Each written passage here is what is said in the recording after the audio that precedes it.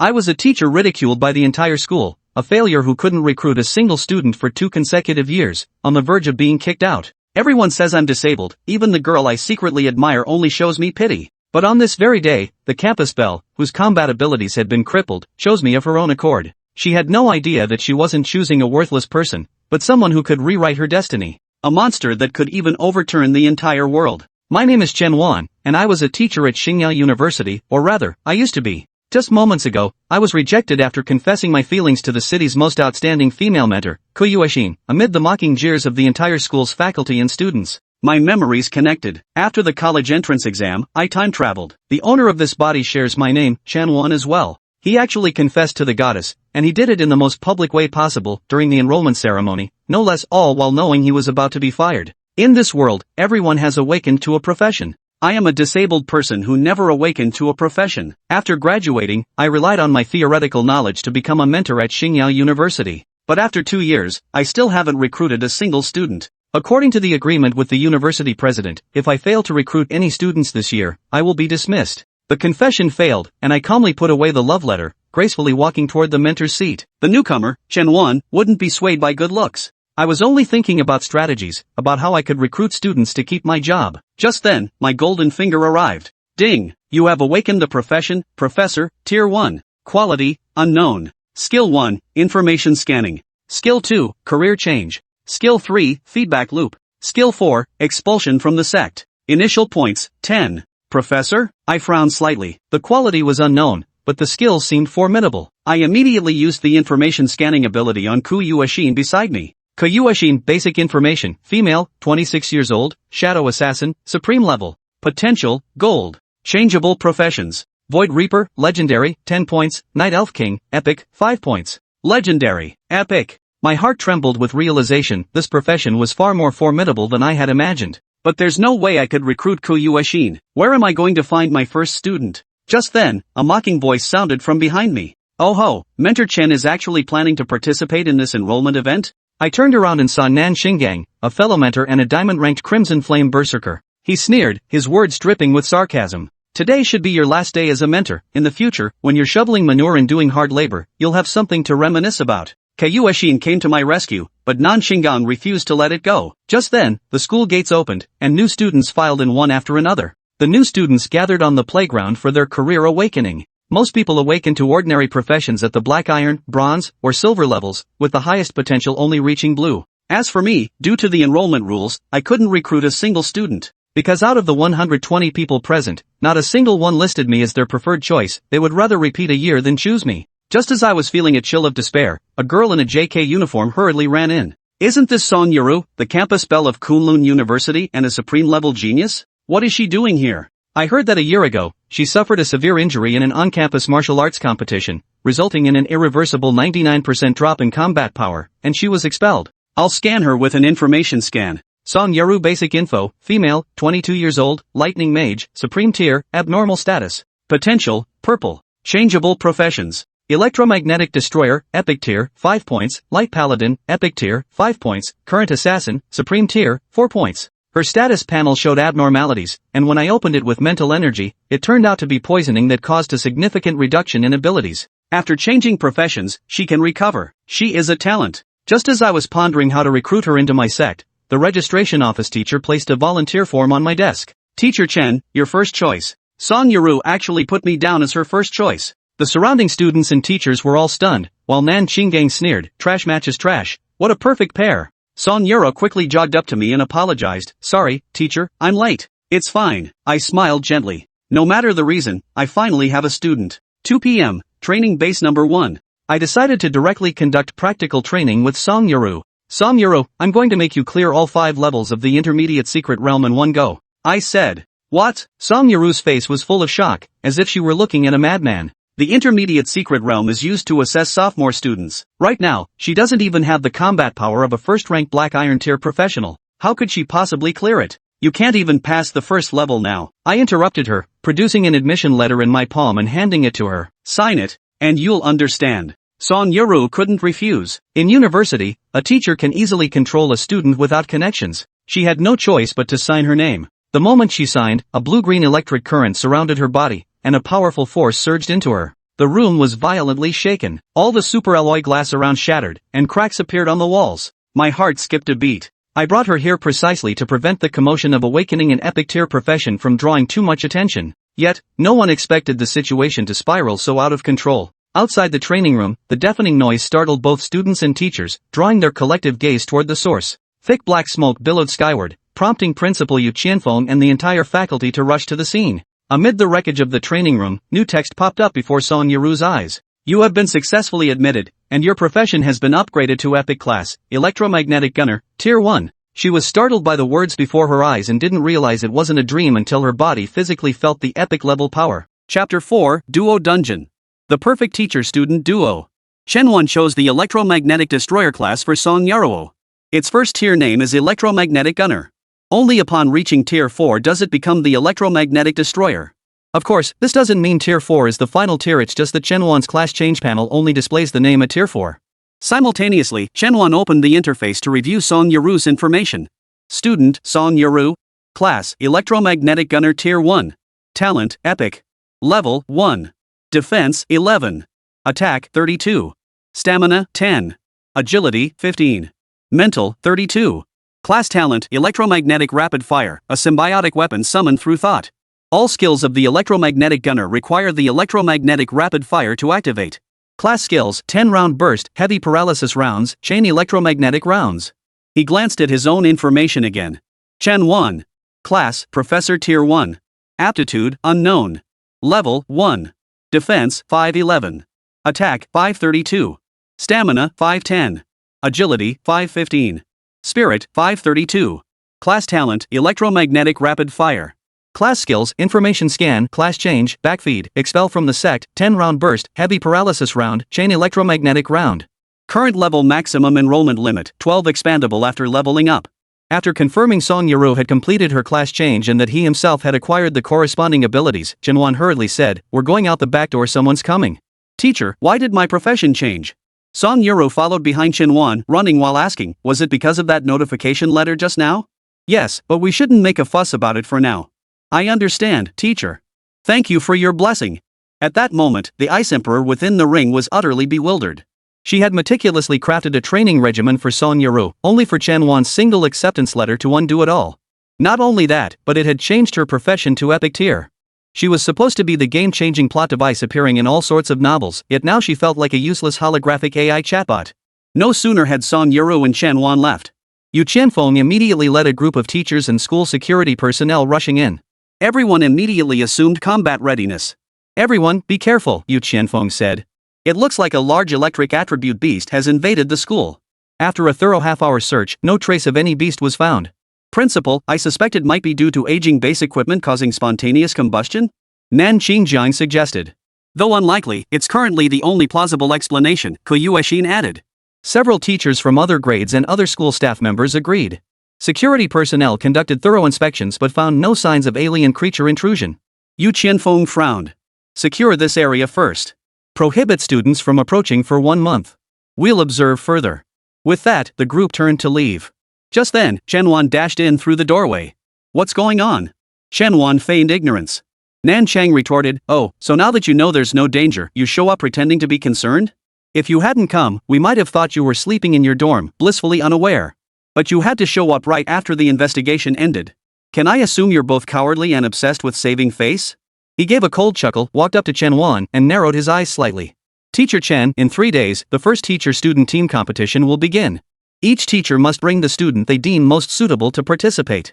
You have no other choice, you only have Song Yarou. I'll be waiting to see the show you two put on." With that, Nan Qingjiang gave Chen Wan a light shove on the shoulder and strode straight out the front door. Though the other teachers and staff nearby didn't react as dramatically as Nan Qingjiang, their mocking expressions were plain to see. Within the school, only Ku Yuexin and Principal Yu Qianfeng treated Chen Wan as a normal person. Not only that, but Yu Qianfeng held Chen Wan in high regard. Otherwise, he wouldn't have allowed Chen Wan to collect 2 years' salary without working. Principal Yu Qianfeng looked at Chen Wan and said, "Teacher Chen, congratulations on recruiting your first student in your teaching career. I hope you both achieve excellent results in the competition 3 days from now." "Thank you, Principal." That evening, at the school gate. "I was planning to get you a wilderness pass so we could train outdoors, but this unexpected complication means the training base is off limits now." Chen Wan said, "But it's no big deal. My teaching certificate allows me to take you out once a month. 2 days will be more than enough for you to make significant progress. You must do your utmost to win first place in this competition. Teacher. Rest assured. I will follow your instructions and give 100% effort to improve myself. Song Yarou's eyes were filled with determination. The reason Chen Wan was so invested in her students' growth undoubtedly stemmed from the fact that her own combat power scaled with her students' growth.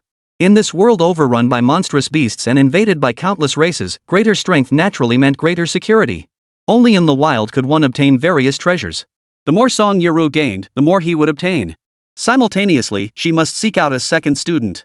Though this profession was called professor, it sounded more like that of a capitalist. Recruiting workers to toil for her, she could simply relax and still gain power.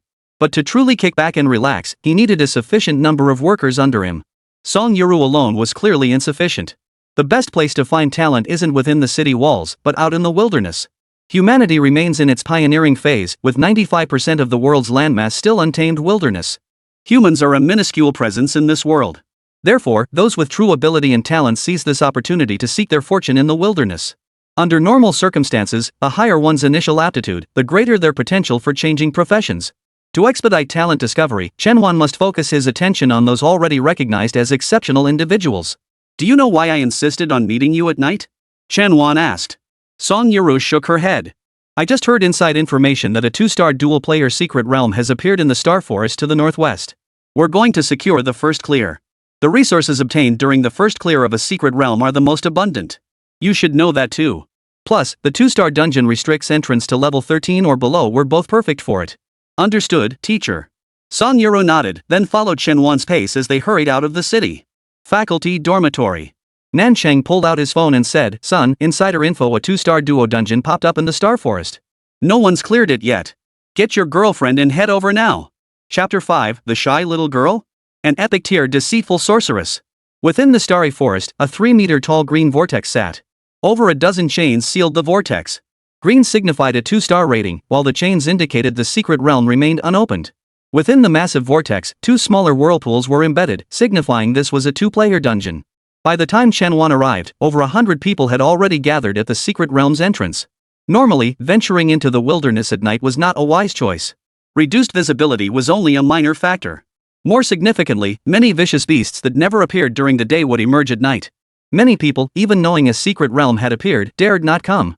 This significantly reduced the competition for the first exploration. Still, there are those bold enough to venture out. Teacher, there are so many people, Song Yarou remarked softly. Don't worry about that, Chen Wan said. Just give it your all in the secret realm. While waiting for the secret realm to open, Chen Wan also observed the information of those around him. Sure enough, just as he'd expected, true talent was more easily spotted in the wild. Among the crowd, those with gold tier or higher potential accounted for only about 20%, while those with gold tier or lower potential made up the remaining 80%. This ratio was already remarkably high. However, among these individuals, none possessed qualifications high enough to change professions. The highest was merely diamond tier. Just then, a woman's voice rang out from behind Chen Wan. Get lost. You bronze tier trash think you're worthy of teaming up with a platinum tier player like me? Forget your trashy talent, just look at that ugly birthmark on your face. Standing next to you makes me feel embarrassed. If it weren't for the fact that we're not freshmen sharing a single room, and I ended up as your roommate in college, you'd actually think I considered you a good sister? Ha! Chen Wan turned to look. Before her stood a stunning beauty clad in black stockings and boots, a leather jacket revealing her sexy waist, her face twisted in scorn. Before her, a girl curled up on the floor, sobbing uncontrollably. Her looks were nothing special, with shoulder-length hair cascading down her back. She wore plain black t-shirt and pants. She was petite, with wheat-colored skin, and the left half of her face was covered by a large black birthmark. Why did you lie to me? What, if you hate me, why didn't you just tell me straight out? Why didn't you pay back your online loans and still ask me for money? That 50,000 yuan was every penny I saved working hard all year while in college. Not only did you not pay me back, but now you actually say you hate me. Cut the crap, the dark-stocking beauty kicked her aside, then linked arms with the handsome guy beside her. The team-up has nothing to do with you anymore. My boyfriend and I are teaming up. You're on your own. Chen Wan glanced at the frail girl, raising an eyebrow slightly. Tang Sui. Basic info, female, 19 years old, swordsman bronze rank. Level, 12. Potential, purple. Background, orphan, sophomore at Starlight University. Changeable class, masked sorcerer epic tier, 5 points. Tang Sui was quite familiar with him, often seeking his guidance on theoretical knowledge. She was humble and eager to learn, working part-time to support herself. But I never imagined such an unassuming girl could change to an epic-tier profession. Teacher, that looks like Nan Xingyang's son. Song Yarou pointed at the boy. Ha! Chen Wan glanced sideways. Sure enough, it was his son, Nan Yuxiang. Nan Yuxiang, basic info, male, 20 years old, Berserker Platinum tier, level 12. But that didn't matter to Chen Wan. What mattered was that she had a candidate for her second student. I'll say this one last time, Luoyi grabbed Tang Suitsui by the collar. You penniless, ugly girl aren't fit to be my friend. We're not in the same circle. I won't return your money, and I've already had my boyfriend's father arrange for me to switch dorms. With that, Luoyi pointed at Nan Yuxiang. Know who he is? He's the son of Nan Xingyang, the current freshman advisor. If you want to graduate with your degree intact, I advise you not to mess with us. Debts must be repaid, it's only right. Chen Wan stepped forward and spoke up. Who knew a deadbeat could sound so righteous? Luoyi and Nan Yuxiang both froze slightly at the sight of Chen Wan. Chen Wan was so well known on campus that as students of Star Glory University, they naturally recognized her. Especially Nan Yuxiang, his gaze now held a layer of hostility. Influenced by his father, Nan Xingyang, he despised Chen Wan, someone who did nothing all day yet earned the same salary as his father. You have the nerve to lecture my girlfriend? Nan Yuxiang retorted. You don't seriously think you're some kind of teacher, do you? Chen Wan gave a light chuckle, making no move to respond. Instead, he walked up to Tang Suitsui. Tang Suitsui, for this secret realm, you'll team up with my student Song Yarou. I'll wait for you outside. Ha, you really think you're something special, Luoyi sneered. While Tang Suitsui is trash in my eyes, she's still way better than you and Song Yarou. She'd have to be brain dead to team up with two losers like you for warmth. Their quarrel drew the attention of those around them. Hey, isn't that Chen Wan, the famous teacher from Star Glory University? Someone remarked sarcastically. Heard he finally recruited a student this year, that Song Yarou, who can't even reach Black Iron combat strength. It really is Chen Wan. Could he be joining this secret realm expedition too? That's ridiculous. He doesn't even have a class, and Song Yarou might as well be classless too. What the hell is he joining for? He'll probably die the moment he steps into the secret realm. That's why Chen Wan recruited Tang Suitsui, though I hear she's only bronze tier. Amidst the murmurs, Tang Suitsui stood up and said, "Thank you, Teacher Chen, for giving me this chance. I'll work hard alongside Sister Song." Put. Luoyi scoffed. Tang Suitsui, you'll probably end up hanging out with these lowlifes. You go, Luoyi continued, let's not watch them anymore. It'll just ruin our mood. Nan Yuxiang shot Chen Wan a sharp glare before turning and walking away with Luoyi. Just then, the entrance to the secret realm began to rattle. Buzz. Buzz. In an instant, the ceiling chains shattered. The secret realm officially opened. Everyone surged inside. Charge. The first clear is ours. Ah. In the chaos, Chen Wan handed Tang Suitsui an acceptance letter, urging her to find a safe spot inside the secret realm to sign it. This is. I swear on my professional ethics as a teacher there are only benefits, no downsides. Okay, thank you, Teacher Chen. Tang Suitsui held Chen Wan in high regard, as he had clarified many theoretical concepts for her. Watching the two enter the secret realm, Chen Wan's gaze flickered with a hint of anticipation. This marked the recruitment of his second student with an epic profession. He was eager to see what kind of power boost he would gain. The only drawback was that after class change, she would revert to level 1. However, with the combat prowess of an epic class, Tang Suitsui should quickly regain her level 12 status. Within the secret realm, Song Yarou and Tang Suitsui found themselves in a scorching canyon. Text simultaneously appeared before both of them. You have entered the flaming canyon. Cross the canyon and reach the exit to clear the instance. Note, as this is a two-player instance, both members must reach the exit. Clear time is determined by the last member to exit. Current party members, Song Yarou, Tang Suitsui. Chui, sign the acceptance letter, Song Yarou said. Tang Suitsui nodded and wrote her name on the paper. The instant she lifted her pen, the large birthmark on her face began emitting black smoke. Buzz. Simultaneously, intense fluctuations radiated out from her body. Tang Suitsui's eyes flashed with an eerie purple glow, radiating a sinister and terrifying aura. Chapter 6, Elite Class Monsters Appear. Instantly killed. At the same time, within Chen Wan's interface, new student information appeared. Student, Tang Suitsui. Class, Occult Investigator Tier 1. Talent, Epic. Level, 1. Defense, 7. Attack, 36. Stamina, 11. Agility, 23. Spirit, 33. Class Talent, Killing Intent Perception. Class Skills, Clone Technique, Black Hole Shuttle. You have gained bonuses from Tang Suitsui, Defense plus 7, Attack plus 36, Stamina plus 11, Agility plus 23, Spirit plus 33. You have gained the talent, Killing Intent Perception, detects killing intent within a 500-meter radius centered on yourself. You have learned a new skill 1, clone technique. You can summon up to 5 physical clones that last for 1 minute. These clones can move freely and possess all the abilities of your original body, but their skill effects and damage dealt are 30% of your original power. You have learned a new skill 2, black hole teleportation. Creates a miniature black hole capable of teleporting you a straight line distance of up to 1 kilometer. The black hole can simultaneously transport up to 10 units of quantity. This class seems geared toward support roles, Chen Wan thought. Not bad after all. Song Yarou is a fragile ranged DPS, and with Tang Suetsue as a mobility-focused soft support, they can ensure their own safety. You have successfully recruited 2 students. Mission mechanism activated. Current task 1, have your students accumulate 500 monster kills. Reward 10 points, 1000 EXP, time limit 72 hours. Current task 2, win first place in the teacher-student tournament 3 days from now. Reward 20 points, 1 custom 7-star weapon box, 1 random 6-star equipment box weapon armor accessory, 1 random 5-star equipment box. 7-star grade? Not bad. Looks like there's no reason not to take first place. In this world, equipment ranks from 1 star to 12 star.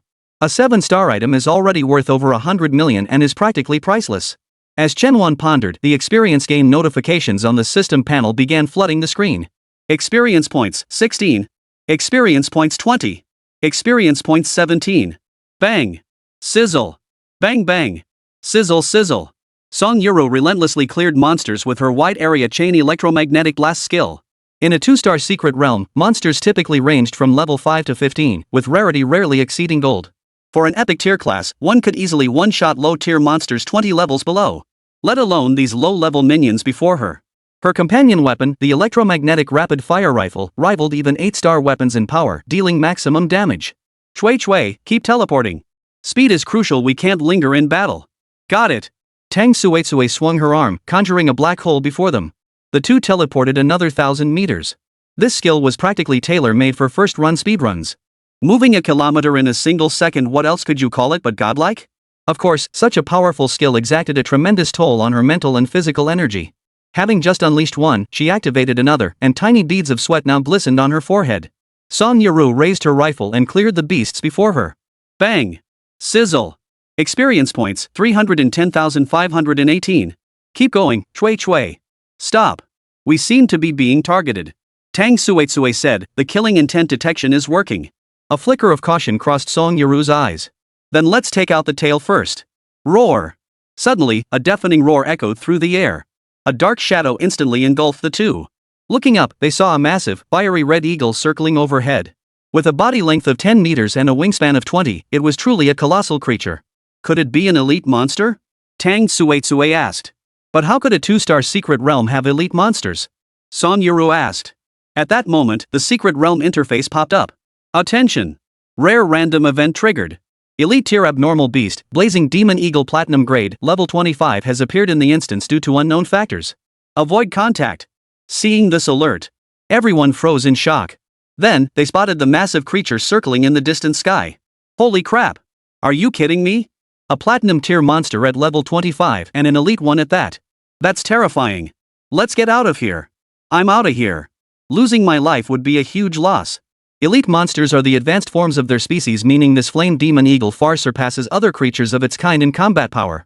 Brother Yu, should we retreat? Luo Yi asked.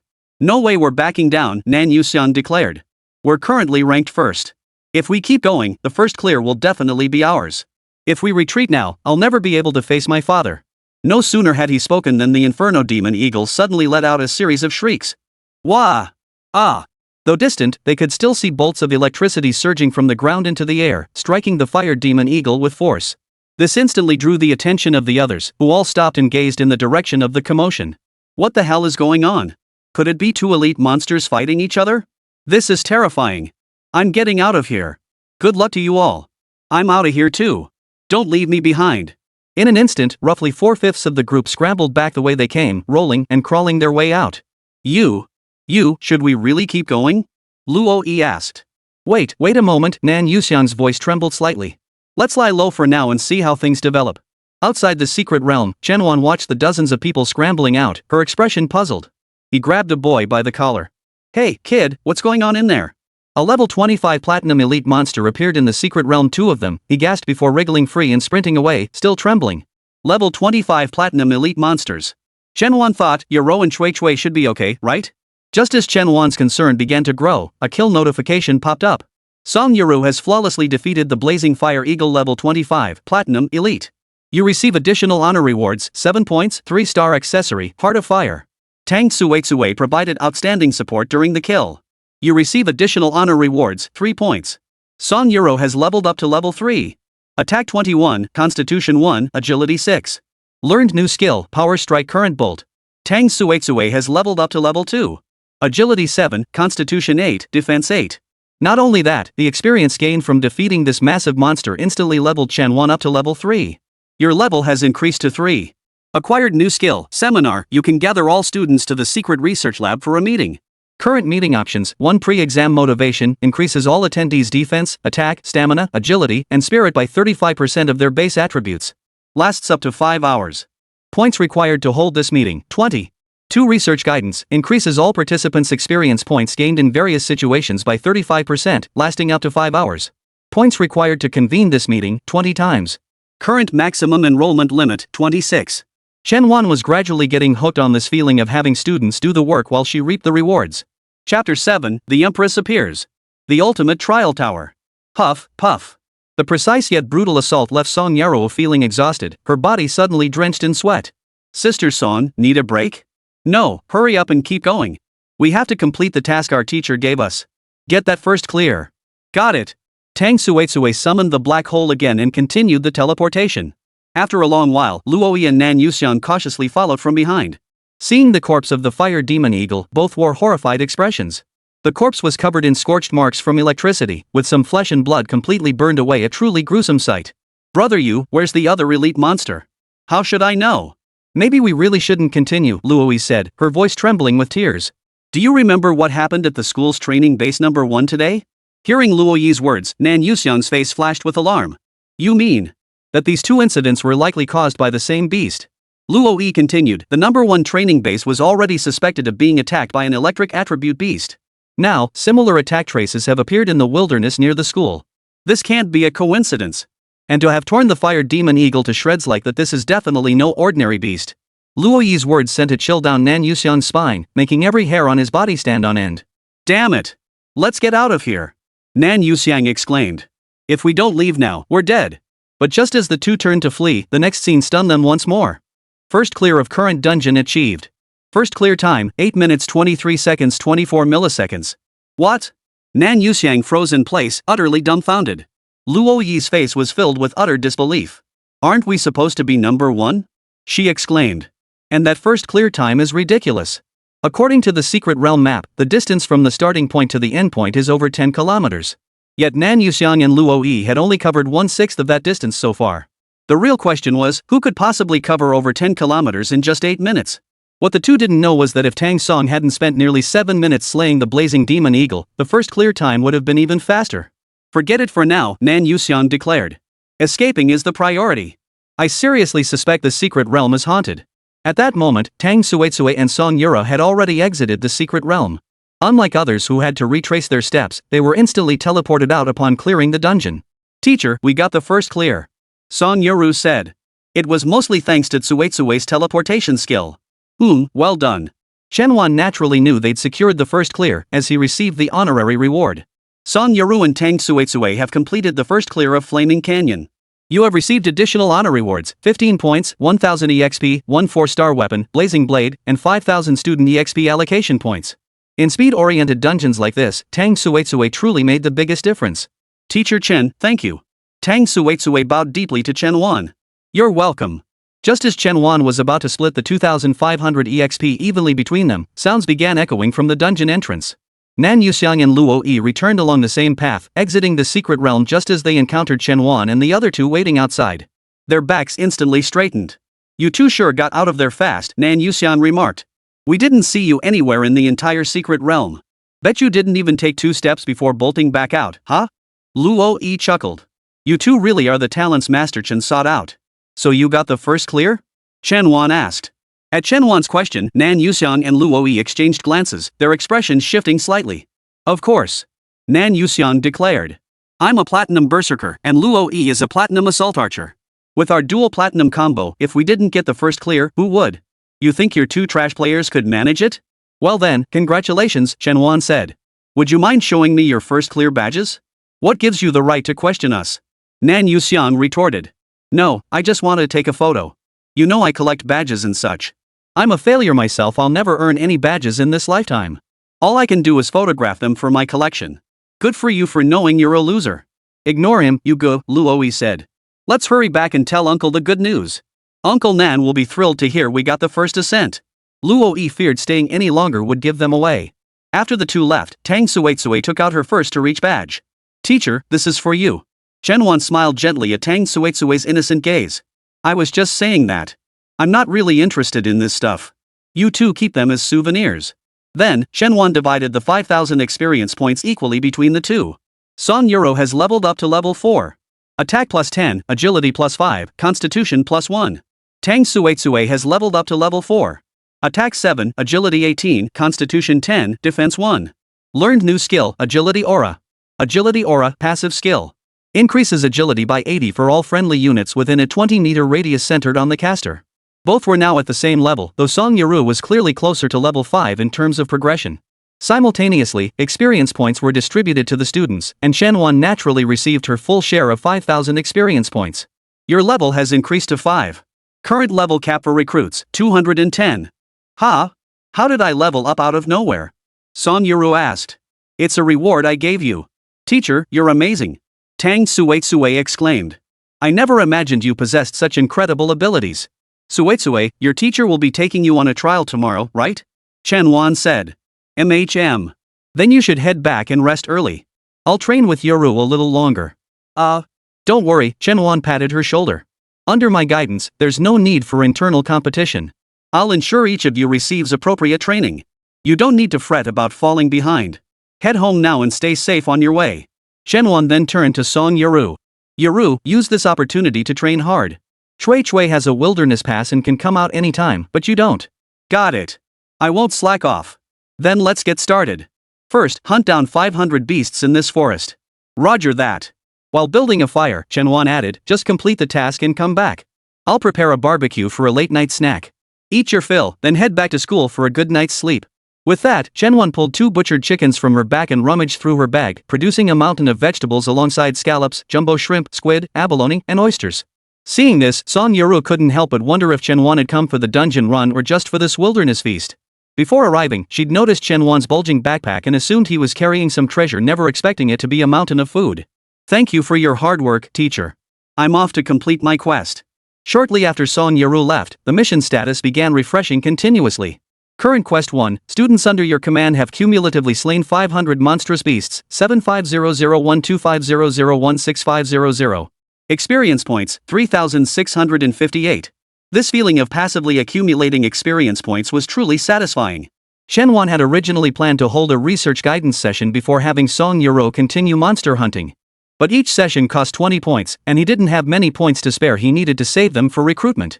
What if he encountered someone with legendary potential, or even god-tier talent? If his points weren't sufficient, he'd be at a huge disadvantage. It just wasn't worth it for that little bit of experience. As Song Yarou gradually distanced herself from Chen Wan and ventured deeper into the wilderness, Ice Emperor appeared in her consciousness. Hold on, I have something for you. Ice Emperor. Suddenly, the ring on Song Yarou's hand emitted a chill. A colossal ice tower materialized within her consciousness. This is the cultivation plan I've designated for you, the Ice Emperor declared. Each layer you conquer will grant you rewards.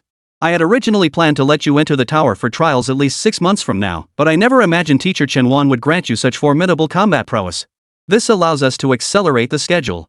Once I manifest my soul form, I must properly introduce myself to Teacher Chen. The Ice Emperor's tone held none of the previous contempt for Chen Wan. Instead, it was filled with anticipation for formally meeting Chen Wan. Chapter 8, Talent Evolution. Supernatural Ice Elemental Enhancement. Alright, thank you, Lord Ice Emperor, Song Yarou replied. But I must first complete the task Teacher Chen assigned me. You're far too naive. He doesn't even know if you've slain 500 beasts yet. Hurry into the tower. No, this isn't naivety. Teacher Chen trusts me enough not to supervise me. Not only that, he's even preparing delicious food for me. I can't let him down. You're entering the tower. There are beasts inside too. And your precious teacher never specified where you should hunt them. Ice Emperor's tone clearly showed his impatience. He was clearly the one who'd arrived first, having known Song Yarou for over 3 months. How could this little brat have her soul snatched away after knowing Chen Wan for just one day? Song Yarou pondered Ice Emperor's words. You're right. How should I enter this tower? Meditate, channel your spiritual energy, and use your consciousness to breach the tower. I'll keep watch over the surroundings. If danger arises, I'll wake you. Song Yarou sat cross-legged on the ground, channeling her spiritual energy. Her consciousness plunged directly into the tower. Her body entered the first layer of the ice tower. The temperature was bitterly cold, so much so that her skin ached from the chill. This colossal ice tower was originally a demonic beast tower I sealed using my frost power years ago. I modified it to create a trial tower with a reward system. It has 30 floors in total. The difficulty of clearing each floor increases progressively, and so does the quality of the rewards. The first layer is accessible without conditions. With your current strength, you should be able to clear it. Song Yarou looked around. But where were the monsters? Crack! Crack! The ground around her began violently cracking open. Monstrous claws of strange beasts emerged from the cracks. They swiftly thrust their bodies upward from the earth, revealing their hideous, upright forms. First trial of the frozen giant tower, slay 100 cruel wolf demons. Maximum time limit, 1 hour. Warning, death within the tower does not result in permanent death of the main body, but it will cause irreversible damage to the physical form. These savage wolf demons fixed their hungry eyes on Song Yarou before charging at her like mad beasts. Woo! Oh! Song Yarou calmly picked up her electromagnetic rapid-fire rifle. These wolf demons were still far away. Once they closed in and clustered together, she could unleash a chain of electromagnetic blasts for a wide-area attack. Now! Bang! Song Yarou pulled the trigger. Zzzzz. The electric current instantly spread across more than 20 wolf demons.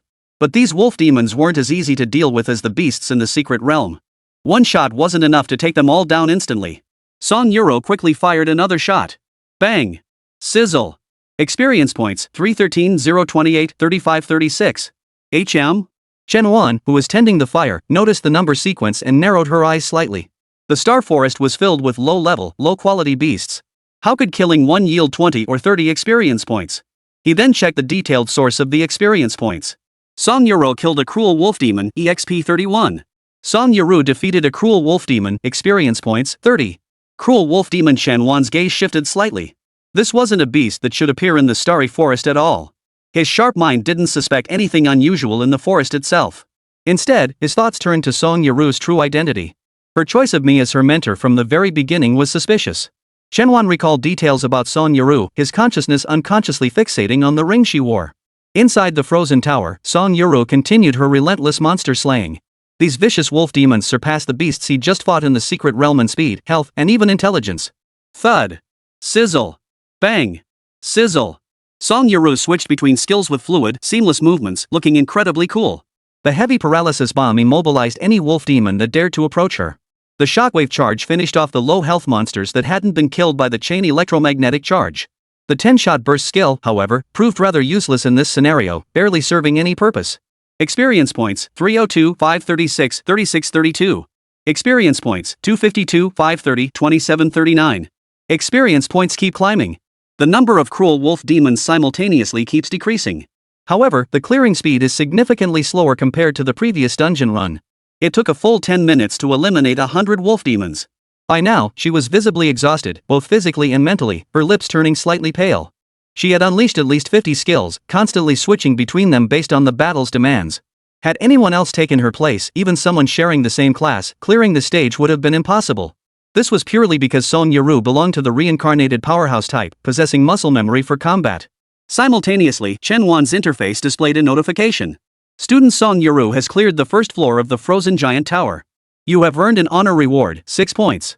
Song Yarou has obtained the first floor completion reward, Electromagnetic Rapid Gun. Frozen Electromagnetic Rapid Gun, all related skills now possess the ice attribute. You have shared this enhancement. Chen Wan channeled her psychic energy, unleashing her electromagnetic rapid-fire rifle. No, it should now be called the Frozen Electromagnetic Rapid-Fire Rifle. Blue frost patterns now float across the gun's original greenish-yellow body, complementing its existing metallic alloy texture. It looked incredibly sophisticated, absolutely stunning. Description: the frost attribute significantly enhances the skill's control power. Chen Wan had an idea. The slowing effect of ice could synergize with the paralysis of electricity, creating a control effect greater than the sum of its parts. But what if he added fire?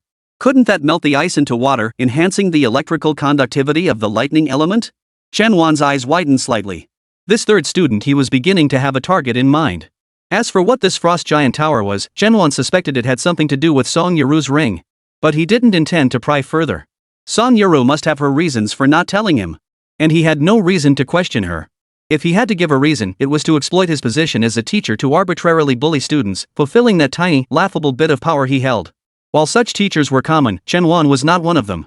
After leaving the ice giant tower, Song Yarou continued her monster slaying. For within the frozen giant tower lay only 100 beasts, while Chen Wan's assigned goal was 500. Current Task 1, students under command must cumulatively slay 500 beasts, 15650023550033650. Current Task 1, students under your command have cumulatively slain 500 beasts, 40250045005005000. Mission complete. You have received rewards, points x10, experience points x1000.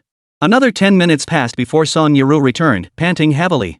Teacher, I've killed 500. Chen Wan observed her sweat-soaked appearance with a hint of amusement. That tiring? There shouldn't be any beasts threatening you in the starry forest. Or did you run into trouble? Do I look that tired? Song Yarou frantically wiped the sweat from her face. As she touched her face, she realized she felt as though she just stepped out of a shower. Seems I've been pushing you too hard, Chen Wan said. I'll reflect on my methods. Not like that, teacher. Not at all. Chapter 9, Blazing Through. Stunned father and son. Song Yarou instantly panicked, her words stumbling out as her eyes darted nervously. Her tired sweat was now mixed with a layer of cold, clammy sweat from fear. Alright, Chen Wan brought out half a watermelon and a spoon. Sit down quickly and quench your thirst. Chen Wan was just teasing her, knowing when to stop.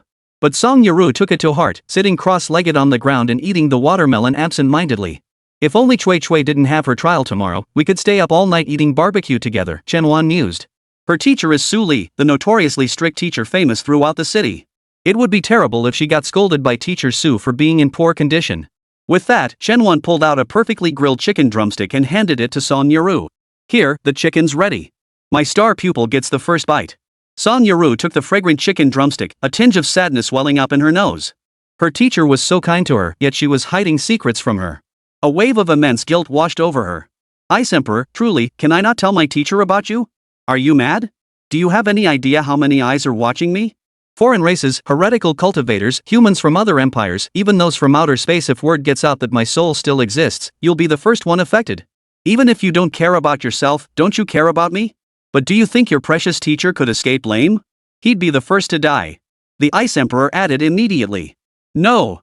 Song Yarou screamed inwardly, her body convulsing uncontrollably. Is the chicken drumstick too hot? Chen Wan asked with feigned concern. It felt perfectly fine when I held it just now. Could it be because your skin is more delicate? No, teacher, Song Yarou snapped back to her senses. It might be because. Heh, no buts. Eat up. These green beans are done too. Chen Wan handed her a skewer. I grilled these for ages, otherwise they'd be toxic. But these beans seem a bit tough. Try one. Song Yarou gently opened her small mouth and popped a bean into it. Who says they're tough? These are perfect. Faculty dormitory. Nan Yuxiang entered his father's room. Let me see that first call badge, Nan Xingyao said. Father, I didn't get the first call badge. What? Nan Xingyao never imagined his son couldn't secure the first pass. Nan Yuxiang and Luo Yi, both platinum tier and level 12, stood out like a beacon in the crowd. How could he possibly fail to get the first kill? You've got to be kidding me. Nan Xingyao laughed. Cut the crap and hand over the badge already. I've been holding on to every single one of your badges this past year. I really didn't get it. Nan Xingyao stared at his son's slightly flushed face, his smile freezing on his own. It really looks like he didn't get the first kill. Are you useless? Nan Xingyang's expression instantly hardened. Tell me, what excuse could you possibly have for failing? Did some diamond tier player steal your thunder? Or was it a supreme tier player? Or did an epic tier player steal your thunder? Tell me. Nan Xingyao turned as red as a rubber duck, steam practically coming out of his ears. His son was renowned as a prodigy throughout the city, his pride and joy. Paired with his platinum tier woman, they were truly a peerless duo. A gold tier talent was considered half a genius in this world, needless to say how formidable a platinum tier duo would be. Moreover, humanity lived in cramped conditions on this planet, with fewer than 50 million people worldwide. Though the Yanlong Empire was one of the larger nations, it still only had 7 million inhabitants. To his knowledge, the total enrollment across all universities within the Jiangyang region barely exceeded 3,000 students, with platinum tier talents numbering no more than 20. Of these, how many even meet the requirements to enter a 2-star secret realm? Diamond tier talents were even rarer, with most concentrated in the year before last. That year even saw the emergence of 2 supreme tier prodigies, earning it the title of Jiangyang City's Year of Genius. So this secret realm had absolutely nothing to do with them. Colleagues and friends would surely ask him about this secret realm incident tomorrow. How should I respond? Where would I put my face? Nan Xingyang took a deep breath. Tell me, what was the first clear time? And what was your score? If the gap isn't too wide, I might still save some face. Nan Yuxiang immediately hung his head in shame. First clear time was 8 minutes, 23 seconds, 24 hundredths. That short? Looks like a small secret realm. The entrance and exit must be less than a kilometer apart, right? Nan Xingyang asked, so what was your time? I stutter no more. Spit it out. Could it possibly be under 9 minutes? And no. Nan Yuxiang's body trembled uncontrollably, his speech stuttering out of his control as if his body had turned to liquid. Good. A few seconds off is acceptable. After all, even geniuses make mistakes. Now tell me your exact completion time, don't waste my rest time. I've got to see that dog face of Chen Wan's tomorrow. It's not like that. A resolute glint flashed in Nan Yuxiang's eyes as he shouted, I didn't clear it at all. I didn't clear it. I didn't clear it. Hearing those 3 words, Nan Xingyang froze solid. He yanked his son by the collar. What did you say? You didn't clear the 1 kilometer secret realm? It wasn't even 1 kilometer, it was 12 kilometers. Smack. Nanxing swung his hand wide and slapped his son across the face. You little brat. Think you can treat your old man like a fool and spin lies without batting an eye? Smack. Another hard slap. 2 streams of blood instantly flowed from Nan Yuxiang's nostrils. 10 kilometers? Why not say 100 kilometers? 10 kilometers in 8 minutes? Ask our principal Yu Qianfeng if he could run that fast. Ask Ku Yuexin, the assassin who excels at movement, if she could achieve that kind of result. Nice try, trying to pull the wool over your old man's eyes like he's senile. I bet you never even went to the secret realm, you were out fooling around with your girlfriend instead. Nan Yuxiang was beaten into a daze, wanting to explain but unable to open his mouth. He knew opening his mouth would only invite another beating, so he obediently waited for his superhero dad to cool off. The next morning, at 4:30 a.m., the sky was just beginning to turn blue. Chen Wan didn't linger in bed. Instead, she stood at the window, gazing out at the playground. The devilish teacher Su Li had already gathered her 10 students on the field. Su Li, 35 years old, sported a sleek, short hairstyle with a side-swept fringe. She wore the signature silver-rimmed oval glasses of a strict teacher, her features strikingly beautiful. She wore a form-fitting leather combat suit that accentuated her figure with a distinctive flair. The reason she had so few students wasn't due to any lack of professional competence. It was because she was too twisted. Becoming her student meant enduring a living hell every single day. It's said that her students have a certain mortality rate. In the formation, Tang Suetsue's slender figure stood alone on the sidelines. Due to her unusual appearance, introverted personality, and relatively low aptitude, she was essentially an outcast.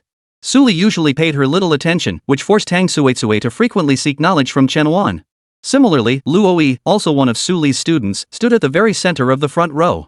As a platinum-tier genius, she was naturally Su Li's most favored disciple. Is 4:30 too early? Su Li scanned the group. Everyone looked utterly listless. If I were to mention today's trial content, I'm sure you'd perk right up. Chapter 10, Dragon Bone Secret Realm. Cross-level trial. A hint of amusement flashed in Chen Wan's eyes. He was curious to hear what tricks Su Li had up his sleeve. But when Su Li spoke next, Chen Wan's expression grew far more complex. In a moment, I want all of you to participate in our school's newly developed Dragon Bone Secret Realm. At these words, fear spread across the students' faces. Even the supremely confident Luo Yi wore an expression of profound gravity. The Dragon Bone Secret Realm Su Li mentioned was the secret realm used to evaluate scholarship eligibility for third-year students. Moreover, the evaluation only took place during the final semester of their third year. It was intended for students ranked among the top combatants in the entire school. To now subject a group of second-year students, whose abilities varied wildly, to it was nothing short of madness. Heh, you all look much more alert now. Su Li declared, as the first trial after summer break, its purpose is to get you focused. Focus. Chen Wan hated that phrase. As students, they should be free and unrestrained. Why must we be forced to refocus the moment we step onto campus? Is this a prison? Everyone follow me now. Training Base 2. Su Li unlocked the Dragon Bone Secret Realm seal with his iris. Don't worry, Su Li said. I know your current weak abilities won't get you through. My only demand is this, hold the line at all costs. I'll be watching to see which piece of trash bolts first. His gaze swept over Tang Suetsue, his eyes brimming with scorn. Then his gaze settled on Luo Yi, now filled with admiration. Who would be the true warrior to endure until the very end? Clearly, in Su Li's mind, Tang Suitsui and Luoyi occupied worlds apart. One was a liability under his command, while the other was his prized possession. Among Su Li's 10 students, Tang Suitsui possessed the lowest aptitude. The others, 5 silver tier, 3 gold tier, and 1 platinum tier. Under such a snobbish master, Tang Suitsui was bound to face discrimination. You may now disperse and stretch your legs in small groups. Assemble at 4:40. Just then, Chen Wan's figure appeared behind the group. What are you doing here? Su Li snapped irritably. Malice always arises without reason. Su Li's malice stemmed purely from her hatred of the weak. The weak automatically evoked her distaste. In her mind, Chen Wan was undoubtedly weak. Additionally, Tang Suitsui's frequent requests for knowledge from Chen Wan were another point of her disgust. Though Su Li looked down on Tang Suitsui and often isolated her. But Tang Suitsui was technically her student. What was the meaning of her constantly seeking Chen Wan for tutoring? Was she disregarding her authority? Chen Wan smiled softly. I'm here to see Tang Suitsui. Could you please have her come out? I need to speak with her, give her some pre-battle guidance. Go ahead. If you could just take her away for good, that'd be great. I wish I could, to spare Chui Chui from your constant snide remarks. Unfortunately, as her freshman advisor, the school won't allow it. Su Li shot him a withering glance before turning away, too lazy to say anything more. Chen Wan led Tang Suitsui to the base entrance and said, even though you now possess an epic tier profession, your level is still limited. Don't even think about going monster hunting. Your greatest advantage is your agility. You have almost no offensive capability right now. Su Li's challenge is precisely about who can endure the longest in the secret realm, which perfectly aligns with your strengths while completely bypassing your weaknesses. You could say these rules were tailor-made for you. Remember to use your footwork and movement to scatter the beast's attacks. Don't let them encircle you. Based on my calculations, Luoyi can hold out for about 10 minutes at most, give or take a minute or two. Teacher, you're that skilled? Tang Suitsui asked, eyes brimming with admiration. You can calculate that? No big deal. Chen Wan's theoretical expertise is absolutely world-class. This has nothing to do with the system. That's precisely why the principal values him and lets him collect his salary without working. Chen Wan patted Tang Suitsui on the shoulder. Can you guarantee me at least 1 hour? Do you have confidence? Yes. All right. If you take first place, I'll treat you to Crazy Thursday at lunchtime, egg tarts, burgers, whole chicken, the works. Tang Suitsui's eyes lit up at the promise, and she swallowed involuntarily. Born into poverty, orphaned at a young age, she had to work part-time just to cover tuition, only to have Luoyi swindle her out of 50,000 yuan. She'd never tasted anything truly good in her life. Chen Wan looked at her frail figure and felt a pang of sadness. All right, head back now. The reason Chen Wan had pushed Tang Suitsui to win first place was because she knew that if Tang Suitsui took first, she herself would definitely receive the honorary reward. Moreover, she desperately wanted Tang Suitsui to finally get her revenge. Tang Suitsui returned to her place in line. Chen Wan stood to the side, watching silently. Chen Wan, I admit your theoretical knowledge is impressive, Su Li said. But what good is it? Training Tang Suitsui is like sprinkling green onions on manure. Put. Ha! Hearing Su Li's analogy, the other 9 students couldn't help but burst into laughter. Teacher Su, Chen Wan asked, is your mastery of ingredients because you enjoy eating so much? Noticing the barbs in both their remarks, the students dared not laugh too loudly. Chen Wan knew it didn't matter if she was mocked a little at school. But insulting her students, especially right in front of her, was something Chen Wan would never tolerate. Su Li's cheeks twitched furiously with rage. Begin the trial, he roared. Upon hearing this, everyone rushed into the secret realm. The Dragon Bone secret realm was constructed using artificial methods and meticulous replication techniques. Replication meant a perfect one-to-one copy-paste existence. For every person who entered, an identical space would replicate. The number of beasts, their levels, even their positions, and the number of hairs on their bodies, everything was replicated exactly. Each student exists alone within their own space. This ensures absolute fairness. Simultaneously, on the display outside the secret realm, each participant's name and their assigned space number appeared. Space 1, Tang Suitsui positioned, current survival time. Space 2, Luoyi positioned, current survival time. Space 10, Jin Zhantian positioned, current survival time. In place indicated that the student had successfully appeared in their assigned space. The asterisk following each name indicated that the trial had not yet commenced. It requires manual activation by personnel outside. Well, Tang Suitsui got assigned to Space 1, Su Li sneered. Too bad her score will only be dead last. After speaking, Su Li turned to Chen Wan. Teacher Chen, with your exceptional grasp of theoretical knowledge, how many seconds do you think the genius Tang Suitsui will last in the secret realm? 20 seconds? 10 seconds? Or just 1 second? With that, Su Li pressed the switch. The trial began immediately. Chapter 11, The First in the Fault Zone. Stun the Principal.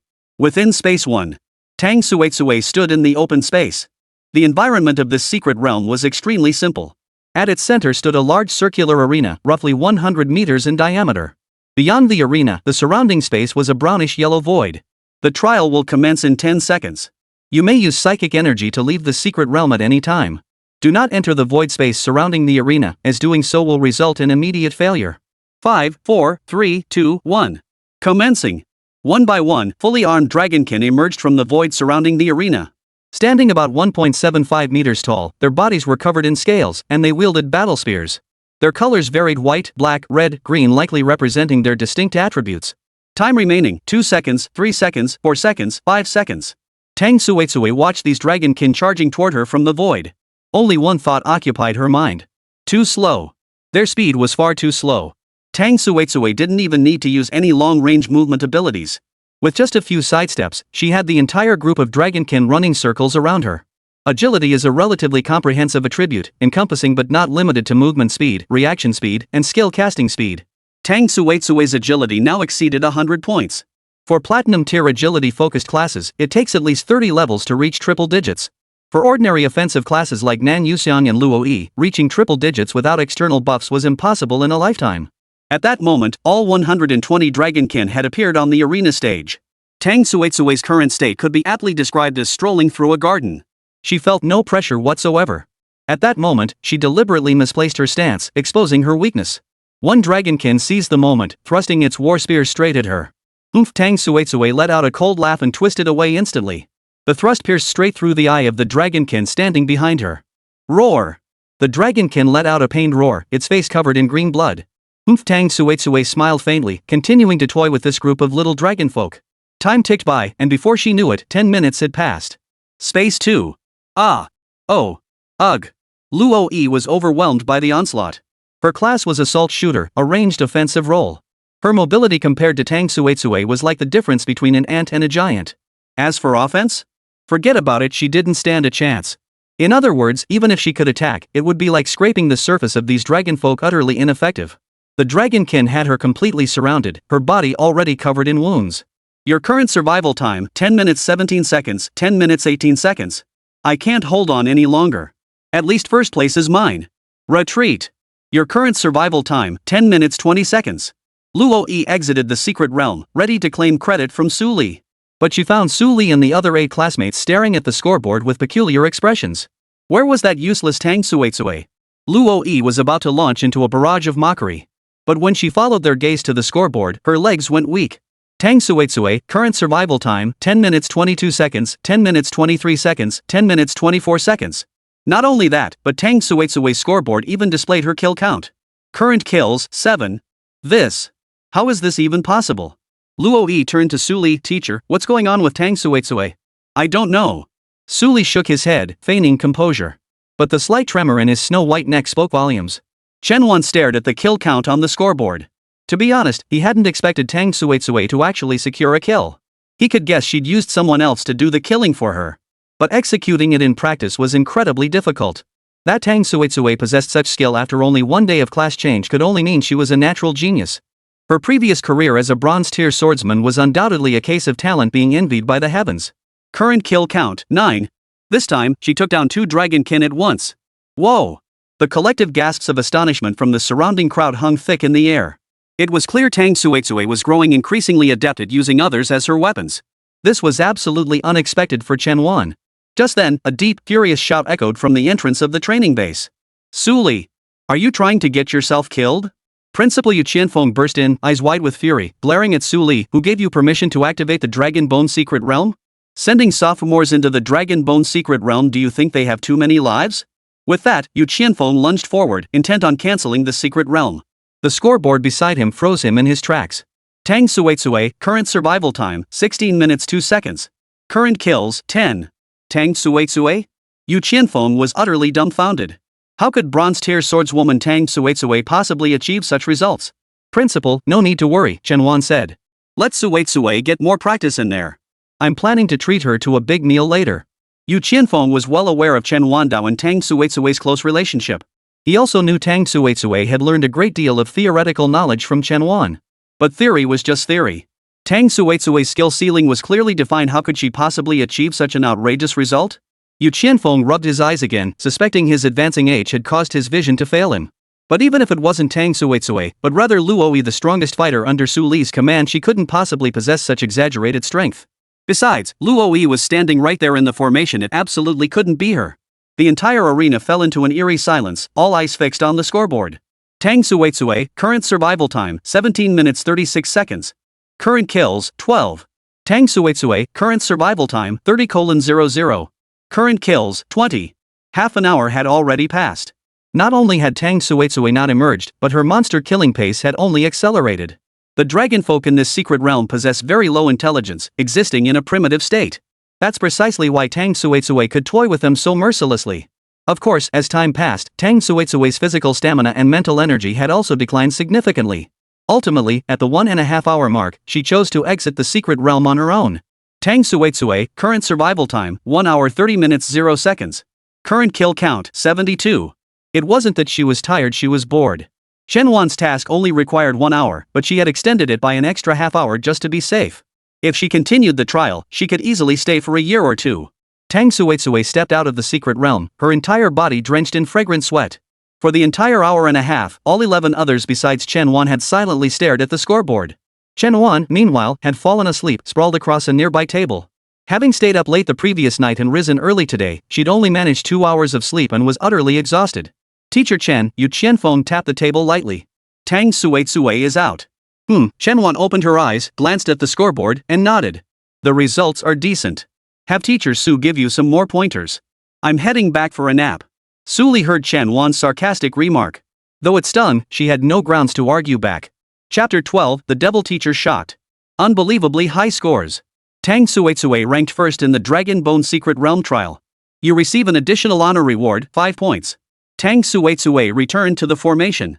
The other 9 students eyed her strangely, as if she were some kind of monster. Su Li felt a chill run down her spine. He had intended to intimidate the students. But instead, Tang Suitsui had delivered a shocker to him. Teacher Chen, please wait, Yu Qianfeng interjected.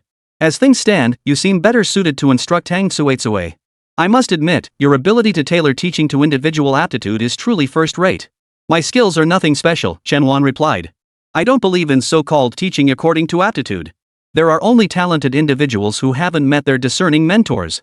In today's performance-driven teacher-student relationship, if a teacher never feels gratitude toward their students and always believes the title teacher automatically makes them superior, then I don't think such a teacher will ever achieve much. Yu Qianfeng nodded appreciatively.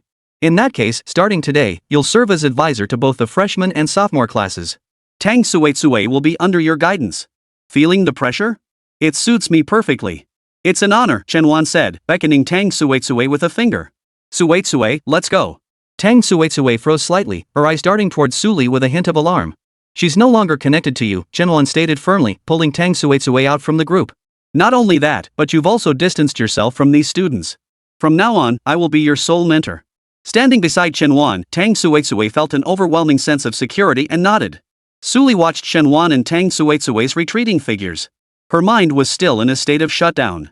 She remained immersed in the staggering results Tang Suitsui had achieved. She recalled the scene before the trial when Chen Wan had called Tang Suitsui aside for a private chat. Her mind kept replaying what Chen Wan could have said.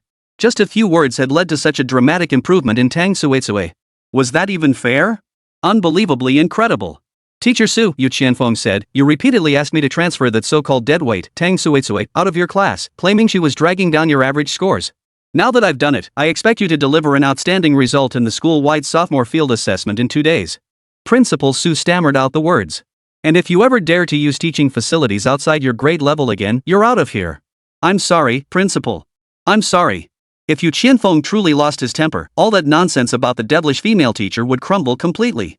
Chui, go back to the dorm and rest. Chen Wan said, oh, what's the situation with your dorm? Did Luo Yi leave? Yeah, she's gone. I'm living alone now. Good, that puts my mind at ease. We'll wait until Yarou wakes up at noon and invite her to join us for Crazy Thursday. A rare, heartfelt smile of warmth spread across Tang Suitsui's face.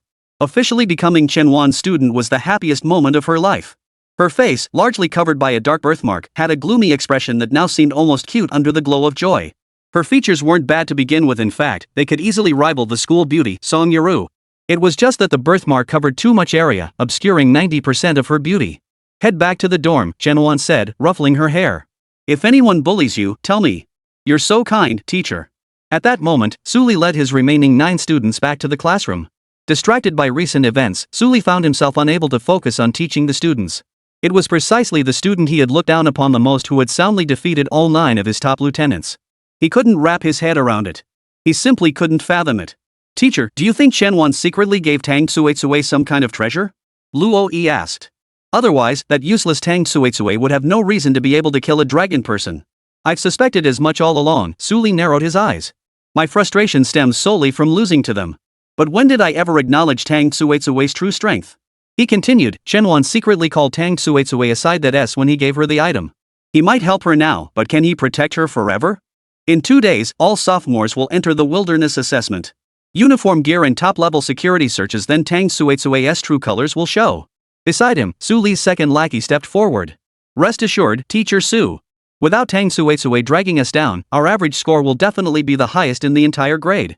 Then we'll make both Chen Wan and Tang Tsuetsue lose all face. This second lackey was a boy named Yi Tsong. He was the second strongest fighter in the class, surpassed only by Luo Yi. Level 12, gold rank, whirlwind dual-axe warrior. His muscles bulged, his skin dark and tanned. He served as Su Li's second in command while also acting as Luo Yi's personal lackey. Su Li listened to Yi Tsong's words, a faint smile curling his lips. He scanned his students. This grudge today, 2 days from now, I will repay it with honor. Noon. Bite Daiji. Eat slowly, Tsuetsue, don't choke. Chen Wan watched Tang Tsuetsue wolfing down her food and felt a pang of sadness. This was Tang Tsuetsue's first time eating such a lavish meal.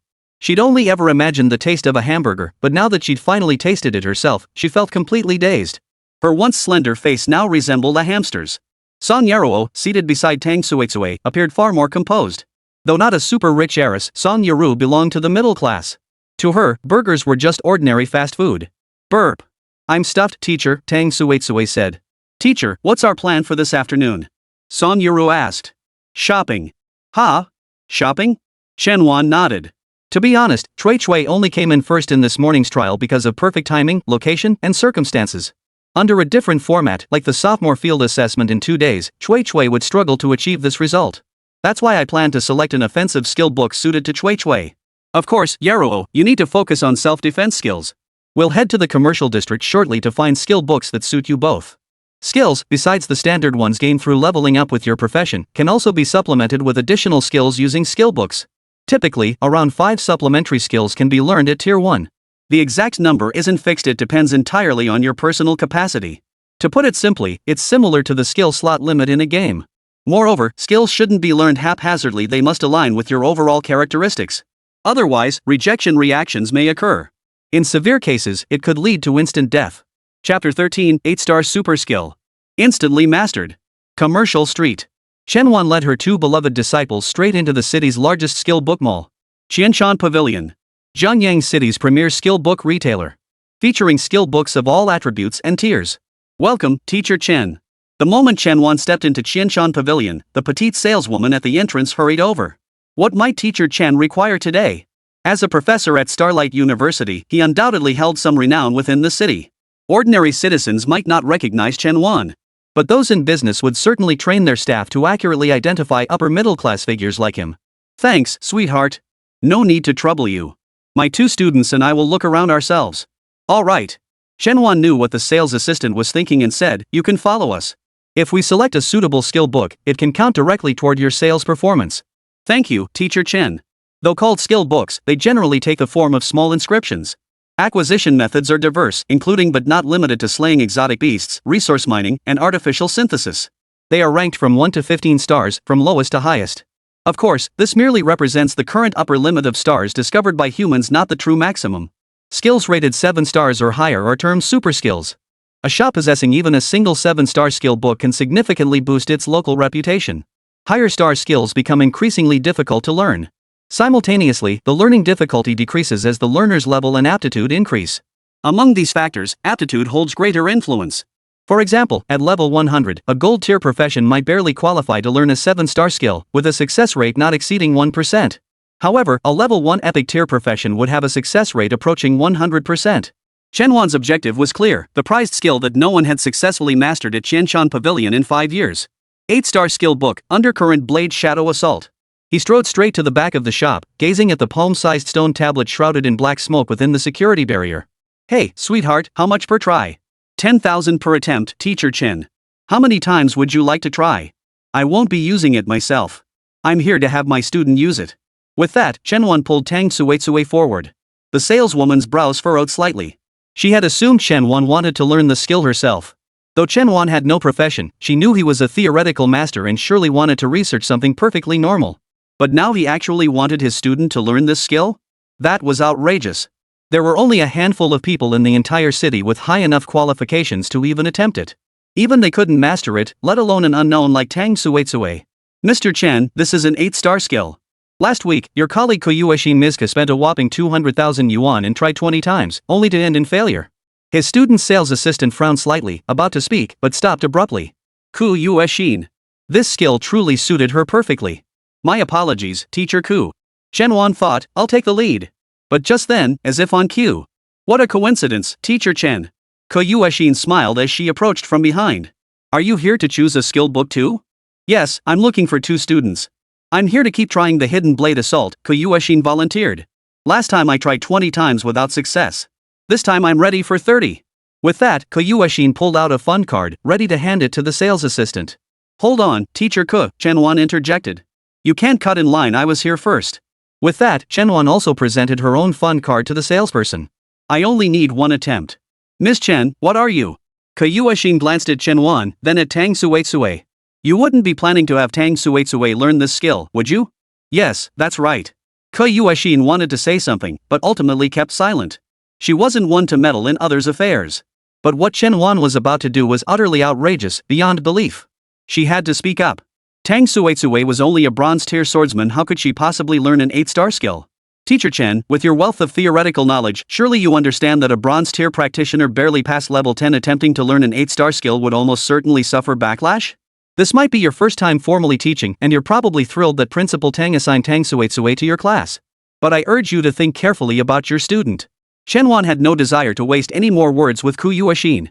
He knew only one thing, Koyueshin absolutely could not be ranked ahead of Tang Suetsue. If Koyueshin truly succeeded in learning the skill book would vanish. Then Tang Suetsue would have no chance to learn it.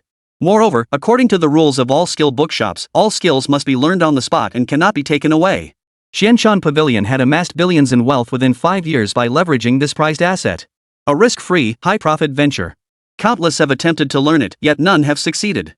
The one who came closest to success was undoubtedly Koyueshin. After all, the average frequency of an epic-tier practitioner emerging in the Yanlong Empire is 1 every 10 years. Currently, only 13 epic-tier practitioners exist nationwide. Supreme-tier practitioners are more numerous, totaling over 60. Platinum-tier practitioners are even more common, numbering over 1,000. Of course, the 13 epic-tier practitioners do not include the 2 beloved disciples under Chen Wan's tutelage. I've given this very careful consideration, Chen Wan stated. The salesperson beside him said no more, unlocking the protective film to fully expose all the skill books. Alright, Teacher Chen. Your students may now try them.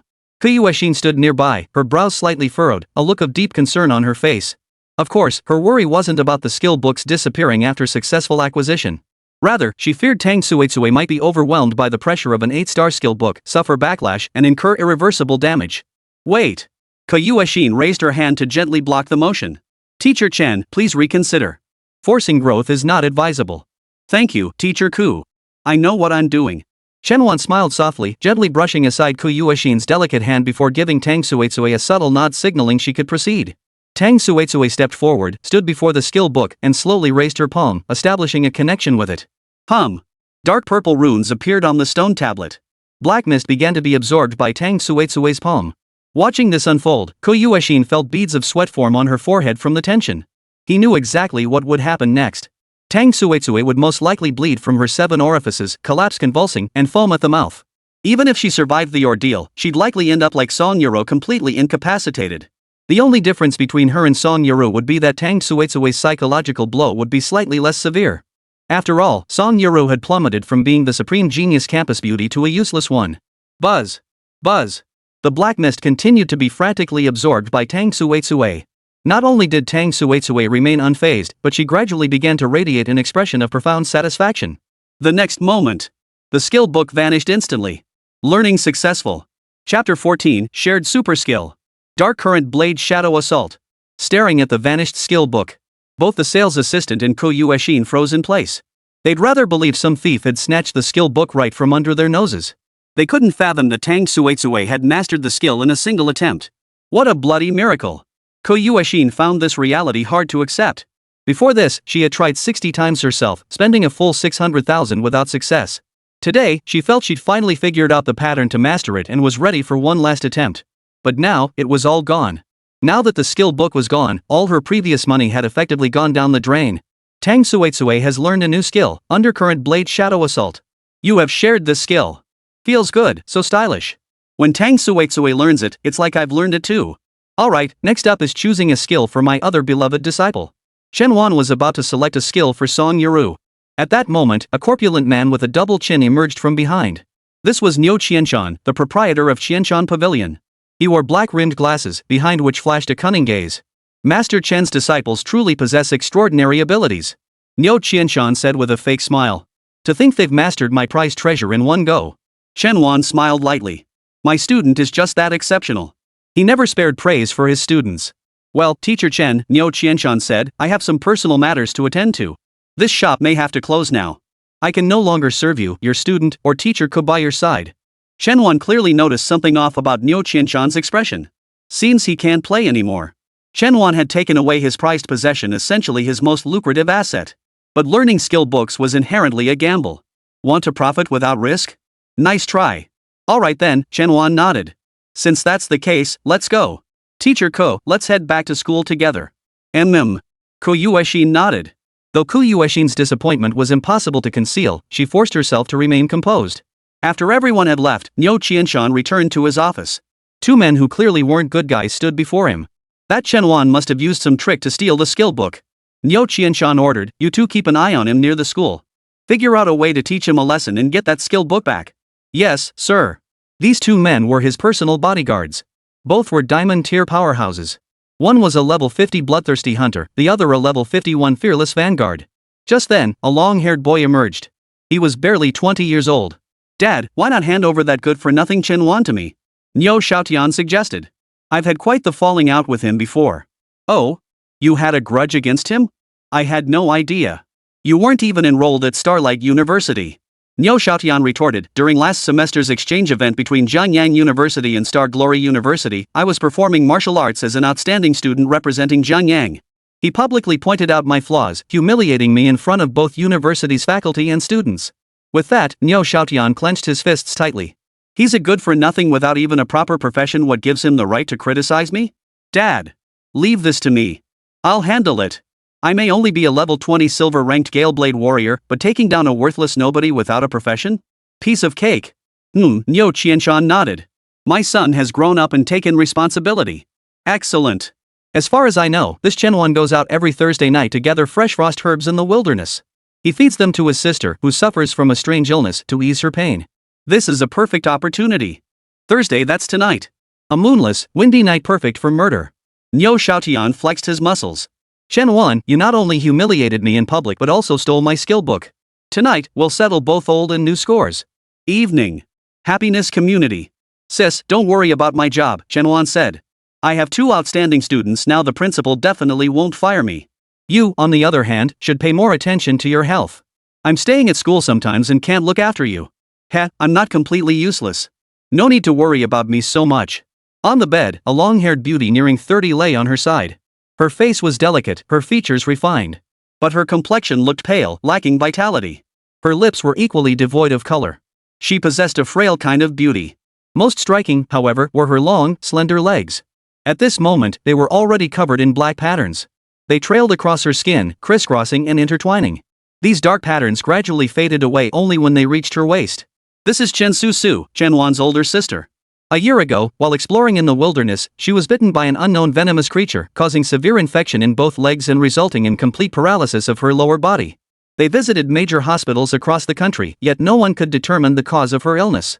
The black patterns had only spread to the upper thighs when she first woke up, but within a year, they had already reached her waist. If left unchecked, they could spread to her vital organs, even her heart, with unimaginable consequences. Currently, relief can only be found through a medicinal herb called freezing dew grass, which slows its spread. This herb could only be taken once a week and must be consumed within 2 hours of harvesting, or it would lose its potency. Overdosing carries severe side effects. Thursday evenings were Chen Wan's fixed time to administer the medicine to Chen Susu. Sis, I'm off to get your medicine, Chen Wan said. Be right back. Okay, be careful. Whoosh. The cold night wind blew past. Ever since stepping out the door, Chen Wan felt as if a pair of eyes were watching her from behind. Chen Wan knew someone was after her. 3 possibilities immediately flashed through her mind. Nan Qinggang, Suli, Niu Qianshan. Suli was the least likely suspect. Though not the best teacher, she generally adhered to basic principles of decency. As for the other 2, both were more likely candidates. Chen Wan let out a soft chuckle and deliberately quickened her pace out of the city. Because he couldn't wait to kill someone. Within the city walls, neither side dared to make a move. Jianyang City boasted a high public safety rating, with its crime clearance rate renowned nationwide. Out in the wilderness, however, there were no legal constraints. Leaving the city behind, Chen Wan strode straight into the forest. Niu Xiaotian maintained a distance of 100 meters behind him. Suddenly, Chen Wan halted. Slowly turning around, he said, "Come out." Well, it really is the renowned teacher Chen. Niu Xiaotian emerged from behind a tree. You spotted me following you so quickly. Oh, it's you, Chen Wan said. You're wrong about one thing I didn't just notice. I knew I was being followed the moment I left home. Then why did you dare leave the city? Of course, Chen Wan replied.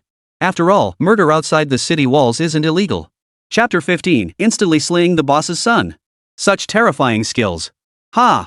So you're actively courting death? Niu Xiaotian drew his long sword from his back, channeling the power of a raging storm throughout his body.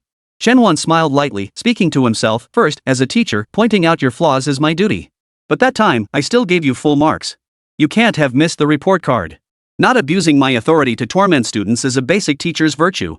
Second, I never stole your family's skill book. Bull. Tell me where my father's prized treasure went? Niu Xiaotian swung his sword, pointing it at Chen Wan's nose. Could it be that you let that Tang Tsue under your tutelage learn to walk? Couldn't it be that I'm the one learning to walk? Go to hell. You haven't even awakened your profession yet, how could you? Just as Niu Xiaotian was about to curse, swirling black smoke began to coalesce around Chen Wan's body. Seeing this, Niu Xiaotian's expression changed instantly. Even from these wisps of smoke alone, an overwhelming sense of pressure radiated out. Suddenly, 10 black daggers, gleaming with a cold light, rapidly rose from behind Chen Wan, hovering in midair. You're doing. Niu Xiaotian was so stunned by the sight that he forgot to breathe, his face turning deathly pale. There was no doubt about it, the skill Chen Wan was using was none other than the hidden blade assault. Niu Xiaotian recognized it instantly. Modern technology could project the form and even the power of skills from skill books through virtual space.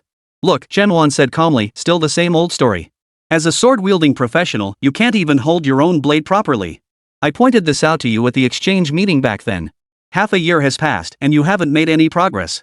Niu Xiaotian, trembled as I looked down at my hands. Terrified, he could no longer grip the sword at all. He couldn't fathom how Chen Wan had mastered this skill. Besides, it was Tang Tsue who went to learn it back then, not him at all. But now, the proof was right before his eyes. Faced with an 8-star skill, he could only concede defeat. I'm sorry, Teacher Chen. I was wrong. Just then, Chen Wan narrowed her eyes as all 10 short blades surged toward Niu Xiaotian. Whoosh! Whoosh! Each blade streaked toward Niu Xiaotian, trailing black streaks in its wake. Niu Xiaotian never imagined Chen Wan would actually go all out against him. His eyes widened in shock, a fierce, icy glint flashing wildly. In the blink of an eye, he felt waves of icy coldness wash over his body. The icy blades all pierced into his body. Then, the relentless cutting began. Buzz. Sizzle. Though Niu Xiaotian had died instantly, the desecration of his corpse was far from over. Chen Wan's eyes gleamed with cold amusement as she shredded Niu Xiaotian into chili paste. The true horror of this skill lay in how, even under such relentless slicing, the corpse remained perfectly still, not a speck of flesh scattered or shifted. It was clear just how sharp the blade was. Immediately after, Chen Wan walked over to the corpse, now reduced to mashed potatoes, and pulled out pre-prepared spices from her bag, sprinkling them over the remains. Not long after Chen Wan departed, several starving wolves emerged, gazing at the mashed potato mess with drool dripping from their jaws. Late at night, Niu Qianshan paced restlessly in his home. His son had been gone for over 10 hours. The sky had cleared, yet there was still no sign of him returning. He couldn't reach him by phone either. How dare you send our son on such a dangerous mission? His wife, Lu Lanru, snapped from beside him. If anything happens to him, you can go to hell with him. Shut the hell up, you old hag. Niu Qianshan snapped. If he can't even handle this, he deserves to die. Of course, Niu Qianshan was just venting his anger. He was trying to deceive himself with such words, convincing himself that nothing had happened to Niu Xiaotian, that he would still appear before him as usual, calling him dad. Alas, what awaited him was grim news. 2 bodyguards entered with grim expressions. "Sir, your son." One bodyguard produced a small jar containing fragments of flesh. "Your son has passed away. This is all that remains of his body." The news struck Niu Qianshan like a bolt from the blue. His legs buckled, and he nearly collapsed to the floor. He cradled the transparent jar, staring at the meager remnants of flesh inside, resembling tiny neat cubes. Resting atop the fragments was a ring. It was the gift he had given his son for his 18th birthday, a 2-star ring, the Grey Wolf ring. The other bodyguard added, "Boss, judging by the footprints on the ground and the bite marks on the body, your son was devoured by the fanged wolf." Put! A surge of rage overwhelmed Niu Qianshan, and he spat out a mouthful of blood. He staggered and collapsed to the ground. The son who had been full of life just hours ago had been reduced to a small piece of meat in the blink of an eye. He'd been nearly devoured clean. "Boss! Boss!" At that moment, both men turned to look at the boss's wife, Lu Lanru, standing behind them. They discovered she had already foamed at the mouth and was convulsing violently. "Madam! Madam!" Time flew by, and before they knew it, the annual student-teacher martial arts competition for first-year students arrived. Over the past 2 days, Song Yarou's strength had stagnated because she lacked a wilderness pass. Tang Suetsue, on the other hand, was essentially left to her own devices. She spent her days slaughtering beasts in the wilderness while also venturing through various dungeons.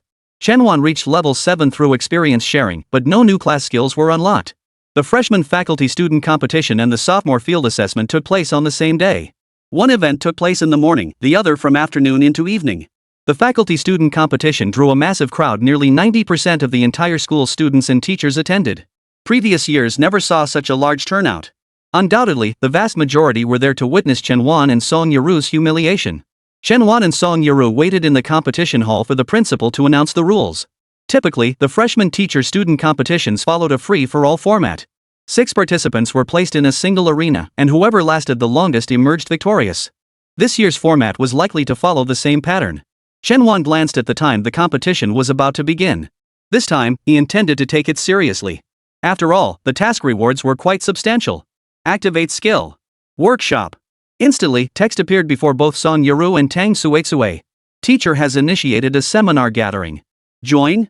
Teacher? Just as Song Yarou turned to ask Chen Wan what was going on, she realized Chen Wan had vanished into thin air. Join. At the same time, Tang Suetsue, who was out in the wilderness, also clicked to enter. In an instant, the three materialized within an office exuding an air of solemnity. Chen Wan sat in the main seat, with Tang Suetsue and Song Yarou seated to her left and right respectively. Teacher, is this a spatial teleportation skill? Song Yarou exclaimed in astonishment. Chen Wan didn't answer her, instead splurging 20 points. Activate. Pre-exam boost. Chapter 16, The Emergence of a God-tier Potential. Abyss summons God. Instantly, identical text popped up before Song Yarou and Tang Suetsue. You have received bonuses from the professor. 1 defense, attack, stamina, agility, and spirit increased by 100% of base attributes. 2 attack attributes provided by equipment increased by 100%. Although Chen Wan's class level upgrade didn't grant new skills, the effects of her existing skills were significantly enhanced. Most terrifyingly, Song Yarou's companion weapon, the electromagnetic rapid fire gun, could be affected by the second attribute. As an 8-star weapon, the electromagnetic rapid fire rifle would double its base stats when enhanced, combined with the first attribute boost. Boom! Feeling the surge in their physical attributes, both young beauties' eyes widened in astonishment. Teacher, you've got this hidden talent too. Song Yarou exclaimed. Absolutely. Cui, skip the field training this morning, Chen Wan said. After all, you have your assessment this afternoon. Head back to the dorm to rest, or watch the match between me and Yarou. Teacher, I'll cheer you on from the spectator seats. All right. Chen Wan exited seminar mode. Just then, a staff member entered. Professor Chen, you may enter the venue now. Chen Wan patted Song Yarou on the shoulder. Let's go. Entering the venue, dazzling lights flickered. Nearly 1,000 spectators filled the stands. The central arena, though only 30 meters in diameter, was designed to accommodate 6 combatants fighting simultaneously. The fundamental rule of the arena was simple: knock everyone except your teammates off the platform to win. Surrender, a common occurrence in such tournaments, was also permitted. The authority to call for surrender rested with the instructors. And each instructor wears a teleportation bracelet. And activating the bracelet automatically signifies surrender. They will teleport both themselves and their students off the stage, and students have no right to protest. This serves as a crucial safeguard against students getting carried away when referees fail to intervene promptly. Chen Wan and Song Yarou were the first to enter. Amidst the audience's jeering cheers, they walked to their designated spots at the edge of the arena. Yarou, go easy on them, just knock them off the stage, Chen Wan whispered. With the buff, your attack power should be close to 900 now. Chen Wan checked Song Yarou's stats and calculated accurately. Student, Song Yarou. Class, Electromagnetic Gunner Tier 1. Talent, Epic. Level, 4. Defense, 22. Attack, 126. Stamina, 24. Agility, 52. Spirit, 64. These are the base stats with buffs applied. However, the attribute bonuses from the Electromagnetic Rapid Fire Pistol are truly terrifying. Equipment, Frozen Electromagnetic Rapid Fire Rifle Weapon. Rarity, Unknown. Level, Unknown. Equipment effect, Attack 800, Agility 3, Defense 1. This is precisely why Chen Wan called Song Yarou a squishy. Her attack power is off the charts, but her defense and stamina are way too low. It's a case of explosive bursts followed by rapid collapse. For a standard epic tier class, aside from agility and spirit, the remaining 3 core stats attack, defense, and stamina should each be at least 100 by level 4. Song Yarou's buffed attack power alone surpasses that of Xingyao, currently at level 35 and holding the supreme rank. As for Nan Qinggang, he's just a nobody. Truth be told, Tang Suetsue's stats are even more lackluster. But damn, her skills are insane. Just take that 1 kilometer instant group teleportation skill. Even if all her stats were single digits, Chen Wan would still be head over heels for it. If this skill were a skill book, it would easily be a 9-star skill. A 10-star rating wouldn't be an exaggeration either. Standing in the waiting area at the edge of the arena, they could clearly hear the mocking laughter echoing around them. The fallen genius school beauty and the disabled theoretical master. No one could fathom how these two dared step onto this stage. If it were me, I'd forfeit early. Stepping onto that stage would be nothing but pure humiliation, right? This match relies on these two mascots to draw the crowd, otherwise, who would even bother watching? Last year, there weren't even 300 spectators. Look at this year, it's practically the entire school. Then, Chen Wan's gaze caught sight of someone. He turned his head to look. It was Su Li, seated in the front row. Both men exchanged cold stares, neither offering a greeting. It must be said, Su Li's sour expression was actually quite striking, enduringly captivating, with a certain allure. Perhaps out of boredom, Chen Wan glanced at Su Li, and a flash of surprise instantly darted across his eyes. Su Li. Basic info, female, 35 years old, demon tamer, diamond tier. Potential, rainbow. Background, outstanding graduate of Yanlong University, associate professor at Xingyao University. Changeable occupations, abyss summoner, god tier, 80 points, demon overlord, legend tier, 10 points. This was truly eye-opening. A god tier potential user just appeared like that? Chen Wan thought. Noticing Chen Wan's unusual gaze, Su Li's pretty face lifted haughtily. Let you gloat for a while. Soon enough, I'll claim you as my own. Just as Chen Wan was deep in thought, cheers erupted from all around. Wow! So beautiful. Holy crap! So freaking awesome. It was Xingyao making her entrance from the other side. Today she looks absolutely stunning. A super sexy white bodysuit clings tightly to her skin, showcasing her curves to the fullest. Even though she's fully covered, it feels like she's wearing nothing at all. Her long hair is neatly pulled back, giving her an exceptionally poised and capable look. Beside Xingyao stands her top apprentice, selected over the past 3 days, Gu Yuting. Level 2, Gold Tier, Shadow Assassin. Ever since nearly overlooking Su Li's talent, Chen Wan now scrutinizes every person she encounters. Even if she was labeled a freak, it didn't matter. Gu Yuting. Basic info, female, 18 years old, Shadow Assassin, gold rank. Level 2. Potential, white. Changeable class, Assassin, bronze tier, 1 point. The fact that it could actually reverse strength decline flashed a complex look in Chen Wan's eyes. This might prove quite helpful to me in the future. The final duo took the stage. Nan Qinggang entered with a burly 18-year-old man who matched his own robust build and carried an air of prematurely aged gravitas. Jin Hua. Basic info, male, 18 years old, rock warrior, silver rank. Level 1. Potential, none. This one was a true heavyweight, with no possibility of changing professions. At this moment, Yu Qianfeng took his seat on the podium, flanked by other school administrators. Around the arena, 5 middle-aged men maintained strict vigilance, the so-called referees. Their primary duty wasn't to spot rule violations, but to immediately rush in and prevent fatal injuries should lethal attacks occur inside the ring. Among the 5, the strongest was Lu Chengfeng, a level 70 supreme tier powerhouse recruited from the Municipal Public Security Bureau. His awakened profession, Molten Judgment Enforcer. Position, Senior Police Superintendent. The other 4 were police captains under his command. As a city ranked among the nation's safest, Zhangyang mandated that all combat activities within its walls must be overseen by a senior police superintendent acting as referee. Take your positions. Get ready. Lu Chengfeng commanded. Begin. The battle was about to erupt. Chapter 17, Song Yarou takes on 2. Teacher and student both knocked out instantly. Oomph. Nan Xingyao swept his arm, summoning a jet black warhammer. 5-star equipment, black gold warhammer dual-wield weapon. Simultaneously, his entire body was encased in a set of golden heavy armor. In this world, a professional's equipment slots are divided into weapon slot, head armor slot, shoulder armor slot, chest armor slot, leg armor slot, footwear slot, gauntlet slot, ring slot, necklace slot, back slot. Plus other extremely rare special equipment slots. Upon awakening a profession, equipment slots also appear. Adventurers can store 2 pieces of equipment in each slot, allowing them to equip or switch gear instantly when needed. The fundamental principle is a storage space, but it can only hold equipment and has limited capacity. To put it more accurately, it functions similarly to an armor summoner's effect, allowing direct armor fusion during combat. Storage and usage are not unlimited. Similar to skill books, if a user integrates equipment that exceeds their usage restrictions, the consequences range from mild discomfort and rejection reactions. In severe cases, it could lead to instant death. Needless to say, using such equipment is out of the question. Jinhua, who beside him also summoned his own gear, a set of silver battle armor, a short sword, and a shield. Both Jinhua Tiger and Nan Xingyao were warrior type classes, capable of wielding virtually any weapon. But they couldn't specialize in any, their potential capped. Xiao, go take care of those 2 useless fools. Nan Sheng pointed at Chen Wan and the other.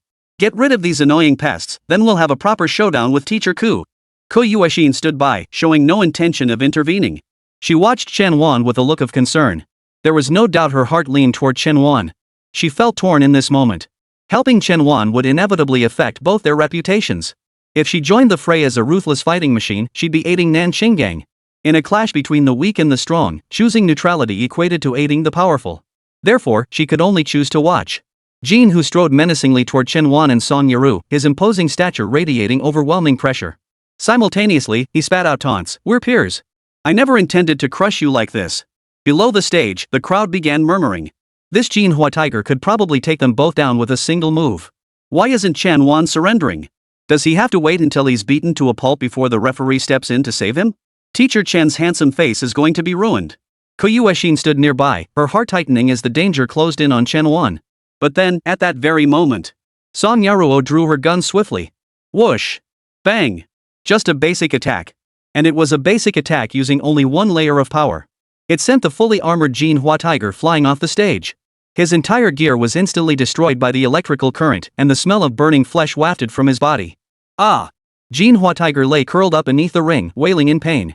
The entire arena was stunned by this sight. 1 move. A single strike sent Jinhua Tiger flying 20 meters away. Holy crap! Wasn't it said that Song Yarou had lost all her power, unable to even match a level 1 Black Iron tier professional? What the hell is going on? That's insane. Who's really dominating whom here? Not just the students, even the teachers and school administrators were stunned into silence. Yu Qianfeng stood ramrod straight, his eyes widening slightly. Ko Yuexin's alluring eyes trembled violently. Could it be that Song Yarou has regained her fighting strength? Someone murmured. If she's back, can she skip a grade? Coming to freshman year just to dominate the underclassmen? Just don't skip to our sophomore year with that kind of strength, she'd be the undisputed top player there too. Yi Song retorted, that'd totally undermine my Luo sister's status. Hearing this, Suli shot him a withering glance. That's just boosting others' morale while undermining our own. In the sophomores, Luoi and Nan Yuxiang are tied for first, neck and neck. Suli snorted, Song Yarou recovering is just Chen Wan getting lucky. But so what? I'm looking forward to this afternoon's sophomore field assessment. I just want to see Tang Suitsui show her true colors. Rest assured, teacher, Luoi declared. In this afternoon's assessment, I will lead the entire class to claim first place. On the stage, Nan Xingyao watched Jin watching being carried off by the medical team below, then turned his gaze towards Song Yarou. His gaze drifted involuntarily to the firearm in her hands. Using such overpowered gear in the competition, don't you find that utterly shameless? In his view, Song Yarou's formidable lethality stemmed entirely from her gear.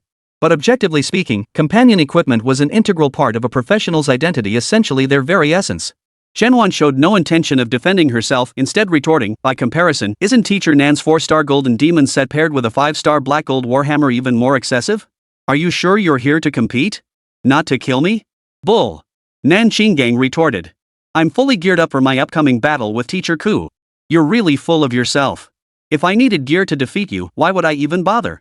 With that, Nan Xingyao deactivated his gear. Simultaneously, a ring of intense flames erupted around his entire body. Chen Wan was about to prepare for battle. Suddenly, a delicate hand blocked her path. Don't worry, teacher. Stay behind me. Song Yarou shielded Chen Wan with her body. Anyone who wants to hurt my teacher will have to get past me first. Little did Song Yarou know that Chen Wan's combat prowess far surpassed her own.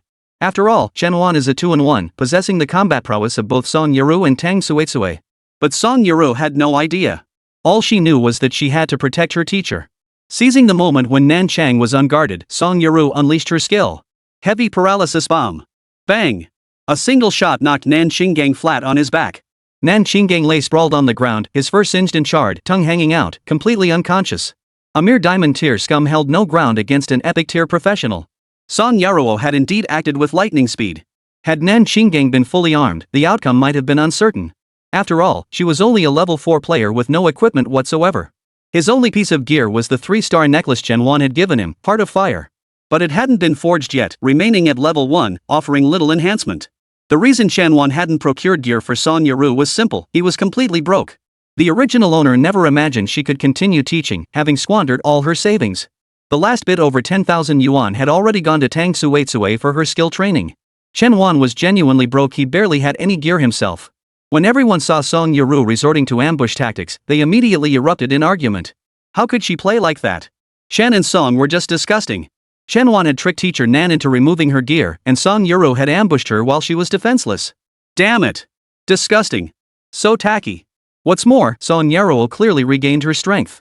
Letting her continue the match would be unfair to teacher Ku. Chapter 18, Chen Wan vs. Ku Yuexin. Astonishing speed. Now everyone had their own theories.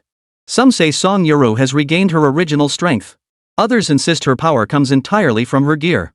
But the contradiction lies in this: if Song Yarou truly relies on her gear for such terrifying combat power, then her own strength is less than that of a Black Iron level 1 professional. She shouldn't even be able to wield such formidable equipment. Thus, a third theory emerged: Song Yarou not only regained her strength but also wielded some seriously badass gear, coming to the university to exact revenge on society. Regardless, the sight of a girl barely out of her teens taking down a man in his 40s with a single shot was undeniably explosive. Amidst the deafening clamor and cacophony of voices surrounding her, Chen Wan let out a soft chuckle. Song Yarou's 2 casual shots had sent this crowd into such a frenzy. If she, a professor fused with 2 epic tier abilities, were to formally intervene, wouldn't these people be scared out of their wits? Game pause. Yu Qianfeng stood up and declared. Pause? At those words, Chen Wan felt a slight flicker of panic. If the match didn't continue, wouldn't her task be interrupted? Current task 2, win first place in the teacher-student tournament in 3 days.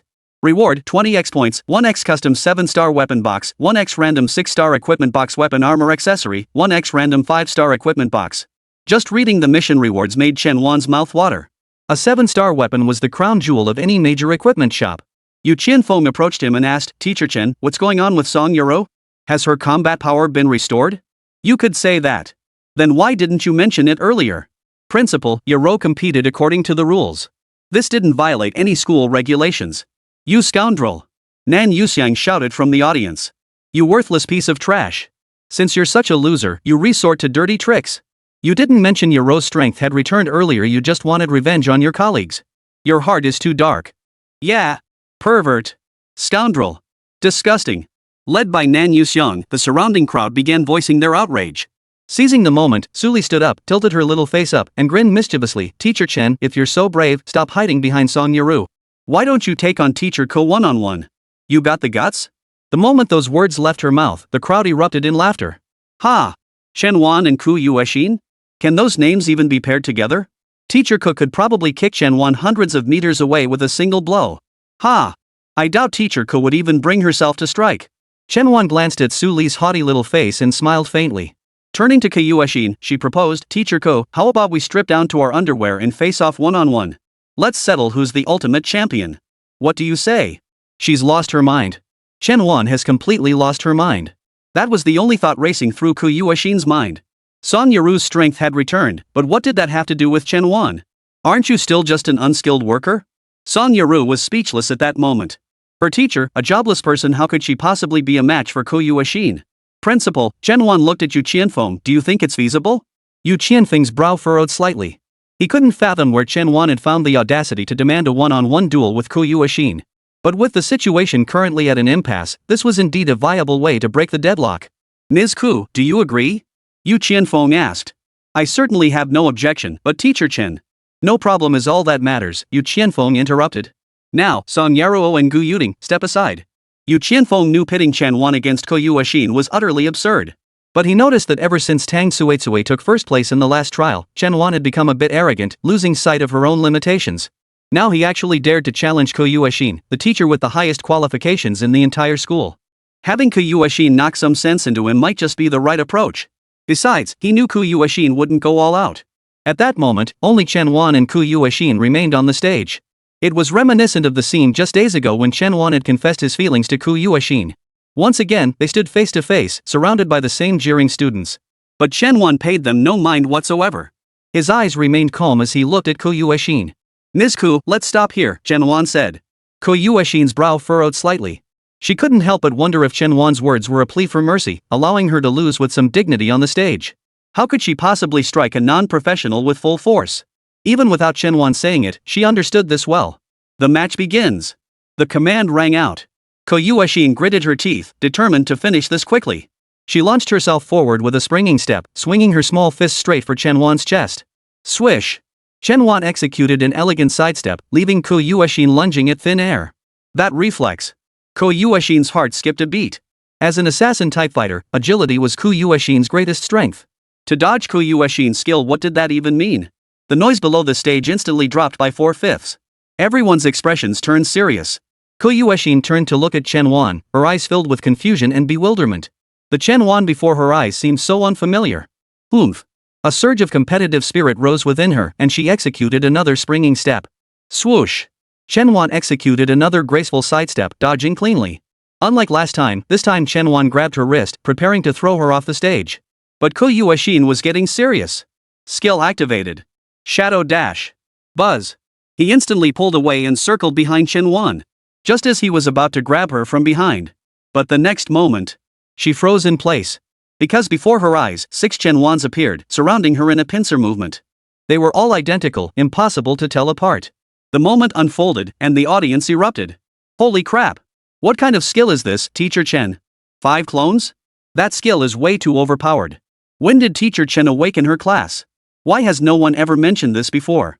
Even their address had changed from calling her by her full name Chen Wan to respectfully addressing her as Teacher Chen. Even Su Li's perpetually disinterested expression now showed utter astonishment. How is this even possible? As an associate professor, her knowledge was exceptional. Among known professions with the ability to create duplicates, the strongest could only summon 3. Chen Wan could summon 5. Kou Yuexin was visibly flustered, beads of sweat trickling down her cheeks as she scanned the surroundings. As a pure single-target offensive class, she possessed virtually no area of effect abilities. But dragging this out was no solution either. She chose to strike first. Lifting her right leg, she delivered a flying kick straight at Chen Wan. Shadow heavy kick. Boom! The clone instantly disintegrated into dust. Just as she prepared to continue her assault, she suddenly felt her left leg still planted firmly on the ground grabbed. Chen Wan's attack power exceeded 800 points. Agility was also quite formidable. This sneak attack was impossible for Kou Yuexin to dodge. Chen Wan seized her ankle with both hands, intending to hurl her off the stage. But an unexpected twist occurred. Kou Yuexin's combat boots were yanked off by Chen Wan, exposing her snow-white little feet that emitted a strawberry scent. Chen Wan froze, staring down at the steaming boots in his hands. The scene grew intensely awkward. Chapter 19, One Move to Win. Teacher Chen is too awesome. Kou Yuexin's jade-like foot lifted gently, her expression shifting as she regarded Chen Wan. Pink nail polish adorned each of her delicate, dainty toes. In an instant, Kou Yuexin's face flushed a deep pink, her expression awkward. My apologies. Chen Wan calmly handed her boots to Kou Yuexin's feet before dissolving her clone. I lost, Kou Yuexin conceded. Only now did Kou Yuexin understand what Chen Wan meant by stop at the right moment before the match began. It wasn't a plea for mercy, but a warning. She had already exposed her back to Chen Wan, leaving herself completely defenseless. Chen Wan had countless ways to take her down. But she chose the one that caused the least harm. There was no need to continue the contest. He had lost. Kou Yuexin slipped her delicate foot into the boot, her pupils still trembling involuntarily. She couldn't understand. She couldn't fathom how Chen Wan had become so terrifying. She'd been completely carried away just now, making a complete fool of herself, while Chen Wan remained utterly composed. I hereby announce. The champions of this freshman faculty martial arts competition are teacher Chen Wan and student Song Yarou. No matter how astonished Yu Qianfeng might be, he had to announce the results promptly. The announcement jolted the surrounding spectators awake. Is this really that useless Chen Wan? And you called him useless? Don't you fear his revenge? Teacher Chen is unbeatable now. Before, he was handsome but lacking substance, just a pretty face. But now he's handsome and talented, with such outstanding abilities. Women will probably line up for him until their hands cramp. Su Li was utterly dumbfounded this time. Watching Chen Wan, 10 years his junior, stand so confidently on the stage, delivering powerful blows to Ku Yuexin. Is this really the same guy who used to cling to Ku Yuexin like a leech, desperately trying to win her over? You have obtained 20 points, 1 custom 7-star weapon box, 1 random 6-star equipment box, 1 random 5-star equipment box. Deposited into your professional space. Available for use anytime. Song Yarou has secured first place in this competition. You have received the honor reward, student experience points x 5,000. Amidst the astonished and surprised expressions of the crowd, Chen Wan stepped down from the stage. Teacher Chen, the award ceremony is still to come, Yu Qianfeng said. Forget it, Chen Wan replied. The students came to watch the competition. Ceremonies like that are meaningless. With that, she turned and walked away. Teacher Chen is so cool, murmured some female students. He's got such charisma. Teacher Ke must be kicking himself right now.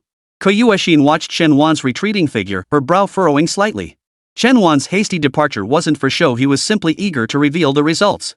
Teacher's room. Chen Wan summoned Tang Suitsue and Song Yarou. Teacher, you and Sister Song were so cool just now. Tang Suitsue exclaimed. We'll see how you perform this afternoon, Chen Wan replied. I'll do my best too. Chen Wan now had complete confidence in Tang Suitsue. Before she gained offensive skills and was purely a support player, he'd worried about her combat effectiveness. But now, with the boost from an 8-star offensive skill, she's maxed out. Suitsue, even though tonight's assessment uses standardized 1-star gear, I'd like to give you an early gift. You've worked hard during these days of field training. With that, Chen Wan selected the custom-made 7-star weapon case from his profession space. Custom 7-star weapon box, select any one student. This item will provide a specially customized 7-star weapon tailored to their use. Selection, Tang Suitsue. Generating weapon. Ding. Weapon generated, Fallen Blood Blade. Fallen Blood Blade. Rarity, 7-star. Level, 1. Attack, 360. Defense, 100. Agility, 50. Effect, equipping this item increases the effectiveness of all agility-based and movement-type skills by 70%. Affected skills, Black Hole Shuttle, Agility Aura. Fallen Blood Blade, featuring alternating shades of black and dark red. Slightly longer than a standard dagger. A dark red gem is inlaid at its center. It's yours, Chen Wan said. Wow. Tang Suitsue snatched the fallen blood blade, her eyes sparkling at its exquisite craftsmanship. She nearly drooled. Thank you, teacher. Song Yarou watched with envy from the side, and Chen Wan naturally hadn't forgotten her. Using a random 6-star equipment box, you have obtained Pink Radiance Battle Skirt. Using a random 5-star equipment box, you have obtained Assault White Shirt. Yarou, your companion weapon is already quite powerful. I'll give you 2 pieces of armor instead. Seeing the 6-star and 5-star gear Chen Wan gave her, Song Yarou's eyes also brimmed with delight. She immediately equipped them to test them out. The white shirt accentuates her excellent figure, making it even more graceful. The pink mini skirt barely covered the top of her thighs. Paired with her nude-colored stockings, those stunningly voluptuous legs were absolutely breathtaking. So beautiful. Thank you, teacher. You're welcome. You worked hard this morning. You can rest in the dorm this afternoon, or come with me to watch the sophomore assessment outdoors. Of course I'm going to cheer for Cui Cui. Chen Wan nodded. I still have 5,000 experience points here. I'll split them evenly between you two. Song Yarou has been upgraded to level 5. Tang Suitsue has been upgraded to level 8. Your level has been upgraded to 9. You have gained attribute bonuses from Song Yarou and Tang Suitsue, attack plus 123, defense plus 23, agility plus 52, stamina plus 30. You have acquired a new skill from Tang Suitsue, defense steal. Select any non-ally target within a 10-meter radius to steal 50% of their base defense. This defense is directly transferred to any allied unit within range including yourself. Lasts up to 5 minutes. Each target can only be stolen from once, but the effect can stack on the same unit. What a great skill! Chen Wan marveled inwardly. In this world, the concept of skill cooldowns was rare. In other words, virtually all skills could be used repeatedly without restriction. Casting skills primarily consumes 2 attributes: mental energy and stamina. Different skills consume different resources. Generally, classes like warriors, archers, and their subclasses such as swordsmen and blade masters primarily consume stamina. Classes like Tang Suitsue primarily consume spirit. Song Yarou, however, consumes both attributes in equal proportions. Therefore, as long as Tang Suitsue's mental energy remains high, the skill can be unleashed indefinitely. The more enemies within range, the greater the defensive power that can be channeled. This skill proves especially crucial when surrounded. Just as Chen Wan was delighted by her two students' progress, Koyueshin suddenly appeared behind her. "Teacher Chen, I have something to tell you." Koyueshin lowered her head slightly, hesitating to meet Chen Wan's eyes. Just like the bashful look she'd worn when Chen Wan had confessed to her all those years ago. Chapter 20, 9-star skill. Legendary talent. Tang Suetsue and Song Yarou saw this and left on their own. Only Chen Wan and Koyueshin remained in the room. Koyueshin had clearly dressed up specially to meet Chen Wan. She wore a pristine white knee-length midi skirt, a cropped cardigan, and white high heels. Her two perfectly straight legs stood tall on the floor, her entire figure graceful and elegant, radiating extraordinary charm. "Miss Chen, I'm sorry about the other day," Koyueshin began. "You don't need to apologize," Chen Wan said. "I was the one who embarrassed you in public. I should be the one apologizing. I'm sorry." No, Koyueshin shook her head repeatedly. Chen Wan understood that Koyueshin's inexplicable apology was undoubtedly out of fear that she might retaliate. After all, she now possessed the strength to back it up. But if it came down to a direct confrontation, she wouldn't stand a chance against Koyueshin. Besides, she might come asking why Chen Wan had such formidable combat power and what class she'd awakened. But Chen Wan didn't want to engage in small talk with her. She was the woman her predecessor had loved, and Chen Wan felt nothing for her. Koyueshin's character was undoubtedly good. But Chen Wan truly felt nothing for her. "Ms. Ku, I still have classes to teach," Chen Wan said. "I'll find you privately next time. After all, Chui's assessment is this afternoon, and I'm too busy." "Excuse me." Chen Wan gave a faint smile and walked away without looking back. Strangely. So unfamiliar. Koyueshin felt a tightening in her chest. Was this really the same Chen Wan who used to strike up conversations with her constantly, always finding ways to get closer? In just 3 days, it had turned into her wanting to talk to him, only to be met with indifference. 3 days of fortune, 3 days of misfortune. A hint of regret flashed across Koyueshin's face. She could clearly sense the tension in her relationship with Chen Wan. She couldn't even pinpoint what she felt toward Chen Wan now. It felt like she'd lost someone precious. Before she knew it, dusk was settling in. Outside the city walls lay a wild area contracted by Xingyao University. An irregularly shaped area spanning roughly 5 square kilometers. Its perimeter was enclosed by 10-meter-high walls constructed with premium building materials. Designated by Xingyao University as a special training base, all the beasts within had undergone some degree of artificial taming, reducing their ferocity by about 20% compared to true wild beasts. Yet they retain their inherent wild nature as beasts of the wilderness. Furthermore, 50 evenly distributed sentry posts within the special training base house a total of 200 personnel. These personnel are responsible for the base's daily maintenance and patrol duties. This prevents high-tier, high-level flying beasts from breaching the perimeter. This is one of only 6 wilderness training bases nationwide, Yu Qianfeng explained. This assessment aims to evaluate the students' current capabilities. Those who successfully pass will each receive a 1,000 yuan scholarship. The 10th place finisher will receive an additional 1,000 yuan, totaling 2,000 yuan. 9th place receives 3,000 yuan, 8th place 4,000 yuan, and so on, with the top spot earning 11,000 yuan. The assessment is straightforward: accumulate 100 points within this specialized training ground. Every beast here has a chip implanted. Based on their aptitude, level, temperament, and other factors, extremely strict standards have been set to assign different point values. Upon defeat, the school's scoring system automatically identifies the killer and tallies the points. With that, Yu Qianfeng pointed to the large screen in the camp outside the testing grounds. Your scores will appear here in real time. The assessment lasts 3 hours. Those failing to reach 100 points within that time will be deemed unsuccessful and must enroll in the remedial class for after-school makeup sessions. The large campsite was a temporary square enclosure measuring 200 meters on each side, designated for school administrators, other teachers, and students to observe the competition. The so-called observation involved only viewing real-time scores they could not see inside the training rooms. Compared to the morning's tournament matches, attendance was significantly lower this time, with only about 100 spectators present. The vast majority were girls. They came for one reason only: to catch a glimpse of Chen Wan. After her morning victory, Chen Wan had gained quite a few fans, little admirers. Teacher Chen is so handsome. I'm so jealous of Tang Suetsue. I wish I could be Teacher Chen's student too. He's handsome and so kind to his students, the perfect teacher. Attention, Yu Qianfeng continued, all external equipment is prohibited during this assessment. All gear must be selected from the school's specially designated Level 1, Star 1 equipment pool. Now, instructors, give your students final instructions. Once the school completes equipment calibration, the assessment will commence immediately. Ding! New task appeared. Task 1, Tang Suetsue secures first place in this assessment.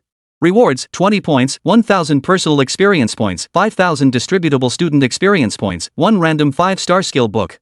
Enhanced Mission 1, Tang Suetsue secures first place with a score exceeding 1,000 points. Additional reward, 1000 assignable student experience points, 1 custom 6-star skill book. Score exceeds 2000 points, additional rewards, 1000 assignable student experience points, 1 custom 7-star skill book, 1 custom 7-star equipment box selectable slot.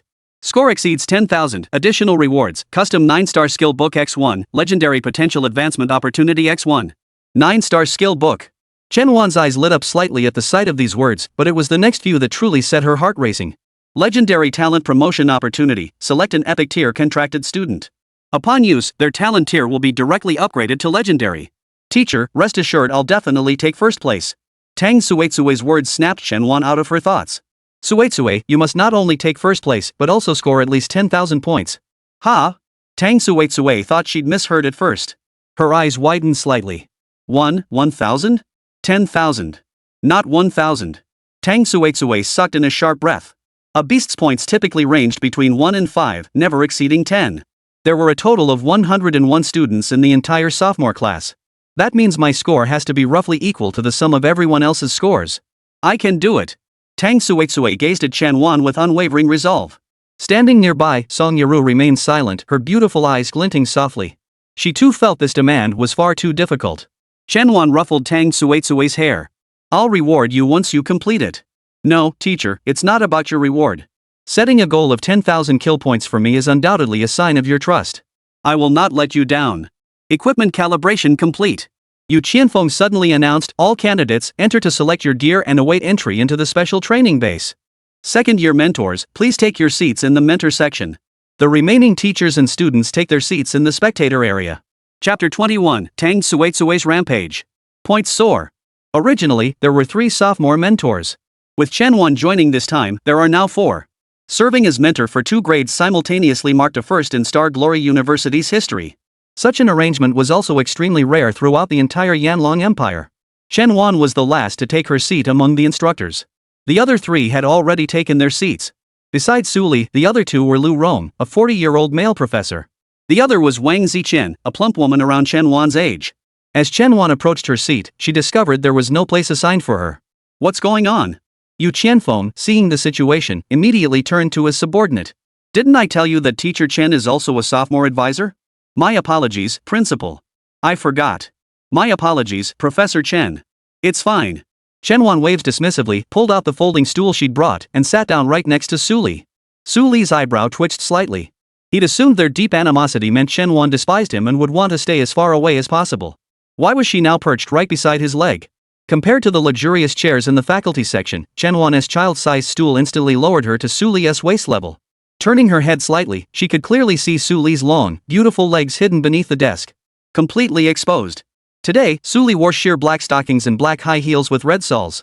But Chen Wan showed no interest in this, merely offering Su Li a friendly nod. Su Li met Chen Wan's innocent gaze, and despite her deliberate coldness, her ears flushed slightly. Chen Wan then shifted his gaze to the scoreboard, no longer looking at Su Li. How's Teacher Su prepared this time? Can our class average score beat Chui Chui's? Chen Wan asked. Let's get back to the point. Su Li's gaze immediately sharpened. Is this even up for discussion? Professor Lu Rong, who had been listening nearby, interjected, Teacher Chen, while Tang Suetsue ranked first in the previous trials, that doesn't guarantee she'll perform equally well in this field assessment. I'm not trying to pour cold water on your hopes, but I don't want you to set your expectations too high for Tang Suetsue. The greater the hope, the greater the disappointment. Perhaps you'd like me to break it down for you, Professor Chen? As a nationally renowned educator, Lu Rong carried a certain gravitas, and his words inevitably carried a hint of lecturing. Go ahead. Chen Wan's gaze slipped beneath Su Li's arm, her eyes glancing over Su Li's voluptuous figure. Su Li happened to be wearing only a tight-fitting black sleeveless vest, and Chen Wan's face was practically pressed against her armpit. Su Li felt incredibly awkward but dared not move. Fortunately, she had just taken a shower, otherwise, it would have been even more awkward. Lu Rong explained, truthfully, Tang Suetsue's achievements in the Dragon Bone secret realm didn't reflect her true capabilities, or rather, they weren't abilities she could demonstrate in conventional combat. According to my simulations, the Dragon Bone secret realm contained a massive glitch. To survive longer there, one only needed to use positioning to deceive those artificially synthesized dragon humans. With more skilled positioning, one could even orchestrate scenarios where others did the killing for you. That's why Tang Suetsue achieved such high kill counts. Currently, all artificially generated beasts worldwide share a major flaw, their low intelligence. They operate like pre-programmed machines, lacking any capacity for independent thought. But this is a field assessment, these beasts are living creatures. Though tamed, they retain most of their wild nature. Tang Suetsue passing the assessment is highly probable, but securing first place? I'd say the odds are 0. Alright, Chen Wan nodded with a smile. Thank you for your guidance, Professor Lu. Watching Lu Rong completely shut Chen Wan down, Suli couldn't help but let a cold smile creep across his face. Chen Wan truly admired Lu Rong for his ability to analyze the situation with such clarity. At that moment, the scoreboard began updating the results. It seemed the students had finished selecting their equipment and were officially entering the assessment. Inside the special training base, Tang Suetsue surveyed the fighters locked in combat with the beasts around her, yet she didn't rush into action. Instead, she stared straight ahead. Hey, isn't this Tang Suetsue, the genius girl who ranked first in the Dragon Bone Secret Realm? Lu Oe taunted right up close. Why are you just standing there? Don't you have the ability to attack? Tang Suetsue kept her gaze fixed ahead, saying nothing. She was calculating, to reach 10,000 points, she'd need to eliminate at least 1/3 of the beasts in the entire testing ground, roughly 5,000 units. The beasts in the arena were all of the 3 basic tiers, silver, black iron, and bronze. Their levels ranged from 1 to 20. All of these fell within her instant kill range. The challenge lay in executing her kills swiftly, accurately, and decisively. She needed to seize 1/3 of them at top speed. Tang Suetsue executed a super jump, landing on a tree branch.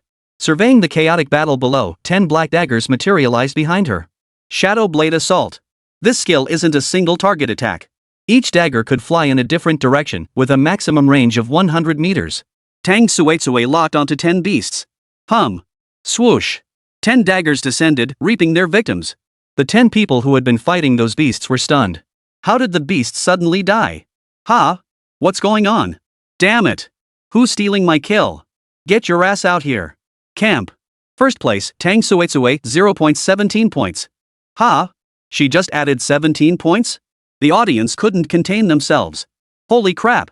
How did she do that? Isn't the strongest beast only worth 5 points? Ever since Teacher Chen formally took Tang Suetsue as his disciple, her performance has skyrocketed. She's already surpassed her professional limits.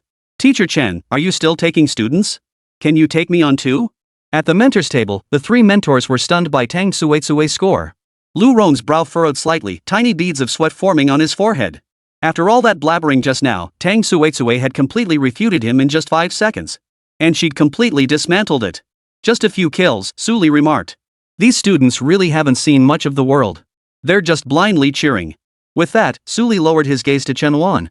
Teacher Chen truly knew how to teach, mastering underhanded tricks like Song Yarou's unethical ambushes and targeting unarmed opponents like Teacher Nan. You even learned some kind of clone technique out of nowhere to grope Teacher Ko's feet, taking advantage of the competition to get your hands on her. Now she's teaching Tang Suetsue to steal kills. Impressive. Chen Wan didn't argue with her. He looked at Su Li and opened her interface again. Seeing that utterly insane god-tier profession, he genuinely couldn't muster a single ounce of anger. Perhaps this was how teachers felt when their top students acted mischievously.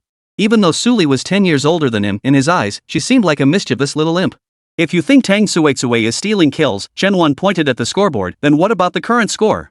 Su Li snapped back to attention, staring at the scoreboard, her eyes widened in shock. Chapter 22, The Demon Cultivator Appears. The Mad Giant Spider. First place, Tang Suetsue, 17 points, 52 points. A whopping 35 points gained in a single second. Earlier, scoring 17 points by stealing kills was still somewhat justifiable.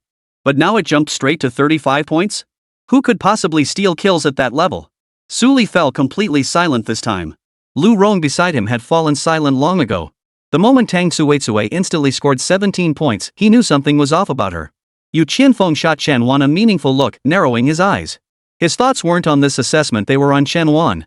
The clone technique Chen Wan had used in the morning's arena battle was undoubtedly an exceptionally powerful clone-type skill. Yu Qianfeng suspected Chen Wan was most likely a post-natal awakened profession. She had simply kept it hidden all along. As for why she did so, Yu Qianfeng didn't dwell on it. Chen Wan had always been low-key. If she had indeed awakened her profession through external means, she likely wouldn't make a big deal out of it. Post-natal awakening professions, while uncommon, were indeed documented throughout history. Whoosh! Whoosh! Tang Suetsue darted through the tree trunks at breakneck speed. With the sun gradually fading, no one could detect her presence. The beasts were being slaughtered relentlessly. How come this monster just keeps dying? What's there to compare? There aren't any living monsters left. Didn't they inspect the testing grounds before the school assessment?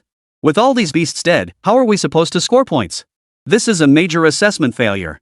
Tang Suetsue's speed far outpaced these ants. She darted wildly through the air, instantly eliminating every beast in her path. Current score, 80 points. Current score, 123 points. Current score, 159 points. Her score was skyrocketing at an absolutely insane rate. Fortunately, this assessment wasn't linear otherwise, those trailing behind her wouldn't even get a crumb.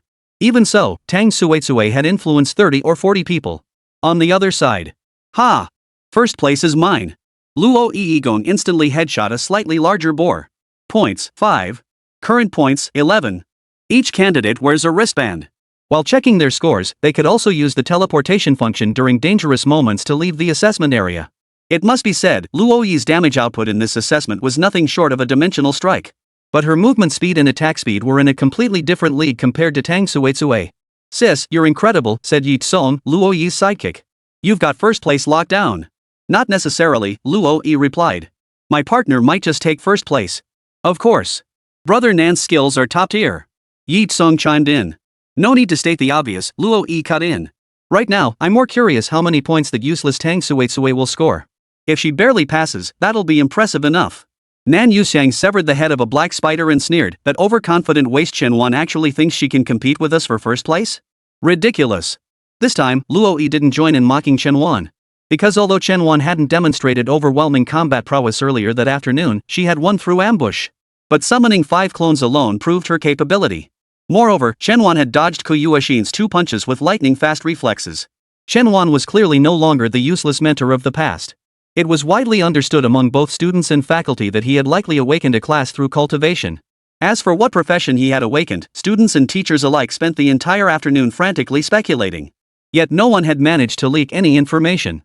The school's sole profession detection device was in Yu Qianfeng's possession, and he didn't want to disturb Chen Wan. Inside the examination hall. 5th outpost. Stay alert, everyone. The students are currently taking their exams. Not only must we patrol for cheating, but we must also ensure the safety of every single examinee. Though designated as an internal facility by the university, this area remains part of the wilderness. For students newly promoted to their sophomore year, it still poses significant dangers. A man clad in combat fatigues and fully armed was issuing instructions to his subordinates. The personnel manning these sentry posts within the special training base belonged to the university's security department. Many were recruited directly from the university's own graduates. Just then, a young soldier rushed in frantically. "Captain! We've discovered a large number of dark mutated beasts within our patrol perimeter." "What? Take me there." As the group exited the sentry post, they witnessed over a dozen grotesquely distorted beasts inflicting intense destruction upon the surrounding ordinary beasts. Put! Roar! These beasts varied in form. What had once been palm-sized black spiders now stood a meter tall, their A-claws razor-sharp. 8 eyes glowed a blood red as they gnawed on the carcass of a wild boar lying on the ground. Perhaps sensing something, it suddenly whipped its head around, fixing its gaze on a younger team member. SSSS. A jet of black, viscous spider silk shot forth. It tightly ensnared the male team member, its venom instantly seeping into his skin. His flesh-colored skin darkened instantly.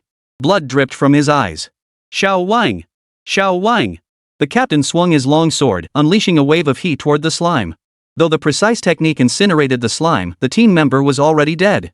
In an instant, the remaining dozen or so mutated beasts surrounded the group. A wild boar, its entire body rotting, and a wolf that had split into 2 heads. "Captain, what's happening?" one team member exclaimed. "A heretic cultivator has infiltrated," the captain declared.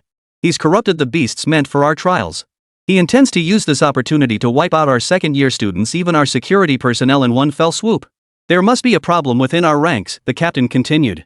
"Let's deal with these beasts first before worrying about anything else."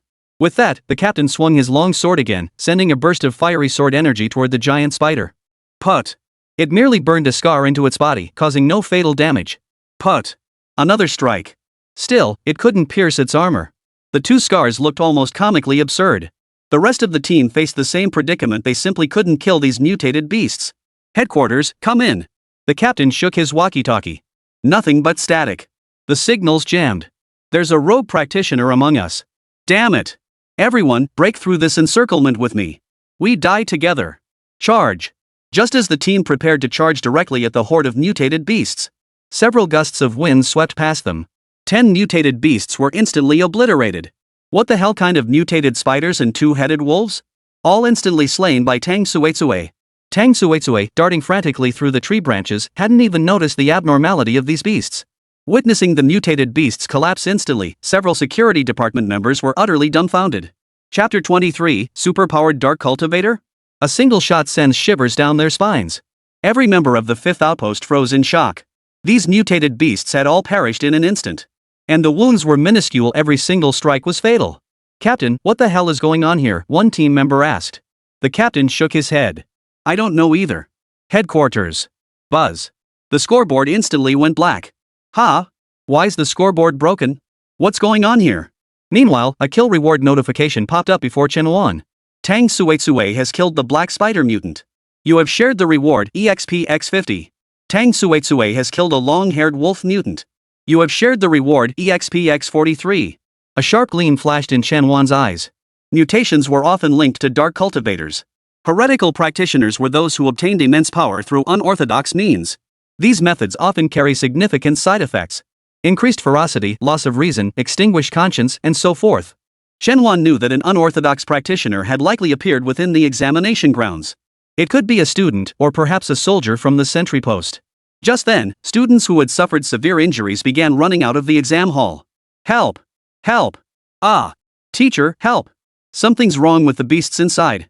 Behind them, hideously deformed beasts of monstrous appearance were frantically chasing the group. "There are demonic cultivators," Chen Wan stood up and said. "If I'm not mistaken, the signals in this area should be jammed, which is why the scoreboard is black and the teleportation device isn't working." Yu Qianfeng suddenly panicked. He pressed the transmission device, no response. "All teachers, follow me in," Yu Qianfeng commanded. "Get the students out." Just as Chen Wan moved forward, Su Li grabbed her arm. "Don't go. Your dirty tricks won't work on heretical cultivators. I'll get Tang Suetsue out. Trust me." Chen Wan stared at the frantically updating shared experience points before her. Though Su Li's intentions were good, his understanding of both her own and Tang Suetsue's capabilities was still far too shallow. Roar! Wail! Amidst the terrifying howls echoing through the exam hall, wave after wave of mutated beasts began to emerge. Underground cavern. You three did exceptionally well. This is what they call catching a turtle in a jar. Wipe out this group of sophomore students from Star Glory University. Ha! A gaunt, tall man sat upon the throne, his skin pallid, dark circles encircling his eyes. Nickname, Withered Vine. Before him stood men clad in Xingyao University's armed forces training uniforms. These 3 men were the scum who had been turned into heretical cultivators. The primary recruitment targets for heretical cultivation organizations were those of low aptitude and low social standing. As the lowest rung of society, they were the ones yearning for power and status. Becoming a heretic cultivator offered them an easy path to power. Though these individuals worked at Starlight University, belonging to the staff of a prestigious institution. But people are divided into tiers. To outsiders, they might seem to have stable, respectable jobs. But only they themselves know the truth. Within the university's security department, unless one has risen to the rank of captain, they are essentially powerless, low-level combatants. Their inner selves are shrouded in oppression. They craved power. This is your reward. Kitten handed each of the 3 a syringe filled with black liquid. The trio took the vials and injected the contents directly into their bodies. The dark power nourished their bodies, and the excitement on their faces was utterly uncontrollable. "Let's go see our perfect masterpiece. After that, we can retreat." Cutting led his 3 subordinates to the surface, and an expression of utter disbelief flashed across his face. It was indeed a sea of corpses and blood, but not the students' corpses and blood. Instead, it was these mutated beasts. Every single one of those contaminated beasts had perished. How could this be? Ku Tang stepped forward to examine the corpses. Every corpse showed a single, lethal strike. The wounds were minuscule. The attacker had masterfully targeted the precise fatal points. To wipe out the entire sophomore group, Kyuten had been laying the groundwork for 3 months. First, he turned 3 Armed Forces Department personnel to his side, assigning them to secretly excavate an underground cavern. As a gold-tier light alchemist, Ku Tang's original ability was crafting buff potions for allies. But now, as a dark cultivator, he could craft potions that corrupted and mutated beasts. The defection of these 3 staff members proved fortuitous. Injecting the potions into the beasts became a straightforward task. He had already calibrated the potion's activation time to trigger 5 minutes after the assessment began. Yet he never imagined his brilliant scheme would be so inexplicably foiled. There was indeed a traitor. Su Li appeared alone before the 4, her gaze fixed viciously on the 3 defectors. "Xingyao University treated you well. How could you side with a heretic cultivator? Ha!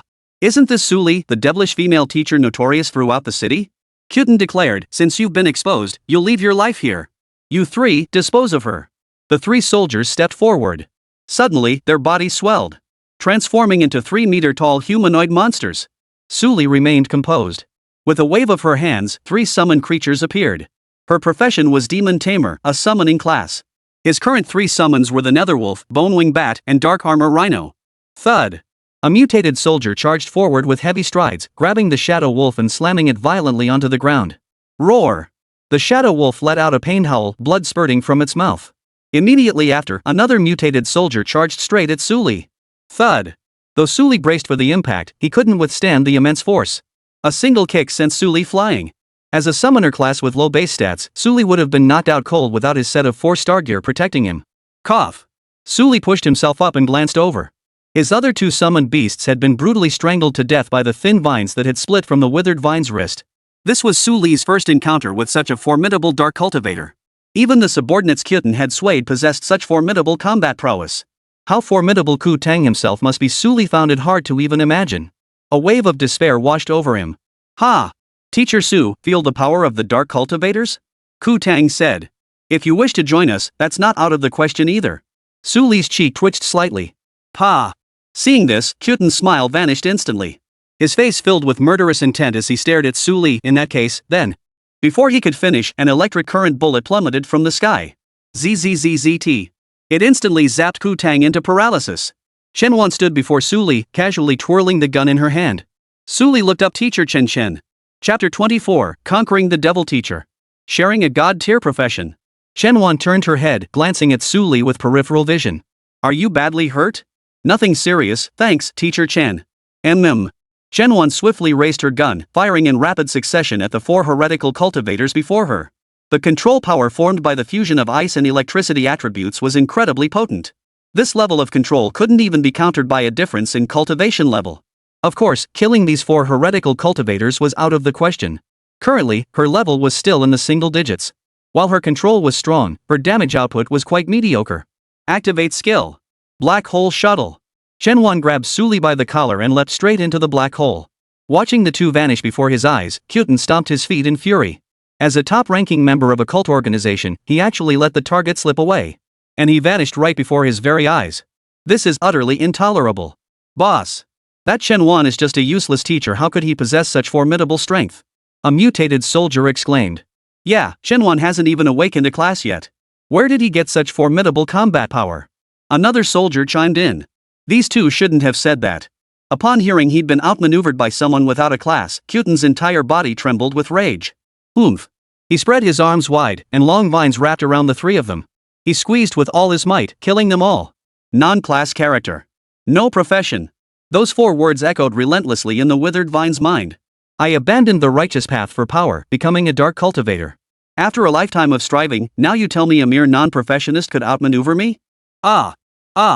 He roared twice, scanning his surroundings, yet saw no trace of Chen Wan or the others. In the thicket. Thank you, Teacher Chen, Suli said. Suli appeared visibly weakened, her complexion pale. As a summoner, losing all 3 of her summons dealt a severe blow to her spirit. Compounded by the powerful charge from that mutated soldier moments ago, her body ached in waves. Even her 4-star armor had developed cracks. The disparity in attributes between gear of the same star rating is substantial. Some could wield high stat gear, while others were limited to low stat pieces. Essentially, all equipment comes with usage requirements. For instance, one must possess a certain amount of stamina to equip a particular item. Suli's class inherently had low stamina, so he could only use 4-star gear with lower stats and minimal requirements. That's why he's so fragile in combat. Seeing Suli so frail, with tears welling in his eyes, Chen Wan fought back the urge to laugh, maintaining a blank expression. It wasn't that he was mocking Suli after all, daring to fight such a powerful dark cultivator was already deeply admirable. But Chen Wan couldn't help but notice the stark contrast, a woman of such pride reduced to such a pitiful state. Teacher Chen, thank you for setting aside past grievances to save me, Suli continued.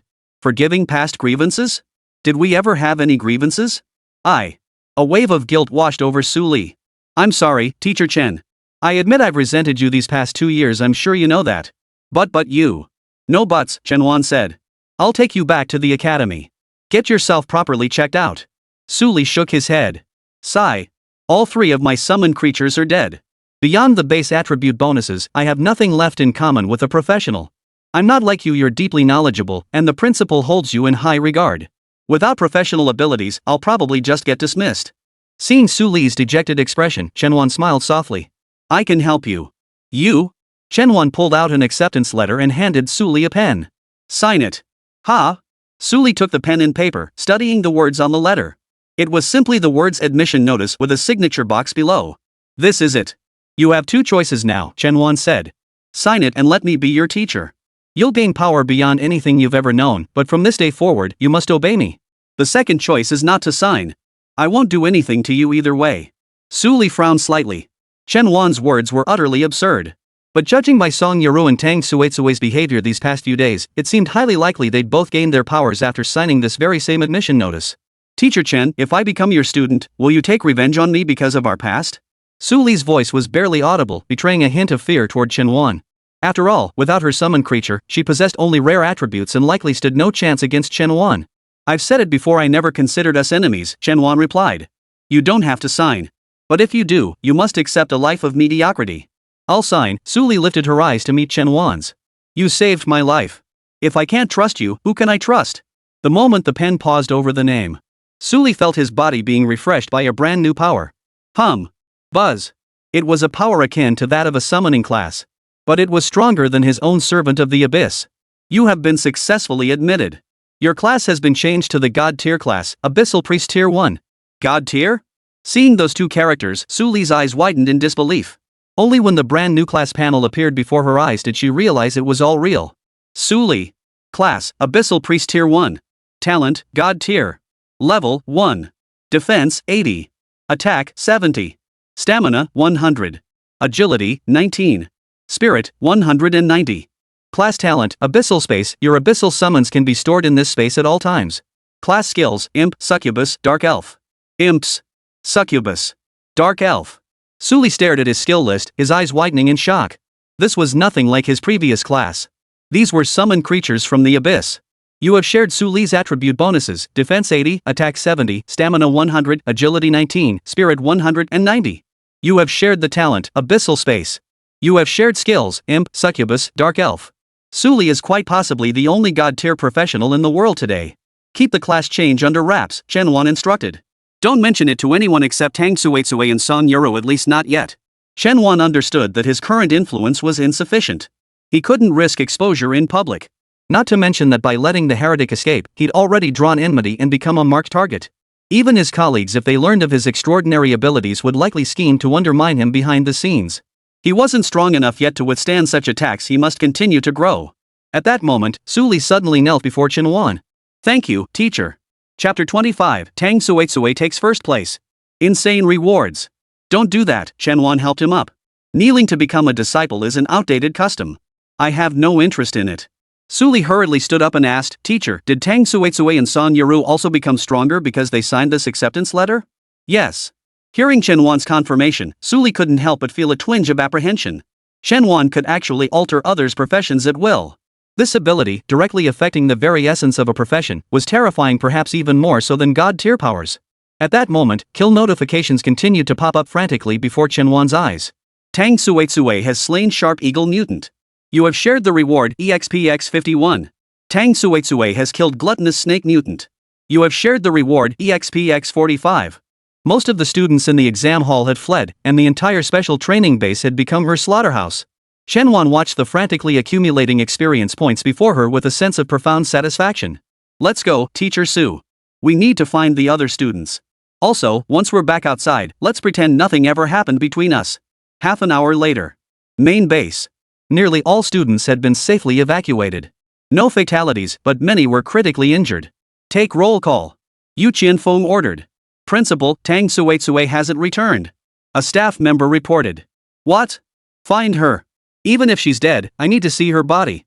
Luo Yi heard this and grinned maliciously, turning to Su Li. Teacher, Tang Suetsue is 100% dead in there. Heh, even I couldn't handle that pack of mutated beasts. How could Tang Suetsue possibly have survived? Exactly, teacher, Yi Tsong chimed in. Does Tang Suetsue even deserve to be compared to my Luo sister? I have no idea what that useless Chen Wan was thinking. Shut up, both of you. Su Li narrowed her beautiful eyes. Our students are missing, and you're here trading barbs? Is this how I've taught you? Luo Yi and Yi Tsong froze in place. How could Su Li seem like a completely different person? Luo Yi, especially, was filled with confusion. As Su Li's star pupil, she was actually being scolded like this. And all because of Tang Suetsue? Just as everyone was discussing this, the scoreboard beside them suddenly came back online and lit up. Seeing the information displayed on the screen, everyone gasped in shock. First place, Tang Suetsue current score 10231. Tang Suetsue current score 10,236. Tang Suetsue current score 10,239. Her score was still climbing wildly. This meant Tang Suetsue was still engaged in a frenzied slaughter. However, the rate of increase has slowed. It's highly likely all the abnormalities have been wiped out, leaving only ordinary beasts to slaughter now. The gap between the top spot's score of over 10,000 points and second place is nothing short of a massive chasm. Second place, Luo Yi current score 23. Everyone watching this scene was stunned. So while we've all escaped, Tang Suetsue is still inside slaughtering monsters? She must be on a killing spree. How did she pull this off? Over 10,000 points. That's insane. But how could Tang Suetsue, a bronze-tier swordsman, possibly rack up such a high score? Something's off here. Suli knew Tang Suetsue had been significantly enhanced by Chen Wan. But seeing that staggering 10,000 plus score appear on the leaderboard sent his heart racing. Yu Qianfeng's weathered face now looked like a newborn's, utterly astonished by the score on the board. Chen Wan wasn't worried about Tang Suetsue's safety, but rather how this unexpected turn in the assessment would affect his own mission. Would the monsters Tang Suetsue was currently slaying still count toward her score? And would she still hold first place afterward? Just then, Tang Suetsue's figure appeared at the entrance. The main reason was that all the beasts inside had been wiped out. She simply couldn't find any living ones left. Luo Yi stated plainly, the scoreboard malfunctioned due to signal interference. I refuse to believe Tang Suetsue could have scored over 10,000 points. Especially since the beasts inside were contaminated by heretical cultivators. Evil cultivators? Tang Suetsue's eyes widened in surprise. She had been killing them too quickly. Though she knew many of the beasts looked off, she hadn't given it much thought. Her mind was solely focused on the task Chen Wan had given her. All the beasts had been instantly killed. There was simply no time to examine the corpses up close. Exactly. Yi Tsong declared. We should demand a retest. This scoreboard chaos is clearly caused by signal interference. Over 10,000 points? Do they take us for fools? Yu Qianfeng now looked somewhat troubled. A rematch would clearly be a challenge to the school's authority. But if they didn't, that 10,000 points was clearly absurd. At that moment, no one expected Suli to speak up. First place belongs to Tang Suetsue, Suli stated. I don't think a rematch is necessary. Teacher. You? Luo Yi could scarcely believe her ears. Could such words truly come from Suli's mouth? She earned first place. Suli turned to Luo Yi. She persevered through the assessment despite the presence of demonic cultivators. Meanwhile, you all fled faster than anyone else. Do you still think Tang Suetsue doesn't deserve first place? Whether or not the scoreboard malfunctioned due to signal interference, causing the scores to be scrambled, Tang Suetsue is already the most outstanding performer in this assessment in my eyes and indeed, in all of our eyes. Unfamiliar. Unbelievably strange. This isn't something Suli would ever say. Luo Yi even suspected this Suli was a demonic cultivator in disguise. Yu Qianfeng nodded. Suli was the thorn in his side among the teachers. If even Suli said so, the other two teachers must be fine too. Teachers Lu and Wang, do you have any objections? None. Tang Suetsue's performance was undoubtedly the most outstanding, Lu Rong stated. Me too, Wang Ziqian added. Principal, you may announce the rankings now. Yu Qianfeng nodded. Very well. I'll announce the final results based on the current scoreboard. Tang Suetsue in first place, Luo Yi in second, Nan Xingyao in third and fourth place. As Yu Qianfeng announced the rankings, Luo Yi's face turned ashen with anger. Coming in second wasn't the problem. What infuriated her was that Tang Suetsue was now ranked above her. For the past year, Tang Suetsue had been the bottom of the entire sophomore class. How dare she suddenly leapfrog over me? Unbearable. Chen Wan listened to the rankings being announced with a blank expression. The reason for his blank expression was that he was checking the rewards he'd earned for completing tasks. Ding! Tang Suetsue has secured first place with 10,000 points. You have received 20 points, 1,000 self-experience points, 7,000 allocable student experience points, 1 random 5-star skill book, 1 custom 6-star skill book, 1 custom 7-star skill book, 1 custom 7-star selectable equipment slot box, 1 custom 9-star skill book, 1 legendary talent advancement opportunity. The rewards are absolutely insane. Chapter 26, Ascending to Legendary Tier. Ghost Spirit Princess. Teacher, I'm number 1. Tang Suetsue leaned in to say. Chen Wan snapped back to reality, ruffled her hair, and said, well done. At that moment, the corpses of the 3 traitor soldiers were carried out. Their grotesquely distorted forms looked utterly repulsive, barely recognizable as human anymore. Yu Qianfeng's mind was completely elsewhere during this assessment. Traitors and heretical cultivators within the academy. This was utterly despicable and infuriating. Yu Qianfeng clenched his fists tightly, unsure how he had failed these staff members under his command. Even the school's janitors earned over 10,000 yuan monthly. These low-ranking soldiers in the security department earned at least 20,000 a month. Teacher, during the exam, Teacher Chen and I clashed with the heretic cultivators, Suli reported. Besides those 3 traitors, there was also a tall, gaunt man with a completely withered body. Unfortunately, we let him escape. Hearing mention of a gaunt, tall man, Yu Qianfeng drew a deep breath. Withered vine, it was highly likely that was him. You know him? Chen Wan asked. Yes, Yu Qianfeng replied. We've crossed paths before. He's a minor leader within a large heretical cultivation organization, possessing extraordinary control over vast distances. It seems he'd been lying in wait here for quite some time, aiming to devour our sophomore students. That's enough for now, Yu Qianfeng said. Leave the investigation to the Public Security Bureau. We're heading back to campus. Evening. Teaching room. Chen Wan summoned Tang Suitsui and Song Yarou to distribute rewards. Let's wait a bit longer. I have one more student who should be arriving soon, Chen Wan said. We have a new student? Song Yarou asked. A transfer? Or like me? Tang Suitsui asked. From another grade but taken under your wing, Teacher Chen? You'll find out soon enough. No sooner had Chen Wan finished speaking than the sound of high heels clicking echoed down the hallway outside. Tap. Tang Suitsui heard the sharp click of high heels and frowned slightly. The sound was so familiar. Swish. A wave of perfume swept past as Su Li appeared before the crowd. Teacher Su? Tang Suitsui instinctively stood up. The impact Su Li had made on her over the past year couldn't possibly fade in just a few days. Good morning, teacher. Song Yarou gave a perfunctory nod beside her. Su Li was a teacher at the school, an associate professor no less.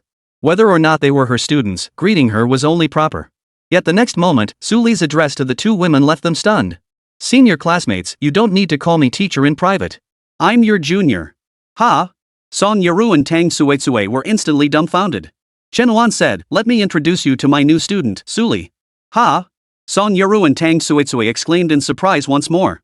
Chui, whatever issues you had with Su Li before, they need to vanish right now. Because we're a team. Understood, teacher. Tang Suitsui nodded.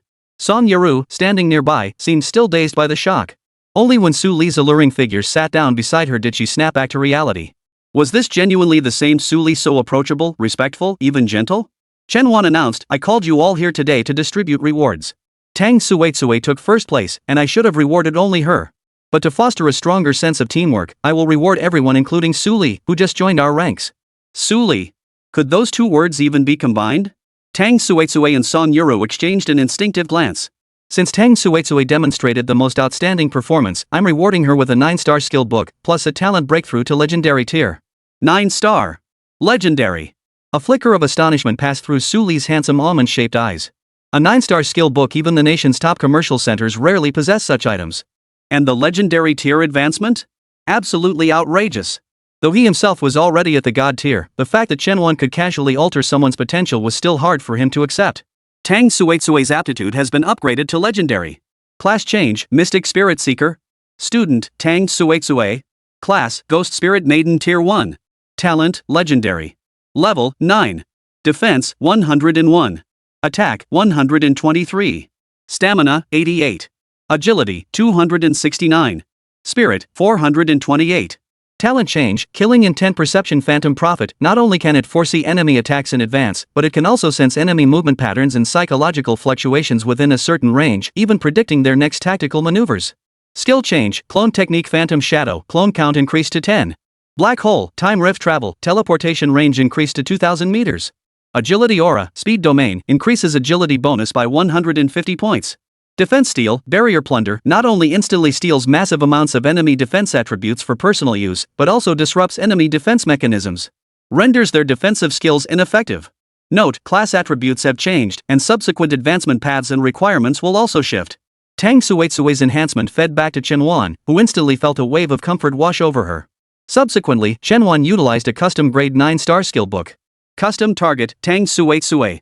You have obtained the skill book, Dark Star Explosion, centered on yourself, unleashes a 10-second high-intensity dark explosion within a 50-meter radius.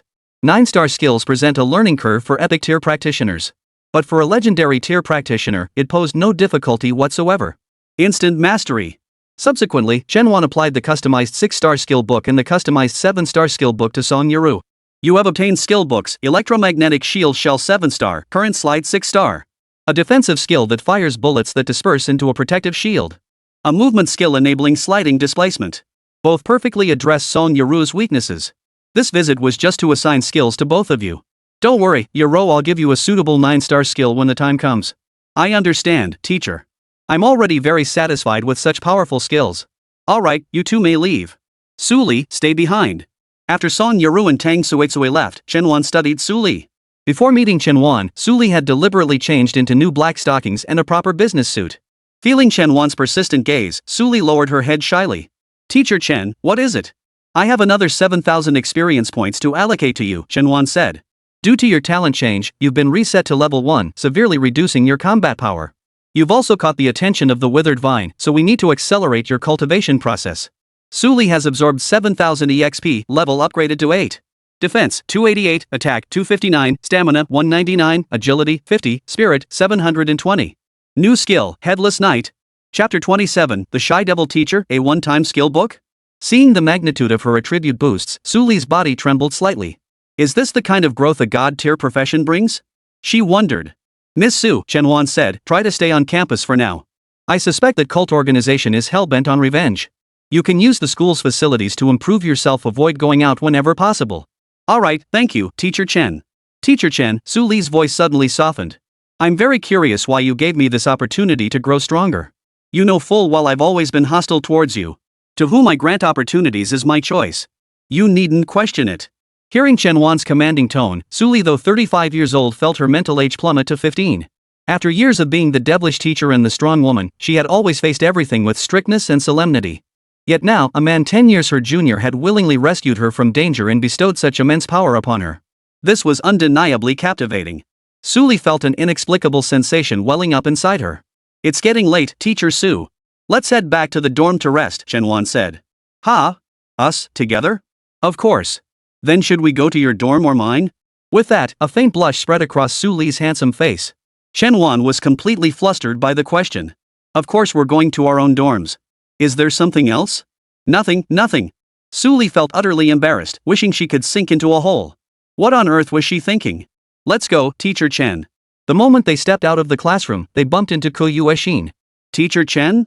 Teacher Su? So late at night, what brings you both here?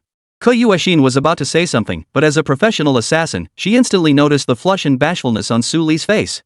Nothing, Chen Wan replied. Ms. Ku, you should get some rest after finishing up. We'll head out now. With that, Chen Wan and Su Li walked side by side out of the teaching building. Watching their retreating figures, Ku Yuexin froze in place. Every teacher knew Chen Wan and Su Li didn't get along, but Su Li's demeanor just now, it wasn't just friendship, it was practically girlfriend material. When had that bashful look ever graced her face? Ku Yuexin felt her mind go completely blank. Outside the school. Father. Tang Suitsui's score is clearly wrong. Nan Yuxiang said, you must seek justice for me and Luoyi. Do I need you to remind me? This is clearly a scoring board malfunction. Uncle, Luoyi said, I never expected Teacher Su to say something like that. What's gotten into her? There's nothing puzzling about that. Nan Xingyao said, Teacher Su cares about her reputation. She probably didn't want to argue over such a minor matter and risk damaging her image. I'll talk to her privately later. We absolutely must teach Chen Wan a lesson. Speaking of which, how did that good-for-nothing Chen Wan unleash such a powerful clone skill on the stage this morning? Luoyi remarked, summoning 5 clones at once. Even a skilled assassin like Ku Yuexin was completely thrown off. Our teachers have already discussed this internally, Nan Xingyao sneered coldly. It's nothing more than using a disposable skill book. These things aren't restricted by class or level, they're just a bit pricey. Haven't you seen Chen Wan scrounging on pickles in the cafeteria tonight? That's because he splurged on a one-time skill scroll.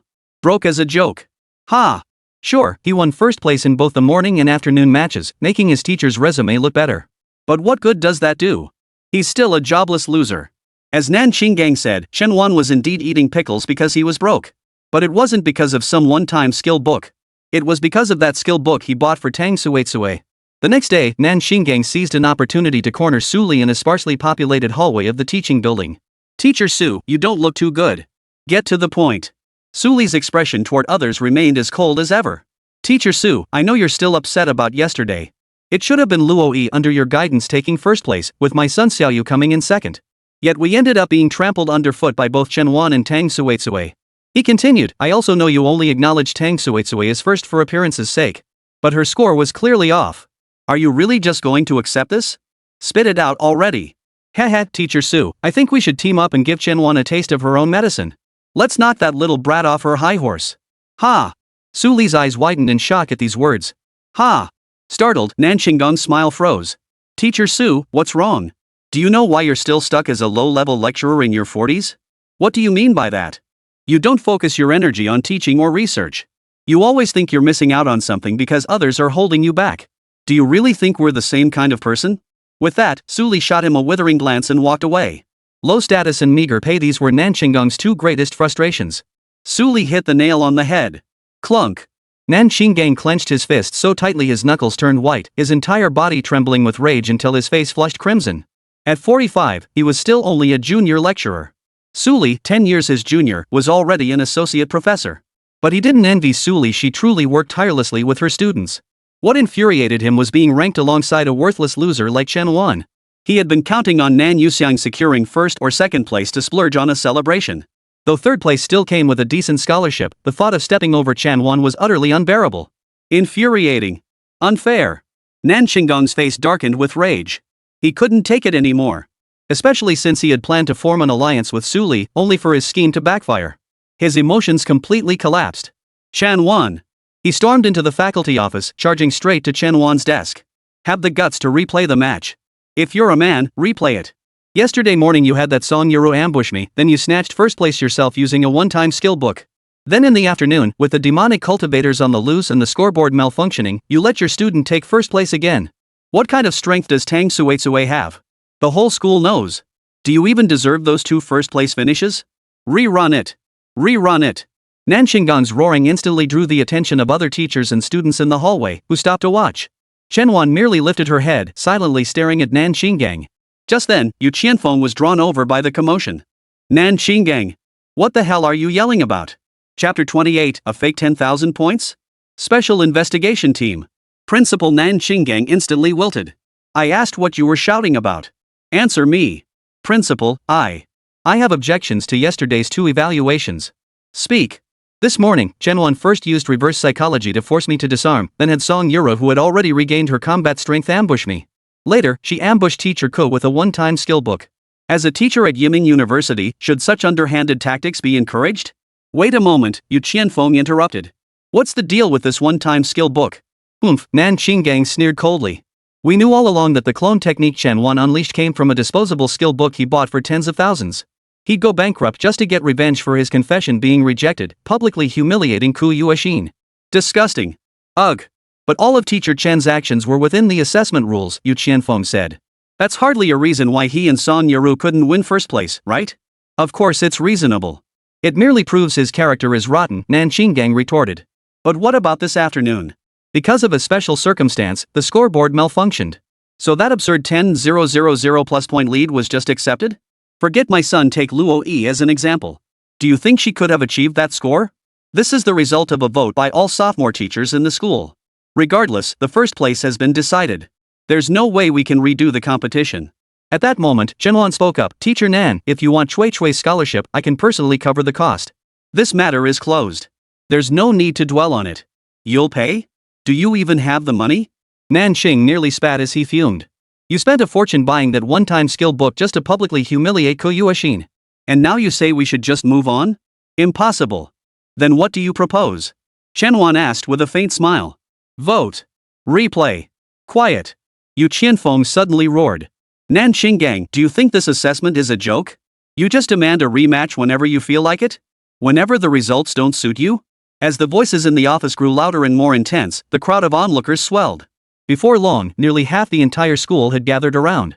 I think a rematch is fair too, someone chimed in. Yeah, winning first place because of a bug? That just makes the school look worse, right? This first place should have been between Luo Yi and Nan Yuxiang.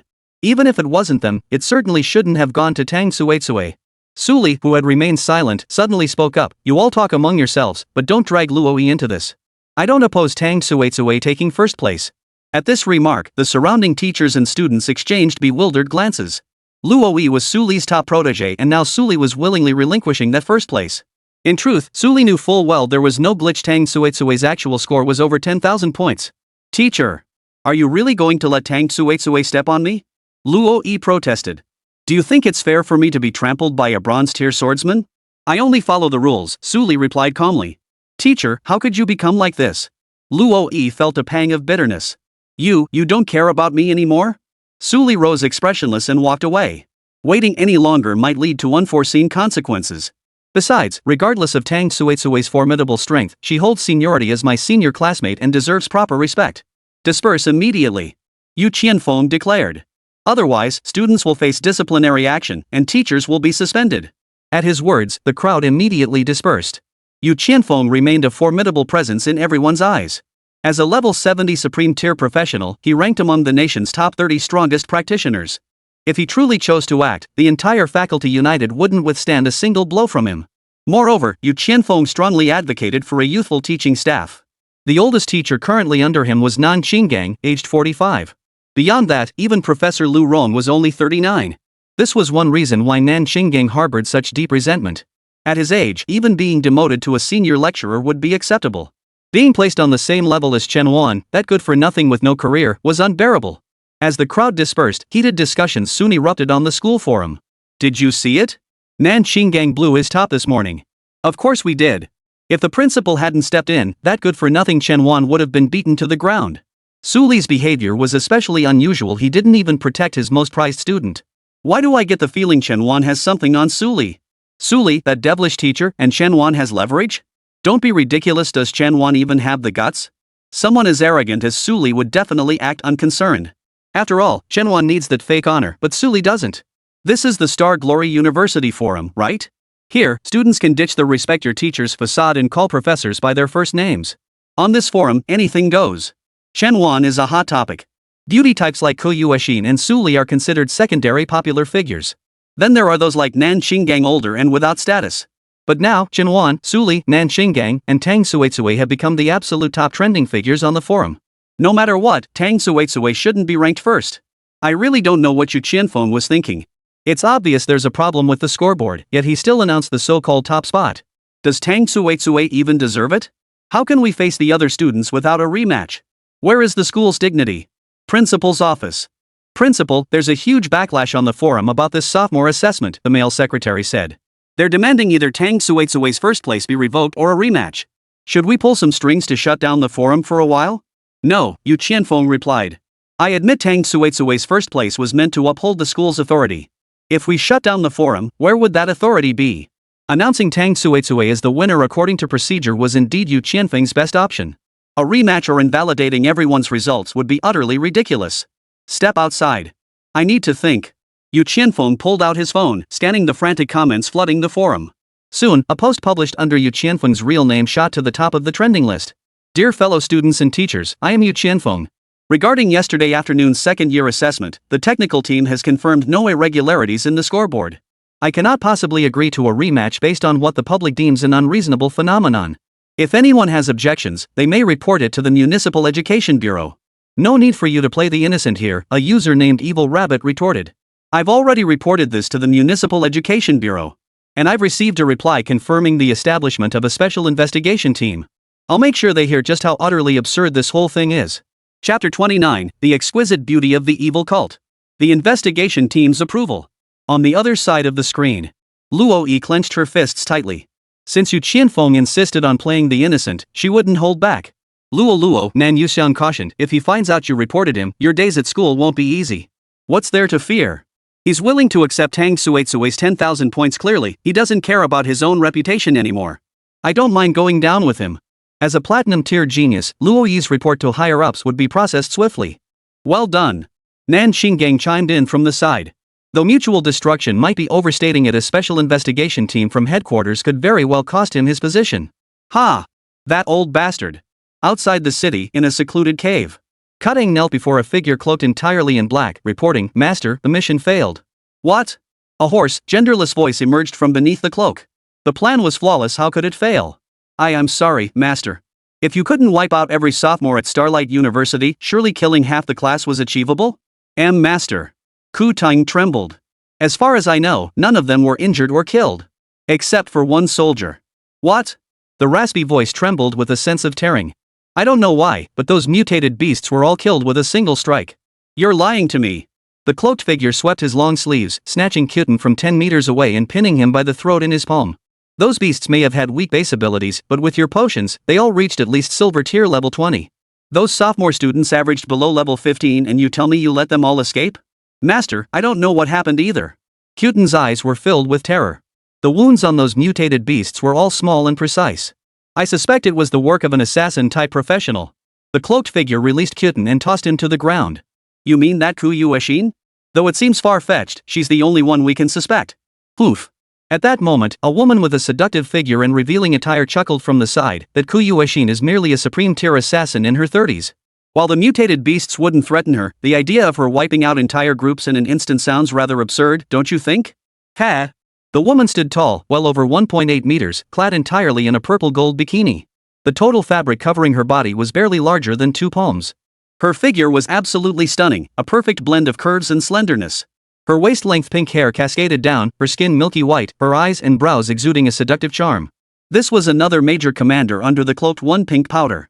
A major leader, she commanded 2 lesser captains and dozens of ordinary dark cultivators, forming a medium-sized dark cultivator organization surrounding the city. Cutting, if you're useless, just admit it. In my opinion, it's your own incompetence that's causing the potions to lose their potency, leading to the monster's mutations regressing too, huh? You. Fonda watched Ku Tang's flustered and angry expression, smiling faintly. Work on improving your own abilities. Otherwise, you wouldn't be left speechless when confronted by others. Quiet, both of you, the cloaked man interjected. While Kuyueshin may not possess the power to wipe out hordes of mutated beasts in an instant, she remains a significant ticking time bomb for our future conquest of Jiangyang City. Should she gain strength, the consequences would be dire. For now, you two stay here and focus on training, the cloaked one instructed. After such a major incident, Jiangyang City has surely reinforced its defenses. Once this storm passes, we'll strike them when they least expect it. During this period, Chen Wan did not assign any special tasks to her students. Tang Suetsue and Song Yarou trained in the school's facilities. While they certainly gained less than they would in the wild, one could even say their experience points were scarce. But it was better than doing nothing. Suli, meanwhile, continued her role as the devilish female instructor. Chen Wan made a point to avoid direct interactions with her in public. He'd noticed that Suli would unconsciously blush whenever she saw him, acting very unnatural. Chen Wan suspected she might be a little afraid of him. 3 days later, a group of uninvited guests arrived at the school gate. V-room. A black sedan pulled up at the school entrance. 3 stern-faced men in suits emerged. Special investigation team. The middle-aged man leading them immediately flashed his credentials and strode confidently through the gates. The surrounding security guards instinctively bowed under the pressure of his imposing presence. Power was indeed captivating. Just 3 men drew the stares of students nearby. Who are these people? Judging by their demeanor, they must be here to investigate our principal? Because of that Tang Suetsue incident. Great, finally someone's investigating. Tang Suetsue scoring over 10,000 points? That's ridiculous. Luo Yi chuckled, brother you, this time you Qianfeng and Chen Wan are going to be utterly disgraced, and Tang Suetsue will be humiliated beyond belief. Let's go, Nan Yuxiang said. Follow them. Let's go watch the show. The investigation team strode with an air of authority straight toward the principal's office. The school forum erupted with heated discussions. Everyone, hurry to the principal's office. The investigation team is here. Damn it. I've held my breath for 3 days. Finally, someone's here. Take down Chen Wan and Tang Suetsue all at once. In an instant, the area outside the principal's office was swarming with people. Chen Wan naturally joined the crowd. 3 investigators entered the principal's office. Yu Qianfeng rose calmly, having prepared detailed evidence and materials long ago. Everyone, Yu Qianfeng said, pulling out a small square device from among the many materials, this is the scoreboard signal receiver. The lead investigator opened the device and examined it. The scoreboard itself seems fine. No issues? Nan Qinggang hurried over. Please examine it more closely. Has the signal receiver been tampered with? Has it ever been replaced? No, replied Yu Qianfeng. I've already conducted a thorough inspection. The scoreboard likely only experienced a brief display malfunction, which didn't affect its continuous score calculation. So you also think it's reasonable for Tang Suetsue, a bronze-tier swordsman at level 12, to score over 10,000 points? I won't judge whether it's reasonable or not, the investigator replied, glancing at other documents. There's no evidence to cast out. All the information indicates that Tang Suetsue earned every single one of those 10,000 points herself. Nan Xinggang's face instantly flushed crimson, his scalp trembling with rage. Amidst the crowd, Luo Yi's face turned ashen with fury. She had expected the investigation team to strip Yu Qianfeng of his official position, expose Chen Wan's wolf in sheep's clothing nature, and make Tang Suetsue utterly humiliated. How had it instead solidified the positions of these 3 even further? Nan Xinggang couldn't hold back any longer. Pointing at Chen Wan in front of everyone, he shouted, "Chen Wan, do you dare make a wager with me in front of everyone here?" Chapter 30, A Million Yuan Bet. Returning to Kunlun University. "Oh? How much is the wager?" Chen Wan asked. "You don't even ask what we're betting on? The stakes don't matter. I'm just short on cash. If you're willing to give me some, I'll gladly take it." "Ha! Looks like that one-time skill book really boosted your confidence." Nan Xingyao pulled out a golden postcard. "Know what this is? An offer letter from Xingyao University." Nan Xingyao had publicly questioned Yu Qianfeng in front of everyone, which already proved he didn't want to stay at this university any longer. Clearly, he already had a backup plan offering compensation no less than his current position, perhaps even higher. Nangang then waved it triumphantly in front of Yu Qianfeng.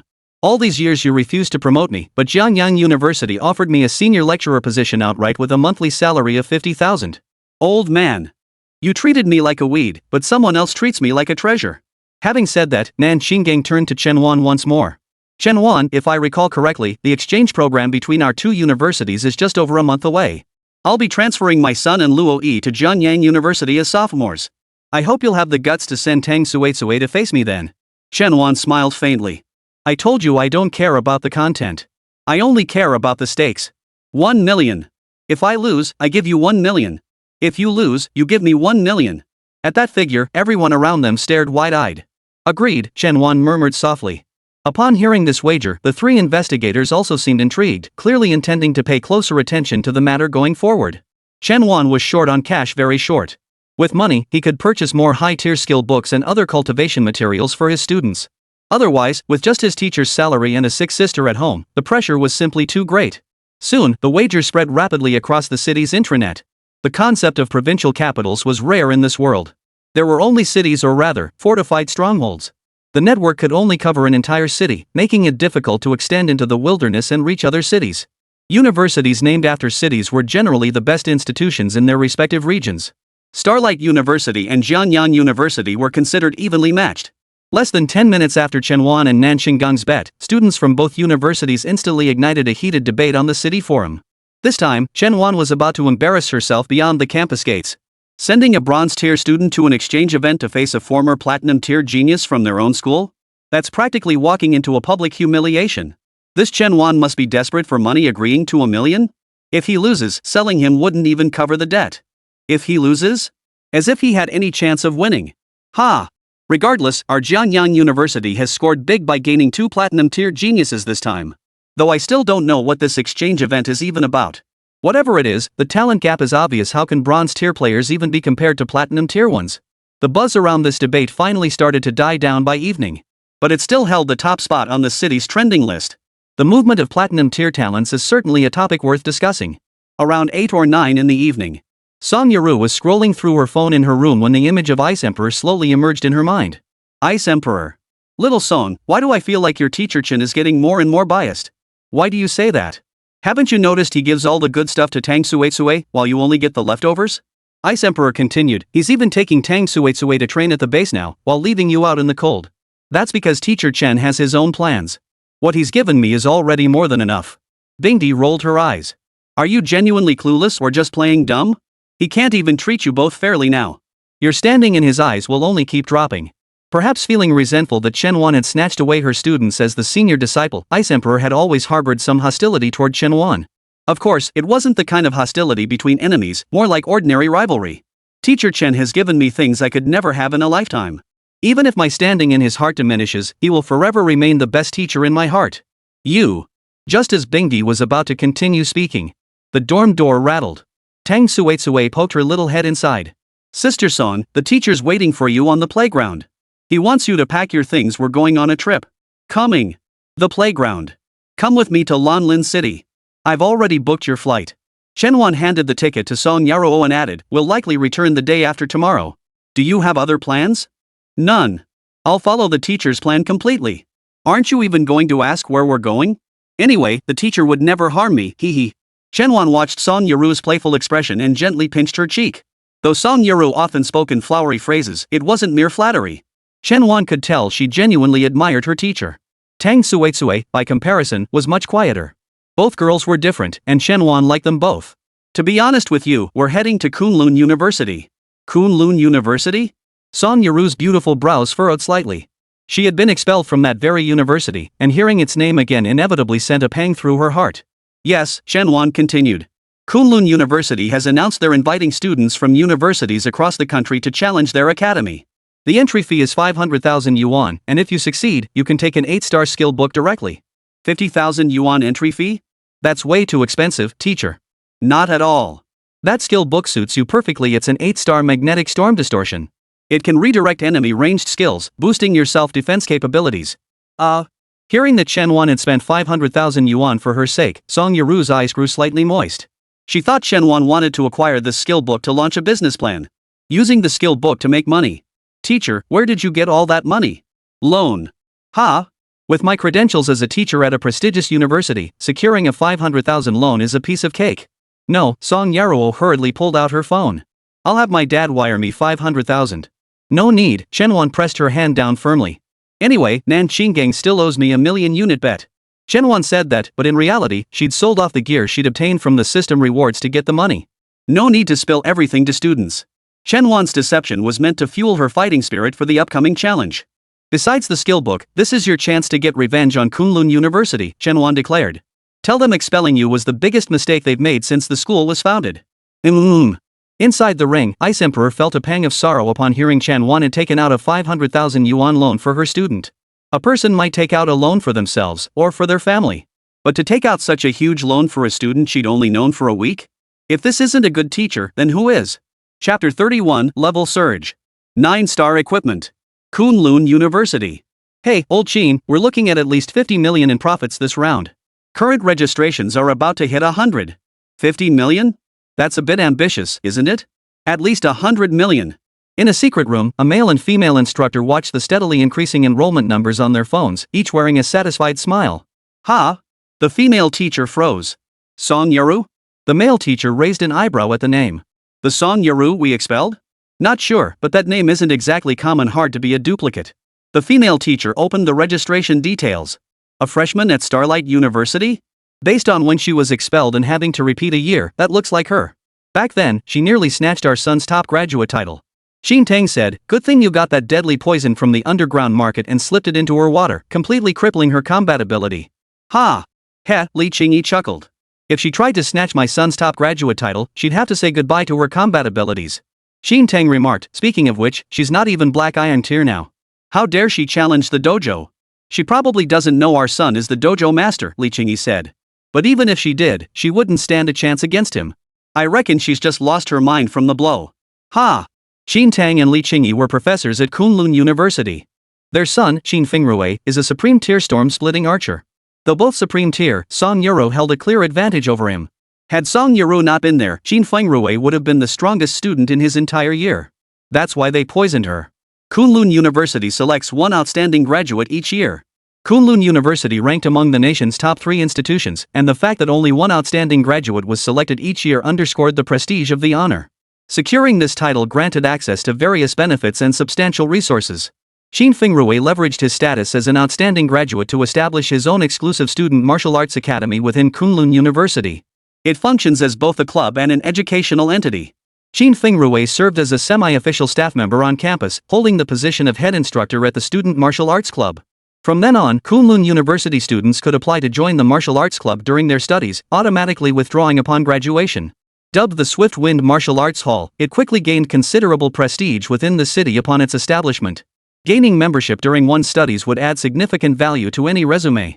This challenge event was orchestrated by Qin Fingrui and his family of 3. Officially billed as a practical combat exchange, it was essentially a money-making scheme. An entry fee of 500,000 yuan would be astronomical for an ordinary event. However, success in this challenge would yield an 8-star skill book. The value of an 8-star skill book far exceeds hundreds of thousands. Under normal circumstances, the lowest price to purchase one would be tens of millions. Moreover, the rules stipulated that if even one participant succeeded, all other entrants would receive a full refund. With such reasonable terms, Kunlun University naturally approved the event. But the Qin Fingrui family was utterly confident they wouldn't let that money be refunded, much less allow an 8-star skill to fall into someone else's hands. Across the entire Yanlong Empire, there were few if any current university students whose strength surpassed Qin Fingrui's. Supreme tier talents?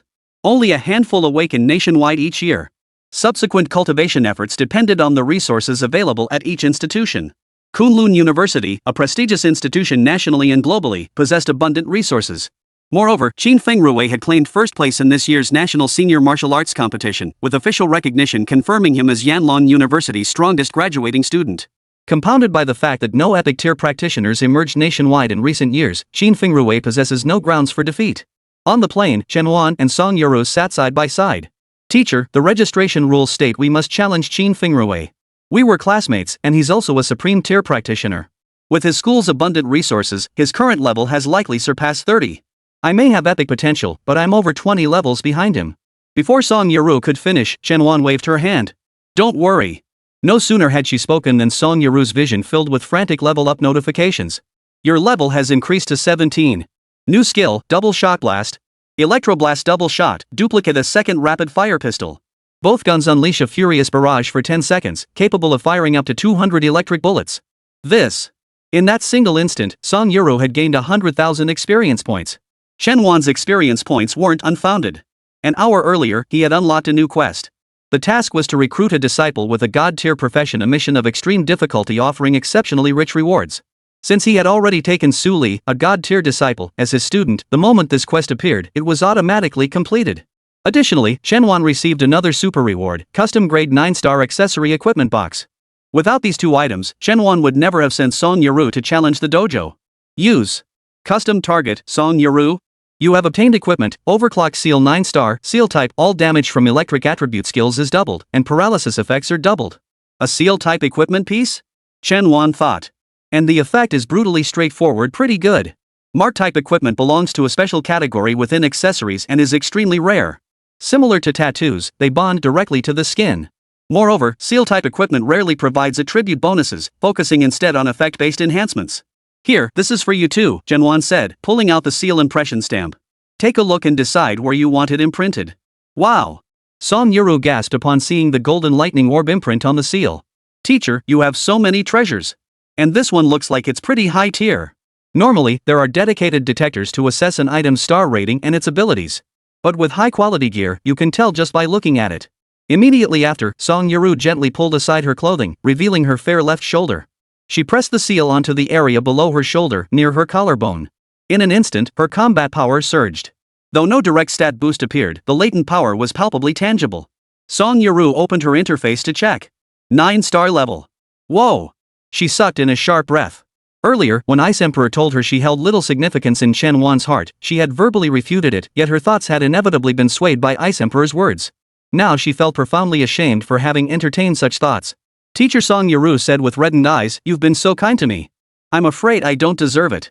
With that, Song Yarou instinctively threw herself into Chen Wan's arms. Chapter 32, The Campus Bell Returns Kunlun University. Everyone is shocked. Hey, Yarou, get up. Cold sweat instantly beaded on Chen Wan's forehead. He certainly didn't want to get involved in a teacher-student romance.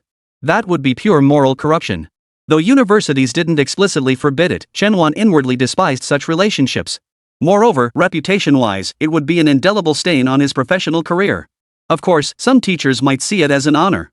Chen Wan quickly shifted his body aside and said, successfully defeating the challenger and obtaining the skill book would be the best thanks. Because according to the rules, a successful challenge means your entry fee gets refunded, you know. Ha! So we get both the 500,000 and the skill book? Then what's the point of the Swift Wind Martial Arts Hall? Given Qin Fengrui's absolute confidence, Chen Wan explained, among all the graduating seniors, he's the strongest in the entire Yanlong Empire. His parents used the skill book to bait people, profiting off their son. But since registration is a matter of mutual consent, it's not exactly wrong. Otherwise, Kunlun University wouldn't have agreed to host such an event on campus. With that, Chen Wan turned her gaze to the window, narrowing her eyes slightly as a sharp glint flashed in her stare. Truthfully, a thought had been lingering in his mind. That Song Yarou had been poisoned by Qin Fengrui's family. But he couldn't say it because he had no proof.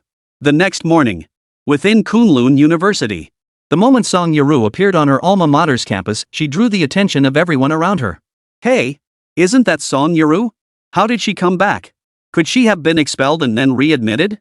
But no, freshman orientation wrapped up last week. Then could she have gotten into another school and come back to challenge them? Damn, she must be out of her mind. She doesn't even have Black Iron level 1 combat strength now. Back in the day, she might have had a slight edge over Qin Fengrui, but now? There's absolutely no comparison. Song Yarou's former classmates began buzzing with wild speculation. Just then, everyone noticed Chen Wan standing beside Song Yarou. Ha! Who's that person with her? She looks kinda familiar. Isn't that Chen Wan, the unassigned mentor from Star Glory University? I heard Xingyao University has a teacher selection system. Did Song Yarou lose her mind choosing him? Listening to the whispers, Song Yarou clenched her fists in anger. It's fine, Chen Wan patted her shoulder. No need to get worked up over a mob. Just then, Qin Fingrui stepped out from the side. Song Yarou, it really is you. We haven't seen each other in over a year, have we? Qin Fingrui stood tall in a tailored suit, his smile radiating warmth. Yes, Song Yarou nodded with a smile. Don't hold back on me later. At those words, a flicker of anger crossed Qin Fingrui's face. He must think she's lost her mind. A person whose combat abilities had been completely crippled by his own family's poisoning was actually telling him not to hold back? No mercy would likely reduce her to dust. At the thought of Song Yarou's pitiful state after his brutal beating, a sinister grin spread across Qin Fingrui's face. Here comes Miss Yarou, Li Qingyi murmured as he drew closer. As the mastermind behind poisoning Song Yarou, seeing her again felt like beholding my own perfect masterpiece. Hello, Teacher Li. Yarou, I'm truly sorry. It was because of me that you had to withdraw from school. I genuinely didn't want to fail you in the final exam, but your combat strength suddenly plummeted. You didn't even possess the strength of a Black Iron Tier 1 fighter anymore. I really had no choice but to fail you. Though Li Qingyi spoke these words expressionless, Chen Wan saw through the trembling corners of his mouth that tried to turn upward. I'm sorry, teacher. It's my own fault. You shouldn't feel guilty. At that moment, Chen Wan spoke up. Teacher Li, has the cause of Yarou's poisoning still not been determined? It's been over a year now. Oh, Teacher Chen. I just noticed you. My apologies. Li Qingyi replied, the circumstances surrounding Yarou's poisoning are truly baffling. I'd been cooperating with the Public Security Bureau in the investigation throughout this year, but unfortunately, we've found no leads. Chen Wan nodded with a smile. As an unattached faculty member at Star Glory University, ranked among the nation's top 10 institutions, Chen Wan's reputation was quite renowned in academic circles. Alright, everyone, please take your seats in the martial arts hall. You've all traveled a long way, sit down and rest. Refreshments and snacks have been prepared for you both. As the students who had registered together entered the Swift Wind Martial Arts Hall, they were directed to the hall's auditorium. Most attendees consisted of one mentor accompanied by one or two students. After all, this event was nominally held for academic exchange, so it was only natural for teachers to accompany their students. Located within the school grounds, the Jifeng Martial Arts Hall occupied an area roughly equivalent to an entire academic building. The registration cap was set at 300 participants, and all spots were filled. Moreover, the majority of attendees were fourth-year students graduating that year. The registration rules specified that participants must be current university students or recent graduates. This means students from freshman to senior year, as well as those who just graduated in June, were eligible to participate. First, second, and third-year students made up a very small proportion of the participants. The majority were recent graduates, with even fewer fourth-year students. After all, Qin Fingrui's prowess speaks for itself. If even his fellow graduating seniors couldn't match him, how could any current students possibly stand a chance? Unless an epic, legendary, or even god-tier professional appeared, but none did. Seated in their places, the surrounding chatter grew intense. Getting that 8-star skill book would be a huge win. It'd be like snagging one for 50 grand. But Qin Fingrui was the strongest graduate of this class. He was arguably the strongest student in the past 5 years. For today's challenge, I specifically prepared a 4-star gear set. Combined with my platinum tier talent, I felt confident enough to go toe-to-toe with him. You're getting cocky with just platinum tier and 4-star gear? Brother Rue is a nationally recognized top graduate. He was directly rewarded with a custom 6-star set. Add his supreme tier talent to that, and what do you have to compete with him? Yeah, platinum tier might be considered a genius at your school, but in front of Brother Rue, you're just like any ordinary person. Even I, a diamond tier, wouldn't dare talk like that. How dare you, a mere platinum tier, be so arrogant? At that moment, a boy timidly piped up, so, as a bronze tier student, I must be the lowest tier talent here, right? But I'm just here to join the fun and see what it's like. No, actually there's also me, I'm iron rank, another boy chimed in. Then, glancing at the teacher beside him, he whispered, Teacher, I feel so embarrassed sitting here. The middle-aged female teacher smiled. Actually, Black Iron isn't the weakest. Haven't you forgotten that Song Yarou, Kunlun University's former campus beauty, has long since lost all her combat strength? If she dared to come, what's stopping you? Chapter 33, Martial Arts Hall Battle begins. New mission. Chen Wan and Song Yarou both turned to see a portly female teacher staring at them with a sneer. Good morning, Teacher Chen, Ma Ruzin said in a sarcastic tone. Haven't seen you in half a year, and now you've actually recruited a student? Though this one is a bit peculiar. Ma Rushan, an old acquaintance of Chen Wan's, had once served as the director of the Academic Affairs Office at Star Glory University. Due to Chen Wan's lack of professional credentials, which dragged down the average teaching quality for the entire grade, Ma Ruzhen had long sought to have Chen Wan dismissed from the school. However, Yu Qianfeng had consistently refused to approve it. Half a year ago, she joined Kunlun University as a third-year mentor and has now advanced to fourth year. She really is peculiar, Chen Wan remarked. Because across this entire venue or even nationwide your Rose looks are among the top tier. Naturally, she stands out as peculiar. Hearing this, Song Yarou flushed slightly. A beauty naturally knows she's beautiful. But hearing it directly from the teacher she admired felt entirely different. Yes, Song Yarou is essentially just a pretty face now, Ma Ruzhen remarked. Just like you, Professor Chen, apart from being handsome, you don't have much else to offer. Then I'll take that as a compliment. Chen Wan smiled calmly and ignored her further. Ma Ruzhen's resentment toward Chen Wan was no less than Nanxingyang's. Chen Wan's presence dragged down the average quality of the entire teaching staff, severely compromising her own performance metrics as the academic affairs director. Meanwhile, a new task appeared on Chen Wan's interface. Current Task 1, Song Yarou successfully challenges the dojo. Reward, 35 points, 3,000 assignable student experience points. Current Task 2, recruit the fourth student under your command. Reward, 20 points, 4,000 student assignable experience points. If the student is epic tier, additionally obtain, custom 6-star armor set X1 includes, weapon slot, head slot, shoulder slot, chest slot, leg slot, foot slot, gauntlet slot. If the student is legendary tier, receive the above rewards plus, legendary tier talent boost opportunity X1. Time limit, 96 hours. Chen Wan thought to herself, I need to find a way to get a legendary tier student. That way, Yarou's potential could also be upgraded. At least within this martial arts academy, he hadn't discovered anyone whose potential could be upgraded to legendary tier. Before long, Qin Fingrui stepped onto the stage at the front and announced, welcome everyone for your support. I won't waste time on pleasantries, I know you're all here for the skill books. Let me briefly reiterate the rules. It's simple, battle on the platform. Win, and you take the skill book. The remaining 50,000 from the others will be fully refunded. The event lasts 12 hours. If no one defeats me by then, all entry fees become mine. Now, let's begin. Whoever wants to be first up, raise your hand. Swish. Nearly 100 hands shot up.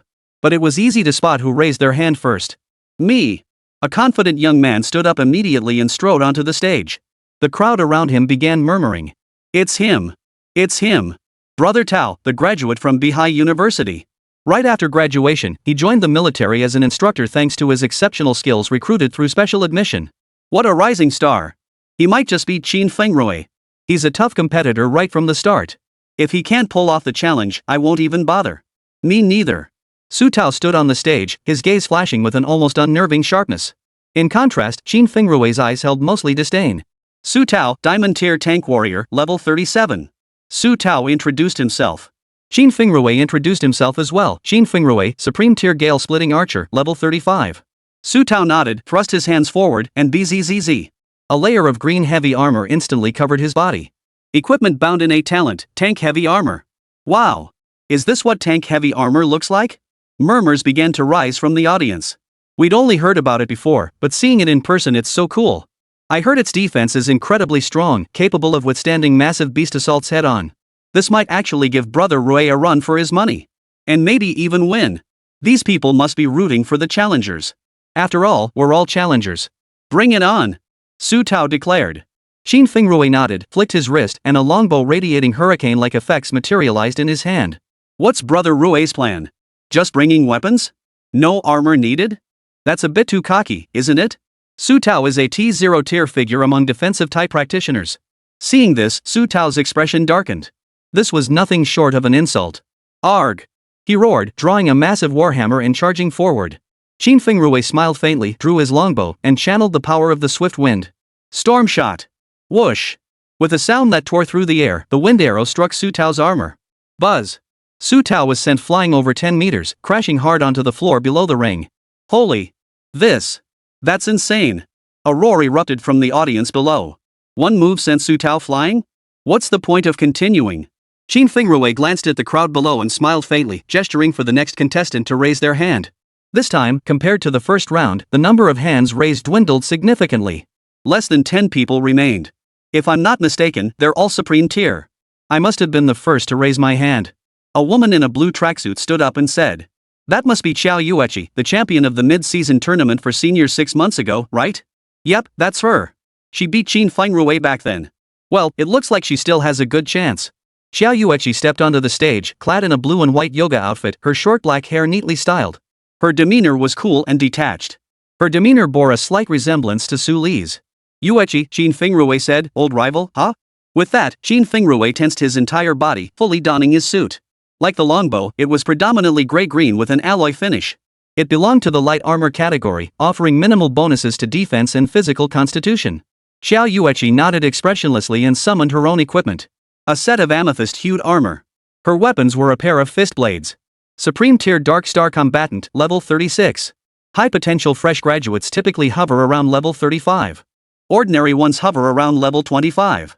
Black Iron Tier practitioners are usually only around level 15. Because the higher the level, the longer the progress bar required to level up. Highly gifted practitioners can defeat beasts beyond their level, while average or low gifted ones might struggle to defeat even those at their own level. Teacher, Songya asked, can Xiao Yueqi win? No, Chen Wan replied. The gear gap is too wide. No sooner had the words left her mouth than the two combatants on the stage instantly engaged. Whoosh! Qin Fingrui unleashed a flurry of shots. Xiao Yueqi dodged with agile footwork. Wow! Awesome! The crowd below erupted in cheers. But immediately, everyone realized something was wrong. The three dodged wind arrows instantly activated lock-on, executed a 180-degree turn, and charged straight toward Xiao Yueqi. Seeing this, Chen Wan already knew the outcome. It's over, Chen Wan told Song Yarou. You're up next. Chapter 34, One Move, Game Over. Super-powered barrage. No sooner had Chen Wan spoken than the three wind arrows on the platform slammed into Xiao Yueqi's back. Buzz. Boom. They were instantly knocked off the stage in the opposite direction from Qin Fingrui. What's even left to compare? This skill actually has auto-tracking? It's too overpowered. I'm out. I'm leaving. I'm out too. Who wants to be the third challenger? Qin Fingrui declared. In the silent venue, Song Yarou's fair arm and delicate little hand stood out starkly. This time, only she raised her hand. What? Song Yarou? Someone exclaimed in surprise. Has she lost her mind?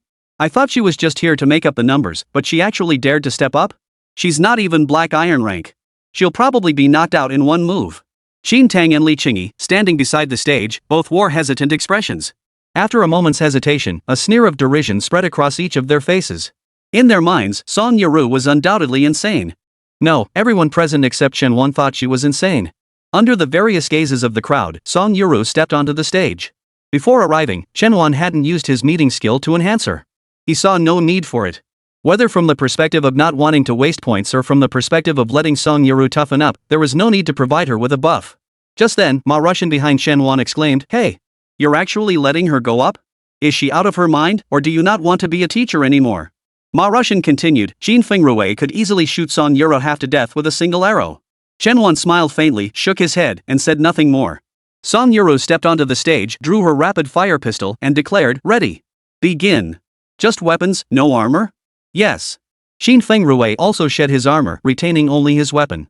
Alright, for fairness' sake, I'll only use my weapon too. On my count of 3, 2, 1 combat begins. 3, 2, 1. Whoosh. Qin Fingrui drew his bow to its fullest, launching a powerful wind arrow. Song Yarou immediately activated her newly learned skill. Electroblast Twin Shot. Buzz. Two rapid-fire pistols gripped simultaneously. Bang. Sizzle. The ice-enchanted electric rounds fired wildly. The wind arrows were instantly obliterated by the electricity, leaving over 100 bullets hurtling toward Qin Fingrui. What? Qin Fingrui's eyes widened. Seeing no time to dodge, he hastily donned his armor. Bang! Bullets struck his body, instantly causing steam and smoke to billow from the armor. At that moment, a deafening crash echoed. Crack! The entire defensive suit shattered. The remaining 3 bullets struck his bare flesh. A string of blood spurted from his mouth as Qin Fingrui collapsed onto the stage, looking utterly battered. The powerful electric currents singed every hair on his body. Witnessing this scene, the entire crowd sucked in a collective gasp. Hiss! The sound of gasping echoed continuously. Son! Li Qingyi rushed onto the stage, gently helping Qin Fingrui to his feet. Son, how are you? Cough. I'm okay. Cough. Black smoke billowed from Qin Fingrui's mouth with every word. His father, Qin Tang, stood frozen beside him, utterly dumbfounded. Seeing his own son in such a battered state, his mind went blank for a moment. After a few seconds, he rushed forward. Son! Son! Song Yarou stood on the stage, a flicker of panic crossing her eyes. She clearly overdid it. Mainly, she hadn't expected Qin Fingrui to be this weak. Song Yarou's combat power is back, someone in the audience remarked. That was brutal. What was that skill just now? Like a machine gun. It's mostly the piece of gear he's wielding that's brutal. But gear alone doesn't matter if the user is weak. She's clearly regained her combat strength. She just shredded Chen Fengrui's custom grade set. That's terrifying. Seeing Song Yarou looking flustered on stage, Chen Wan walked up, patted her shoulder, and said, "You won, Yarou. Well done. Teacher, he's okay, right? Why do you care?" Chen Wan retorted. "Getting hurt in a tournament is perfectly normal, isn't it?" Immediately after, Chen Wan pointed to the skill book placed on the lectern. Go get that skill book yourself and learn it directly." "Got it." Song Yarou strode confidently to the podium and snatched the book. Her triumphant demeanor stood in stark contrast to the Chen Fengrui family's disheveled appearance. The audience below the stage finally caught on and erupted into cheers. "Sis Yarou rocks. Teacher Chen rocks. Oh yeah. My 50 grand is back. I regretted signing up right after, thought it was down the drain, never expected this kind of surprise. Today has truly opened my eyes. Song Yarou has risen from the ashes." And this means Song Yarou took down Chen Fengrui at his peak with just one piece of gear. With this skill book, Song Yarou could easily make millions. Millions? Tens of millions. Just as everyone was discussing Song Yarou's skill book, Song Yarou slowly raised her hand and instantly absorbed the skill book. "You have acquired a new skill, magnetic storm distortion." "Huh? She just learned it herself? Wait, isn't she going to sell the skill book?" "More than that, I'm stunned she mastered it in one go. This is an 8-star skill book. What the hell is going on? A year ago she was a complete failure, not even Black Iron tier, and now she's this strong?" Song Yarou stepped down from the stage and returned to Chen Wan. "Success, teacher." Chen Wan nodded. He knew it was successful, of course. The system interface had already displayed the skill sharing information. Not only that, but various other rewards were listed as well. "You have shared the skill, magnetic storm distortion. You have completed the task and received rewards, points x 35, student allocable experience points x 3000. Song Yarou successfully challenged the dojo, earning honor rewards, points x 20, student assignable experience x 5000. Good work. Let's go, Chen Wan said. "But teacher, shouldn't we check on Chen Fengrui?" "No need. He got hurt because he's weak. Strong individuals needn't feel ashamed of their hard work and talent." Song Yarou smiled softly, following behind Chen Wan as they left the dojo under the astonished and admiring gazes of the crowd. Could Song Yarou's growth somehow be connected to Teacher Chen? "Teacher Chen, do you still take students?" Chen Wan paid no heed to these questions. He was too busy searching for his 4th student. Aiming for the highest tier of rewards. Recruit a legendary tier student. "Teacher, what should we do next?" Song Yarou asked. "Let's head back to the academy first. The principal mentioned a faculty meeting tonight. It might be something important." Chapter 35, Federal Bureau Recruitment. Trace Core. This notification reached Chen Wan just a minute ago. He had planned to take Song Yarou sightseeing around the area, but now they had to hurry back to campus. Amidst the astonished gazes of onlookers, the two walked out of the martial arts hall. On the stage, Chen Fengrui and his family of 3 watched Chen Wan and Song Yarou's retreating figures, each wearing a fierce expression. "Mom, Dad." Chen Fengrui whispered weakly. How did she become so strong?" "We'll figure her out later," Li Qingyi declared. "This won't end here." That evening, upon returning to campus, Chen Wan sent Song Yarou back to rest first. "Teacher, did you just return from Kunlun University?" Suli appeared out of nowhere, standing beside her. "Yes. How did you know?" "Word's already spreading around campus. They say you took Song Yarou back to Kunlun University to challenge their dojo." Song Yarou knocked Chen Fengrui flat on the ground, and she even absorbed an 8-star skill book right there on the spot. "That's correct," Chen Wan replied. "By the way, did you leave campus today?" "No, I wouldn't have left if you hadn't told me to. I always listen to you." Very obedient." Chen Wan gave him a thumbs up. Suli smiled softly, her eyes brimming with admiration as she looked at Chen Wan. "Teacher Chen, there's a meeting in the conference room tonight. Shall we go together?" Chen Wan replied, "Sure. I wonder what important matter the principal has to discuss." The two walked side by side into the conference room, where the other teachers were already seated. Seeing Chen Wan and Suli getting along so well, the teachers exchanged puzzled glances. Everyone knew these two usually didn't get along. How could their relationship suddenly improve so much? Ko Yueshin's brow furrowed slightly. The image of Suli blushing as she walked out of the classroom with Chen Wan was still vividly imprinted in her mind. For some reason, she suddenly felt a tightness in her chest, a sense of loss welling up inside her. "Since everyone's here, I'll get straight to the point," Yu Qianfeng said. "We've received word from the Federal Bureau that they're launching a selection process among all active teachers worldwide. The selection will take place next July, aiming to recruit outstanding teachers to work for the Federal Bureau. The Bureau plans to establish a directly affiliated institution called the Federal University. Once completed, it may become the world's premier academic institution. As for the selection process, it will undoubtedly be extremely challenging. Naturally, qualifying for next July's selection process itself will be extremely difficult. Numerous elimination rounds will occur along the way, with only those who survive to the very end qualifying for the final selection. Upon hearing this, the teachers' faces lit up with anticipation, their eyes sparkling. Securing a position within the Federal Bureau would place one at the pinnacle of human achievement. In contrast, Chen Wan's expression remained indifferent. This prospect held no appeal for him. Successful candidates would receive a reward trace score, Yu Qianfeng explained. Beyond that, there are numerous other rewards. As for salary, the base monthly income starts at 6 figures. Teachers wishing to apply should inform me by 6 p.m. tomorrow evening. No exceptions. The first round of written exams should begin in about a week. That's all I know. I could have notified you all in the group chat, but given the importance of this matter, I thought it best to discuss it in person. At that moment, Chen Wan's expression gradually brightened. Not because of anything else. It was that traceability core. One of the world's top-tier materials. It's absolutely impossible to find on the market. Even if you had trillions, you couldn't buy it. Chen Wan didn't want the trace core for herself. It was for her sister who needed it. The trace core, as its name suggests, can restore anything to its original state. Thus, the toxins within her sister's body could naturally be expelled using it. And restoration is merely its most basic function. Its least noteworthy ability. If possible, it could even grant Chen Susu direct access to the highest level advancement. Enhancing innate talent wasn't impossible either. Chen Susu was merely a silver-tier practitioner. With the power of the trace core, pulling her up to gold rank or even platinum is entirely possible.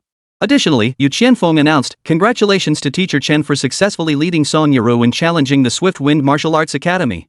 Let's give a round of applause for Teacher Chen and the absent Song Yarou. Snap. Clap. Clap. Over a dozen teachers clapped in unison. Whether they were sincere or not, Chen Wan couldn't tell. But at that moment, her face was beaming with pride. Without Nan Xingyang around, Chen Wan found these teachers much easier on the eyes. Before, Nan Xingyang and Su Li had led the others in isolating and mocking her. Now Nan Xingyang had gone to Xingyao University, and Su Li had been co-opted by her. Without their leader, the teachers found little interest in teasing her anymore. On the other hand, her academic performance had skyrocketed within the school. First place in the freshman faculty student martial arts competition. First place in the sophomore field assessment. Successfully challenged Kunlun University. All of these accomplishments carried significant weight on his resume. Of course, their value stems from the fact that Starlight University ranks among the nation's top 10 institutions. Winning first place at some junior college? That's practically worthless. The difference is like comparing a real battlefield to paintball. That's impressive, Teacher Chen, a colleague gave him a thumbs up. You're truly an inspiration to us all. I'll strive to learn more from Teacher Chen in the future. Chen Wan listened to their praise without much inner stir. Regardless of whether these people were sincere or not, Chen Wan's mind was elsewhere. The origin core, those 4 words occupied his entire mind. With the origin core, his sister could recover. It might even significantly boost her combat prowess. Thank you all, Chen Wan said. Principal, there's no need to wait until tomorrow. I'll enroll now. Very well. Yu Qianfeng nodded. What about the others? At this mention, the group exchanged uneasy glances. While the perks of joining the Federal Bureau were indeed attractive, once you sign up, you could expect a grueling year ahead. With all the assessments, how many would actually make it to the final selection? University professors, compared to high school and middle school teachers, tended to lean toward taking it easy. I'm signing up too. Su Li glanced at Chen Wan and smiled softly. Very well, Yu Qianfeng nodded. What about the rest of you? Yu Qianfeng was eager for his faculty to sign up. He wasn't worried about them leaving him. If any of them made it into the Federal Bureau, it would reflect brilliantly on him. Me too, Ku Yuexin said. After Ku Yuexin, the air hung heavy for about half a minute. Not a single teacher signed up. Everyone cheered for the rewards, but when it came to enduring the hardships of competition, no one actually wanted to go. It couldn't be blamed on them. To become teachers at prestigious schools, they'd already endured more hardship than most could bear in several lifetimes. It was understandable they didn't want to keep competing. Chapter 36, The Frozen Giant Tower continues to fall. Ice Element Skills. Dormitory. Song Yarou lay on her bed wearing her semi-transparent lace nightgown. The joy of today's successful challenge left her too exhilarated to feel tired. Still not sleeping? Ice Emperor asked. Too happy to sleep. Watching Song Yarou stare at the ceiling with a silly grin, Bingdi knew she wasn't excited just because of the successful challenge. Rather, she was overjoyed from spending the entire day traveling alone with Chen Wan. As the parasite within Song Yarou, she could still empathize with her to some extent and discern her thoughts. This little brat must be harboring some outrageous thoughts. Was it because of the successful challenge, or because you got to travel with your precious teacher? Ice Emperor. Don't say such things. How could I possibly harbor any other feelings toward my teacher? I respect Teacher Chen immensely. Ice Emperor rolled an eye. Enough of this nonsense. Since you can't sleep, continue your tower trials. Your current level qualifies you for the second and third layers. Alright. Song Yarou closed her eyes and her consciousness appeared within the giant ice tower. The oppressive atmosphere of the second layer was markedly stronger than the first. The most immediate difference was the temperature bitter cold that made Song Yarou shiver uncontrollably. Ready? Then let's begin. Second trial of the frozen giant tower, slay 100 ice armor beasts. Maximum time limit, 1 hour. Clank. Clank. Amidst the clanking of armor assembling, hordes of monsters clad in icy armor materialized out of thin air. Four-legged creatures resembling wolves, yet not quite wolves, their entire bodies encased in icy armor. Song Yarou didn't hesitate. She drew her gun and opened fire. After the meeting, Chen Wan was about to head back to her dorm to heat up a bowl of instant noodles. A faint scent drifted past her. It wasn't the faintly bitter scent that lingered on Su Li. Instead, it was the scent of strawberries. This unique scent was very familiar to Chen Wan. It belonged to Ku Yuexin. Ms. Ku. HM? What is it, Teacher Ko? Have you had dinner yet? Not yet. I just wolfed down some instant noodles with vinegar and a few mini sausages in the dorm. I was planning to make do with that. Oh no, I haven't eaten either tonight. Why don't I treat you? Let's go out for a meal. An invitation from Ku Yuexin, something I'd never even dared to imagine before. It was always me inviting her, only to be turned down.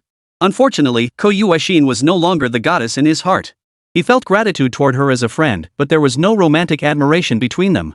That sense of gratitude stemmed from how Ku Yuexin had stood up for him when everyone else was mocking him. That single act alone was enough for Chen Wan to consider her a lifelong friend. Yet at the same time, because she had never reciprocated his affections, Ku Yuexin could never become Chen Wan's girlfriend. Compared to Ku Yuexin, who was bound by her own high standards, Chen Wan preferred someone genuine like Su Li. Her past defense of Chen Wan stemmed from a sense of injustice or perhaps even pity for her own plight. As Chen Wan watched Ku Yuexin's earnest invitation, she was about to say something. Suddenly, a pop-up appeared displaying Song Yarou's kill loot. Song Yarou has defeated the Ice Armor Beast. You have shared 46 EXP. Song Yarou has defeated the Ice Armor Beast. You have shared 45 EXP. Song Yarou has defeated the Ice Armor Beast. You have shared 48 EXP. You have shared 50,524,556 EXP. The rapidly surging experience points left Chen Wan momentarily dazed. He knew Song Yarou must have used her ring to enter some unknown area again. What exactly was that place? Chen Wan frowned slightly. What other functions did that ring possess? Ku Yuexin watched Chen Wan's slightly furrowed brow and felt a pang of guilt, thinking she might have put him in a difficult position. Teacher Chen, she said, I was just throwing it out there. If it's inconvenient, please forget I mentioned it. Ms. Ko, Chen Wan said, why don't I treat you to a meal? My buddy just opened a new barbecue place downtown. I've been wanting to try it but couldn't find anyone to go with. Chen Wan patted Ku Yuexin's shoulder, cutting off her chance to refuse. Come on, let's talk over dinner. Chen Wan knew he really needed to have a proper talk with Ku Yuexin. These past few days, he'd clearly sensed something off in their relationship. Fragrant barbecue restaurant. Hey, Wan. You're here. A chubby kid in an apron came running over. Sit down, quick. Then he turned to Ku Yuexin beside Chen Wan. This must be your sister-in-law, right? She's gorgeous. You're one lucky guy, Wan. A teacher at a top university and such a beautiful wife, life couldn't get any better. Hearing this, Ku Yuexin's face flushed red, but surprisingly, she didn't deny it. Brother Zhao, stop talking nonsense. She's just a good friend, Chen Wan said. Got it, got it. Zhao he winked at Chen Wan, then flashed an OK sign. Brother Wan, order whatever you want. Money's not an issue, I won't let you pay. I knew you'd be like this, Chen Wan said. Before coming, I already scanned 1,000 to the girl at your front desk. Wan, you. Sigh. Alright, Brother Zhao, get back to work. I'll call you when I'm done ordering. Ku Yuexin was somewhat well known among the teaching staff. But ordinary people wouldn't recognize her. It's like in Chen Wan's previous life on Blue Star, ordinary people wouldn't know professors from Tsinghua or Peking University either. Of course, Ku Yuexin certainly couldn't reach that level of prominence. After Zhao Yi left, Ku Yuexin asked, Teacher Chen, is this Brother Zhao your classmate? Yes. We attended elementary school, middle school, and high school together. That makes him a true friend, then. Chen Wan nodded. Suddenly, new text popped up before her eyes. Song Yarou has successfully cleared the second floor of the frozen giant tower. You have shared the reward skill, Ice Spike Ground Assault 6-star. Chen Wan roughly understood what was happening. It seemed that for every floor Yarou cleared in this tower, she'd receive a reward. And most of the rewards were ice-related. The The synergy between electricity and ice wasn't exactly top tier, but it was undoubtedly a very solid fusion. Control power maxed out. Kuyueshi noticed Chen Wan spacing out again and assumed her topic had become awkward. She decided to steer the conversation toward work instead. Teacher Chen, I wonder what the Federal Bureau's written exam will cover this time. Any thoughts? I think it's possible they'll test. Just as Chen Wan was about to respond, a familiar voice cut in from the side. Chen Wan, you didn't sign up for the Federal Bureau recruitment too, did you? Nan Qinggang sneered. Even if you pass the written exam, what about the practical tests afterward? Will you rely on your one-time skill scrolls? Or resort to your underhanded tricks? Ha! Chapter 37, Clearing the Third Layer. New Talent. Beside Nan Qinggang stood Nan Yuxiang. Nan Yuxiang also stared at her with a sneer. Chen Wan, you'd better focus on the upcoming exchange program, Nan Qinggang said. Xingyao University has already confirmed my son's participation. What about you? You wouldn't seriously consider sending that useless Tang Suetsue, would you? Useless. At the sound of those two words, Chen Wan's cheeks twitched. Being insulted herself didn't matter, she didn't care about such things. But when her student was insulted, she couldn't let it slide. Then let's add another wager, Chen Wan proposed. If Nan Yuxian loses, he must kneel before Tang Suetsue and say I am a good for nothing 10 times. The reverse applies if she loses. Ha! Ha! Ha! Hearing this wager, Nan Qinggang and Nan Yuxian father and son burst into laughter simultaneously. Then add another one. Nan Qinggang declared. If Tang Suetsue loses, you must kneel before us and shout I'm a good for nothing. The same goes for you. Chen Wan watched Nan Qinggang, flustered like a red rubber duck, and couldn't help but think he looked like a child. She smiled and nodded. Fine, but don't forget the main million-yuan bet. Oomph. Compared to that measly million, I'd much rather see you kneel before me. With that, Nan Qinggang pulled out pen and paper, wrote down their wager, and signed his name. I signed. Dare you? Chen Wan took the bet, confirmed there were no word games, then pulled out her phone. She recorded the moment as she signed her name. This is better. Prevents you from denying it if you lose. Ha! Me lose? You must be delirious from that scoreboard glitch. You don't seriously think Tang Suetsue can score 10,000 points, do you? Chen Wan smiled faintly, cutting off his nonsense.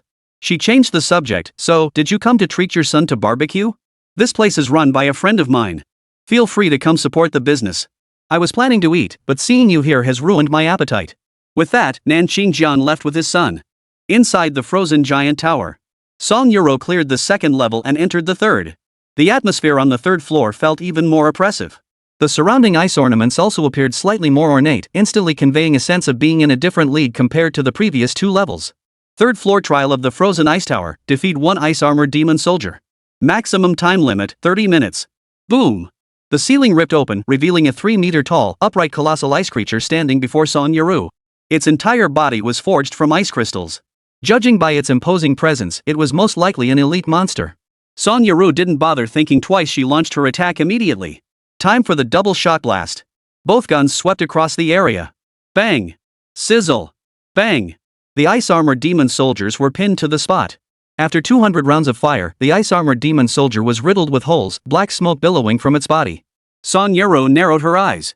Just as the ice-armored demon soldier prepared to counterattack. Another strike. Electro-blast dual shot. Those 200 bullets sent the ice-armored demon soldier straight to its death. Huff, huff. At the same time, Song Yarou's flesh-colored stockings were already lightly dampened by fragrant sweat. Her breath came out fragrant, clearly showing signs of fatigue. Without the seal Chen Wan had given her, she would have needed at least 2 more rounds of frenzied fire. You have cleared the third layer and obtained the reward talent, Ice Shield Generation. When you are hit by an attack, an icy shield will automatically form. This shield possesses a certain amount of defense, and when ranged attack skills approach the shield, they will be slowed by 30%. Meanwhile, before Chen Wan. Ding! Song Yarou has cleared the third floor of the frozen giant tower, obtaining the talent, Ice Shield Generation. You have shared this talent. Ding! Your level has increased to 20. You have learned a new skill 1, Hidden Potential, you can conceal a student's new profession. All detection methods will only reveal their previous profession information. You have learned a new skill 2, Auto Detection, within a 50-meter radius centered on you, any epic tier or higher class talent will be highlighted immediately. Reaching level 20 granted 2 skills at once. Not bad. With this Auto Detect, I won't have to scan everyone like a creep anymore. Though the scanning range is a bit small. I guess it can be upgraded later to expand the area. Seeing Chen Wan's gaze drift off again, Kuyueshin assumed he was worrying about his bet with Nan Qinggang and said, Don't worry, Teacher Chen. You'll definitely win. Chen Wan now believed wholeheartedly in one saying. If you bloom, the butterflies will come. Kuyueshin was a wonderful girl, there was no doubt about that. But she was kind to everyone. Even to her former self, she had mostly felt pity. But now, it was clear that this once unattainable goddess had become much more proactive. Thank you. Dining with a top-tier beauty was certainly an experience worth savoring. But he couldn't truly enjoy it right now. The deadline for recruiting disciples ticked away second by second. His purpose in coming out this time, besides hosting the dinner, was to find talent. Though the chances of finding legendary tier talent were slim, he couldn't just sit idly by. If all else failed, he still had the beauty before him as a fallback option. Kuyueshin possessed a legendary tier Void Reaper as one of her changeable professions. But Chen Wan didn't want to become that kind of relationship with Kuyueshin. He knew exactly what kind of person Kuyueshin was. Though outwardly gentle and soft, she possesses an inner strength of steel and yearns for freedom. Getting her to submit to you like Suli did would be quite a challenge. Even if rewarded with a legendary tier profession, Kuyueshin might still refuse. In the distance, atop a towering skyscraper, a striking figure stood silhouetted against the night sky. A graceful waistline, sensual legs, and fair skin.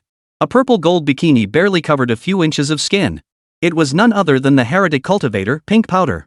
She pulled out her crimson binoculars, watching Chen Wan and Kuyueshin eating their meal, a faint smile playing at the corners of her lips. Her sensual red lips seemed to glow with an ethereal halo under the moonlight. Kuyueshin, teacher Ku, ha. Pink Powder chuckled to herself, if I could just snatch you away, my master would surely reward me handsomely. Defeated by Kyuten, Feng Dai's ambition surged. She craved advancement. Then, Feng Dai glanced at Chen Wan. As for you, little good for nothing, I won't bother capturing you. Besides being somewhat handsome, you're utterly useless. Though I could capture you to be my male concubine, heh. After a moment of self-indulgent muttering, Pink Dai gracefully twisted her form, her body dissolving into pink light particles that vanished into thin air. Chapter 38, Legendary Talent. Pink Plasma Valkyrie. After a hearty feast, Chen Wan rubbed his stomach and leaned back in his chair. Across from her, Kuyueshin was still savoring the kidneys. Despite being a humble barbecue stall brimming with street food charm, she made it feel like a five-star hotel. Chen Wan had intended to have a proper chat with her, but now he found himself at a loss for words. Chen Wan could only maintain the delicate balance between them. This was just fine. I'm full, Kuyueshin said. Anywhere else you want to go? How about a walk by the river? Kuyueshin glanced at her watch, it was 9:30 now. Perfect timing for a stroll along the quiet riverbank. A walk after eating would help prevent indigestion. Sure. Willow-lined riverbank. The city's only river, connecting to the wilderness. Between 4 and 7 p.m., it gets crowded with power walkers, joggers, and dancers. By 9:30 p.m., it was nearly deserted. Kuyueshin disliked crowds, so visiting the riverbank at this hour suited her perfectly. In this regard, Chen Wan was just like her, both disliked the clamor. Teacher Chen, Kuyueshin suddenly stopped and looked at Chen Wan. I want to give you a gift. Oh? What is it? Kuyueshin pulled a small blue gift box from her bosom. Open it and see. Chen Wan smiled softly and opened the box. Inside was a gold and blue brooch. The gold and blue intertwined, with a small section blending both colors, truly beautiful. The design was quite simple. 2 small stars flanked either side, with a tiny crescent moon slightly larger by about a millimeter at the center. Etched faintly in the lower right corner of the moon was the character Wan. Is this custom made? Chen Wan asked. Probably handcrafted by Master Shimina? Teacher Chen certainly knows his stuff, Kuyu thought to herself. It also has some attribute enhancements infused within. Shimina was an artistic master from the Bear Empire who had settled in Jiangyang City, with a particular passion for creating brooches. Chen Wan knew this brooch had cost Kuyueshin at least $500,000. The super alloy material of the blue crystal exterior was one aspect. The other was the infused attributes. The moment Chen Wan wore it, her interface displayed a 5-point increase in defense. For an ordinary accessory to provide attribute bonuses was extremely difficult. In this world, wearable items were broadly categorized into 2 types. Combat gear and everyday attire. Equivalent to in-game gear and fashion items. One is for combat, the other for everyday wear. Fashion items typically lack attributes or other bonuses. However, there are exceptions. But it requires top-tier craftsmanship and vast resources to imbue even a negligible amount of stats into fashion items. Originally, Chen Wan thought this brooch was worth at least $500,000, but now with the 5 points of defense bonus, she felt it might be worth $2 million. Moreover, he knew Kuyueshin had put considerable thought into this brooch. Kuyueshin must have felt that without a class, her stats were weak, and she might not even be able to use 1-star combat gear. That's why she had this attribute-enhanced fashion item custom made for her. Why give me such an expensive gift? Kuyueshin's brow furrowed slightly. You've pursued me for 2 years. During that time, you were ridiculed, and I was indifferent toward you. The occasional words I spoke in your defense were only because I felt guilty. I truly deserved that ridicule, Chen Wan admitted. I had no ambition, only fixated on pursuing someone as exceptional as you. Thank you for sparing me so much embarrassment back then. Chen Wan looked down at the brooch. So this brooch means you want to completely clear away the guilt in your heart, right? Rest assured, I won't bother you anymore. Hearing this, Koyuashin's beautiful eyes widened in shock. Her body trembled as she instinctively grabbed Chen Wan's hand. No! Teacher Chen! You've misunderstood me. I wanted you to give me another chance. Forgive my coldness toward you in the past. Perhaps it was the gentle moonlight, perhaps the tranquil lake surface. Koyuashin found herself overcome with restlessness. In the deep, quiet night, overwhelming emotions swept through her heart. Can you understand what I mean? Actually, I could be even more direct. Chun. Just as Koyuashin was about to speak, a cluster of bright pink particles suddenly appeared in the air. Koyuashin instantly snapped out of her emotional state. Her eyes flashed with the killer intent befitting an assassin as she yanked Chen Wan behind her. With a backhand motion, she drew a black dagger as combat gear instantly bonded to her body. Buzz. A set of lightweight, flexible black armor. Though Koyuashin's class leaned toward the assassin archetype, her preferred weapon was the short sword. She also favored soft armor over the standard assassin's rigid armor for everyday protection. Pink light particles gradually solidified, revealing Pinky to the two. Oh ho ho, what a delightful little couple strolling by the river, huh? Pink Blush remarked, Teacher Could, don't you know the riverbank is quite unsafe at night? Koyuashin wasted no words, immediately swinging her dagger to launch an attack. Though she hadn't fought Pink Blossom before, the notorious leaders around Xiangyang City were all major fugitives. Their faces were already familiar from wanted posters. Fenda sidestepped, her curvaceous form leaving a pink afterimage as she evaded Koyuashin's strike. A bright pink magic orb appeared in her palm, poised to smash into Koyuashin. Koyuashin sidestepped the attack as well. Both women attacked relentlessly, dodging endlessly, neither landing a hit, yet both drenched in sweat. Compared to Kyuten, Pink Blush was a newly promoted minor leader among the heretical cultivators, barely 20 years old this year. This demonstrated the terrifying power of dark cultivators. Having awakened her profession less than 2 years ago, she could already exchange blows evenly with Koyuashin. And that was without any equipment. However, heretical cultivators generally couldn't wear equipment unless it had been specially contaminated through a unique process. But the cost of contamination was enormous. Most heretical cultivators only equip weapon slots to ensure their skills can be unleashed. Teacher Ko, with your strength, joining the dark cult would make you even stronger. No, terrifyingly strong. Enough nonsense. Koyuashin swung her dagger again, but Fendai dodged it effortlessly. It's fine, Teacher Ku. Don't worry about that useless Chen Wan overhearing our conversation, Pink Powder said. As long as you agree to come with me, the benefits will be plentiful. Chen Wan watched from the sidelines, not idly bystanders. He was simply intrigued by this Pink Powder. Yuan Zhang. Basic information, female, 20 years old, pink killer bronze tier, abnormal status. Potential, gold. Background, former leader of a heretical cultivation organization near Xiangyang City. Available class change, pink plasma Valkyrie legendary tier, 10 points. Completing class change will remove her abnormal status. Recruiting her might prove rather interesting. Chapter 39, mission accomplished. 4th student. Teacher Chen, you must leave. Kuyu thought, I'll handle this. Oh, how tragic, Yuan Zhang remarked. But do you really think Teacher Chen can escape? Speaking of which, Teacher Chen. Yuan Zhang smiled mischievously at Chen Wan. You're staring at me so intently. Are you fantasizing about something? I bet I'm suffering terribly in your mind, huh? But it's okay, you're just as miserable in mine. I'll capture you as my male concubine and properly train you, you know? Chen Wan chuckled softly. So that's how you see me. Being favored by a beauty like you, I consider it quite an honor. Teacher Chen. I've already prepared the steel wool. I hope you'll enjoy it later. Chen Wan hadn't intervened for a specific reason. He wanted to see Yuan Zhang's combat skills, whether she was worthy of being taken under his wing. In this world, raw talent alone doesn't determine everything. Possessing good innate talent and favorable stats meant nothing without the essential combat prowess. In Chen Wan's view, combat prowess far outweighed these objective metrics. The fact that Yuan Zhang could exchange blows with Koyuashin while spouting such unspeakable words already proved her combat prowess. Ha, Teacher Chen, you're fantasizing again, Yuan Zhang remarked. Who'd have thought such a refined, handsome man could harbor such twisted thoughts inside? But I must say, I quite enjoy this contrast. Finished with your trash talk? What, did I hit a nerve? Getting all worked up? I think this farce should end, Chen Wan said calmly. As she spoke, Blade suddenly materialized beside Chen Wan. Undercurrent Blade Shadow Assault. Seeing this, Koyuashin's heart trembled. She couldn't believe her eyes. Wasn't this the very skill she'd longed for, only to have it snatched away by Tang Tsuetsue? How could Chen Wan, a non-professionist, have learned it? Swish! Before Yuan Zhang could react, blades pierced every one of her joints with pinpoint precision. Her limbs were completely immobilized. The slightest movement brought excruciating pain. And it wasn't over yet. The powerful impact of the blades sent her body reeling backward, all the blades plunging into the ground. She was pinned to the ground like a stake. Her legs were spread wide apart, arms splayed open, a highly indecent posture. Even the hidden glimpse of beauty was exposed. But Chen Wan couldn't care less.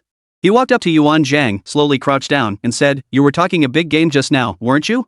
Keep it up." Yuan Zhang's beautiful eyes were bloodshot with pain. Her face contorted in agony, her gaze pleading, How can you be this strong?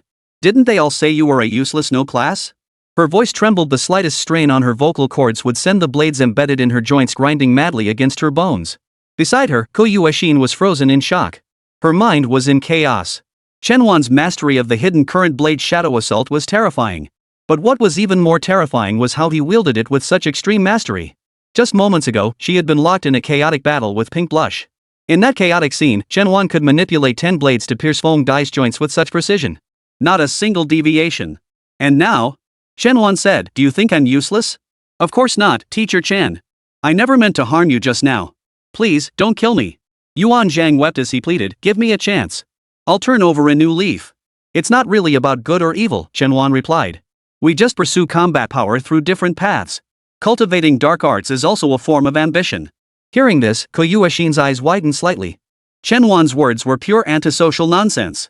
If this got out, forget teaching, she might end up with silver cuffs on her wrists.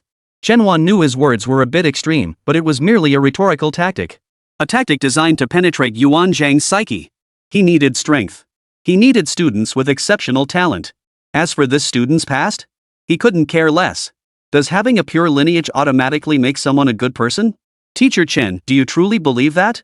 That warm feeling of being understood made Yuan Zhang forget the pain. Yes, Chen Wandao said, but the path you've chosen is too extreme. If you accept me as your teacher and enter my door, I can guide you onto the right path and also grant you combat power. Really? At that moment, Yuan Zhang trusted Chen Wan completely. Chen Wan's combat prowess had just been demonstrated. For someone without a formal profession to possess such power and combat prowess, he must have his own unique path of cultivation. The words are certainly true.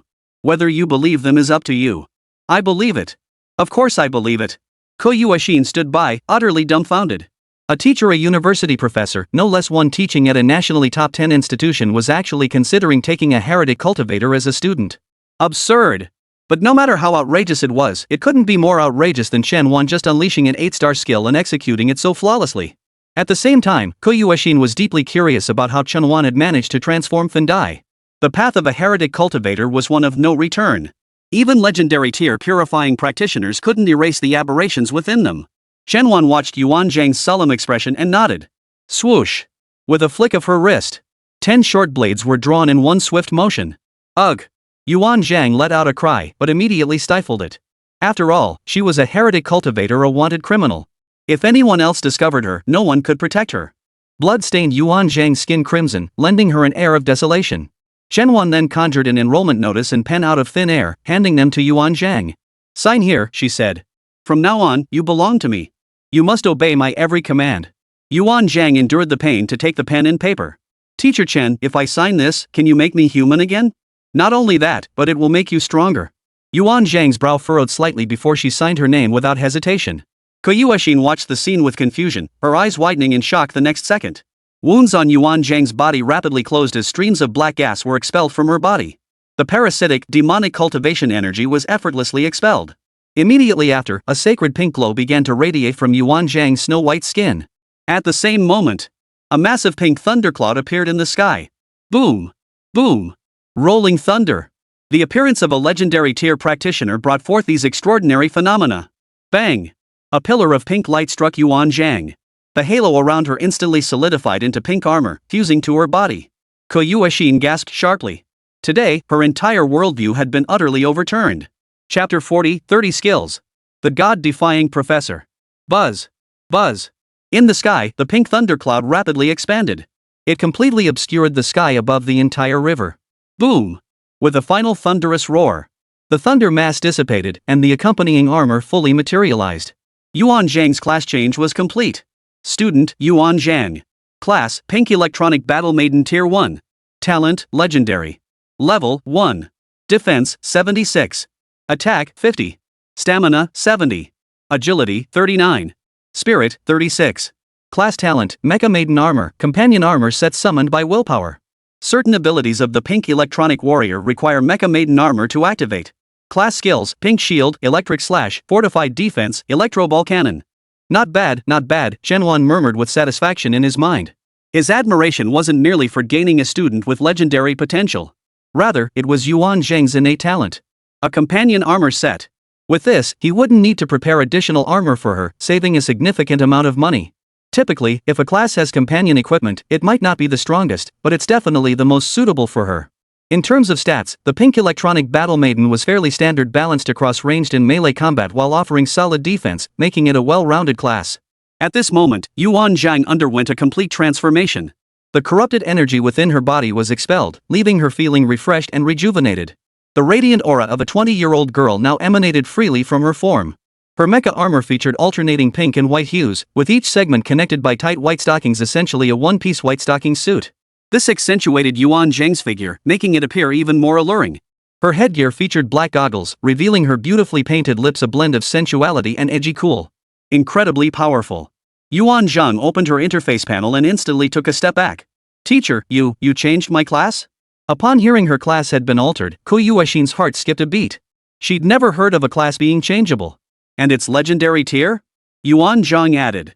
She immediately disengaged her companion equipment, dropped to her knees, and began kowtowing repeatedly to Chen Wan. Blood trickled down her snow-white forehead. Thank you, teacher. Thank you, teacher. Stunned. Ko Yuexin was utterly dumbfounded. Changing professions was one thing, but a legendary tier profession? Currently, within the Yanlong Empire, only the king himself held a legendary tier profession. Although the recent celestial phenomena signaled the emergence of someone with exceptional talent. But she never imagined it would be a legendary tier class. Defying the heavens. Utterly defying the heavens. No more dark cultivation from now on, I'll live as a proper person. Chen Wan declared. But master, I'm still a wanted criminal. I can't live in the open. And I've killed people. Killed someone? Ha! Chen Wan chuckled softly.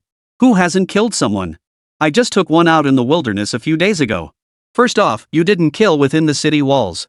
Second, you're not a heretic cultivator. The wanted status no longer applies. Though you really shouldn't walk in the sunlight right now. Chen Wan pondered for a moment. Come back to the school with me under cover of night. I'll clear out my teaching storage room for you to live in. The most dangerous place is often the safest. As the saying goes, blindness can be an advantage. Staying there, you'll be hard to spot. Yuan Zhang nodded and bowed again. Oh, teacher, my real name is Yuan Zhang. I will be loyal to you forever. Upon hearing that Chen Wan had killed someone days prior, a flicker of terror crossed Ko Yuexin's eyes. It wasn't fear of the killing itself. It was because Chen Wan had killed someone. Murder and Chen Wan, two words that had never before belonged together. In the past, if Chen Wan had claimed he could kill, it would have been met with laughter and dismissed as bragging. But now, Ko Yuexin believed it without a shred of doubt. His strength was undeniable. With Chen Wan's current power, killing her would be effortless. Ko Yuexin recalled their previous battle on the arena stage. Chen Wan hadn't relied on some one-time skill book like others claimed. That was Chen Wan's own strength. Teacher Ku. Chen Wan suddenly turned to Ko Yuexin. Ko Yuexin flinched in fright. What is it, Teacher Chen? You'll keep this confidential for me, right? Ko Yuexin glanced at Yuan Zhang, then back at Chen Wan. Of course. Chen Wan's question was simple enough, but to Ko Yuexin, it felt like a threat. Dare to reveal Yuan Zhang, and you're dead meat. Upon recruiting the fourth student, the task completion panel popped up. You have completed Quest 2, recruited the fourth student under your command. Rewards, 20 points, 4,000 assignable student EXP, 1 customizable 6-star armor set, 1 legendary talent boost opportunity. Moreover, after recruiting the fourth student, Chen Wan's attributes saw a noticeable boost. Chen Wan. Profession, Professor Tier 1. Potential, unknown. Level, 20. Defense, 523. Attack, 705. Stamina, 555. Agility, 582. Spirit, 1169.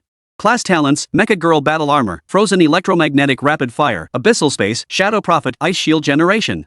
Class skills, Information Scan, Class Change, Backfeed, Excommunication, 10-Shot Burst, Heavy Paralysis Shell, Chain Electromagnetic Shell, Undercurrent Blade Assault, Pink Shield. Electro Splitter, Fortified Defense, Electro Ball Cannon, Imp, Succubus, Dark Elf, Headless Knight, Dark Star Explosion, Phantom Shadow, Temporal Rift, Speed Domain, Barrier Plunder. Electromagnetic shield, current slide, magnetic storm distortion, pre-exam boost, research guidance, talent concealment, auto detection, dual shot electrobomb, icicle ground assault. 30 skills, poised to unleash 4. Honestly, it's a bit over the top. Teleportation, summoning, control, ranged, defense, melee, support, everything you could want. Of course, in practice, it's still rather monotonous. In terms of attributes, Yuan Zhang and Song Yarou feel somewhat overlapping, both being electric type. Attribute diversity is crucial. Often, it's precisely because of elemental counters that even platinum tier players can defeat epic tier ones. This is no exaggeration. In this world, attributes aren't a clearly defined concept, but they are undeniably real. This is also why Chen Wan holds little interest in Ku Yuexin. Because she overlapped with Tang Suitsue. Both in terms of attributes and class type, their overlap was roughly 70 to 80%. An anomaly has just occurred. Investigators will arrive soon. Chen Wan said, we should leave quickly. Yes, teacher. Yuan Zhang replied.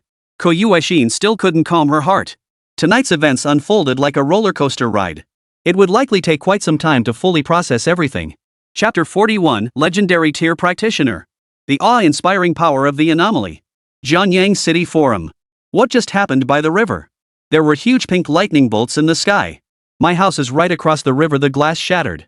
This is terrifying. Could it be some kind of massive beast invasion? Don't you remember when Xingyao University was attacked by an electric-type beast? I suspect it's the same one. What? Run for your lives. A giant monster is about to slaughter the city. In an instant, the entire city was gripped by terror.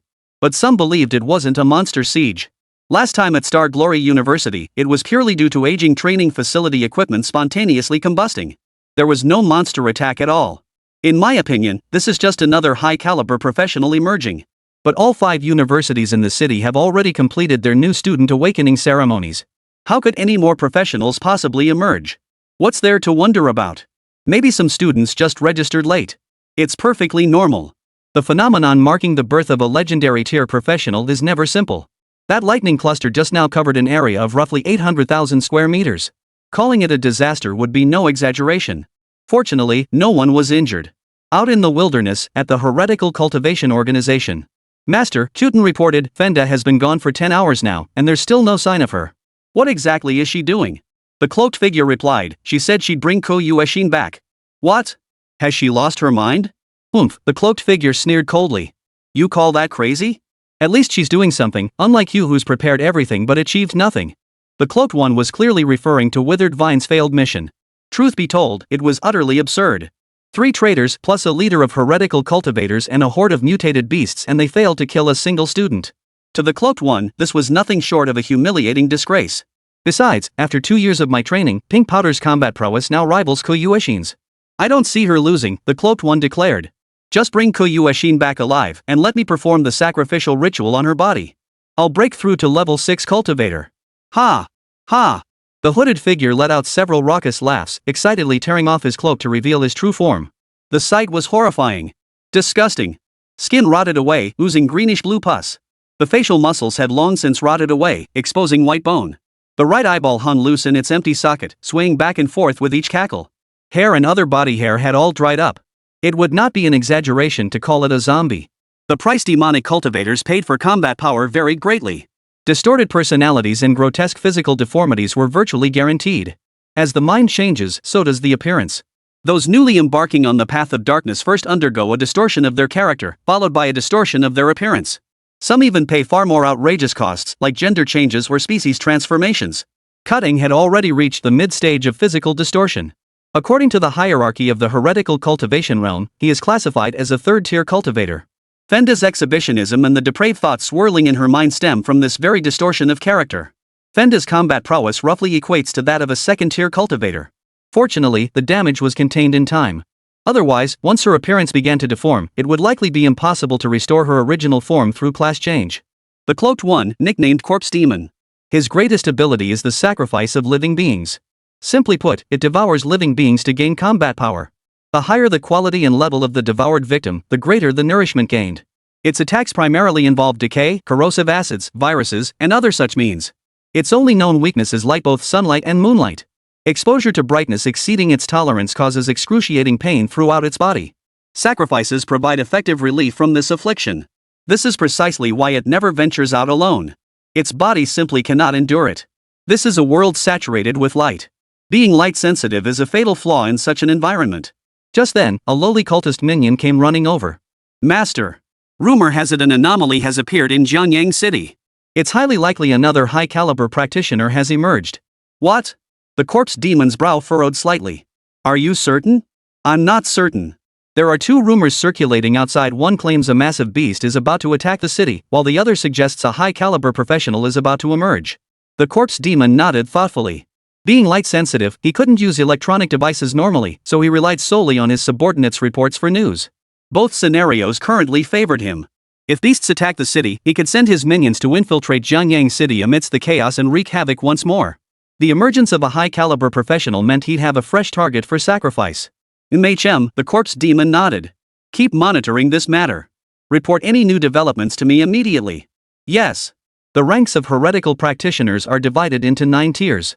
Unranked, Level 1 Cultivator, Level 2 Cultivator, Level 3 Cultivator, Level 4 Cultivator, Level 5 Cultivator, Level 6 Cultivator, Level 7 Cultivator, Level 8 Cultivator. Minor minions like this are typically unranked heretical cultivators. Xingyao University. Professor Chen, I'll head back to the dorms first, Puyu thought to herself. First, she needed to calm down. Second, she knew she wasn't suited to follow Chen Wan. All she could do was keep Chen Wan hidden away and guard the secret. Alright, Chen Wan replied. Go back and check yourself thoroughly for any injuries. If you find any, let me know. I'll accompany you to get treatment. Thank you, Teacher Chen. I'm fine. Ko Yuexin gave a soft smile and walked back to her dormitory building.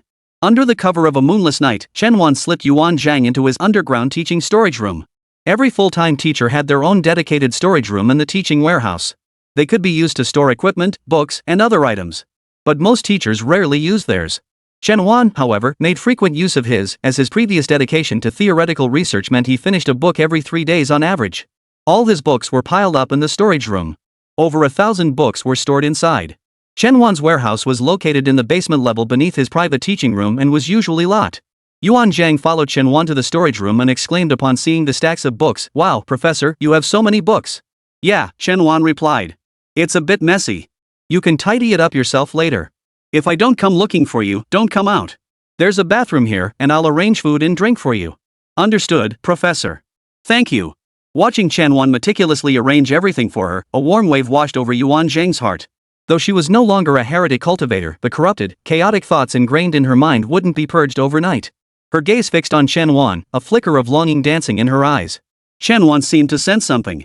He turned his head and saw Yuan Zhang, flushed and wearing a bikini. He instinctively took a step back. Chapter 42, The Optimal Experience Point Ratio. Yuan Zhang's face was etched with longing, the blush on her cheeks fully revealing her inner desires. Irresistible. That purple gold bikini, as if she wore nothing at all, amplified the allure 100-fold. Chen Wan swallowed lightly. To say he felt nothing would be a lie. His body wasn't exactly malfunctioning. Though such an encounter would benefit both parties, easing Yuan Zhang's emotions while allowing him to enjoy the beauty.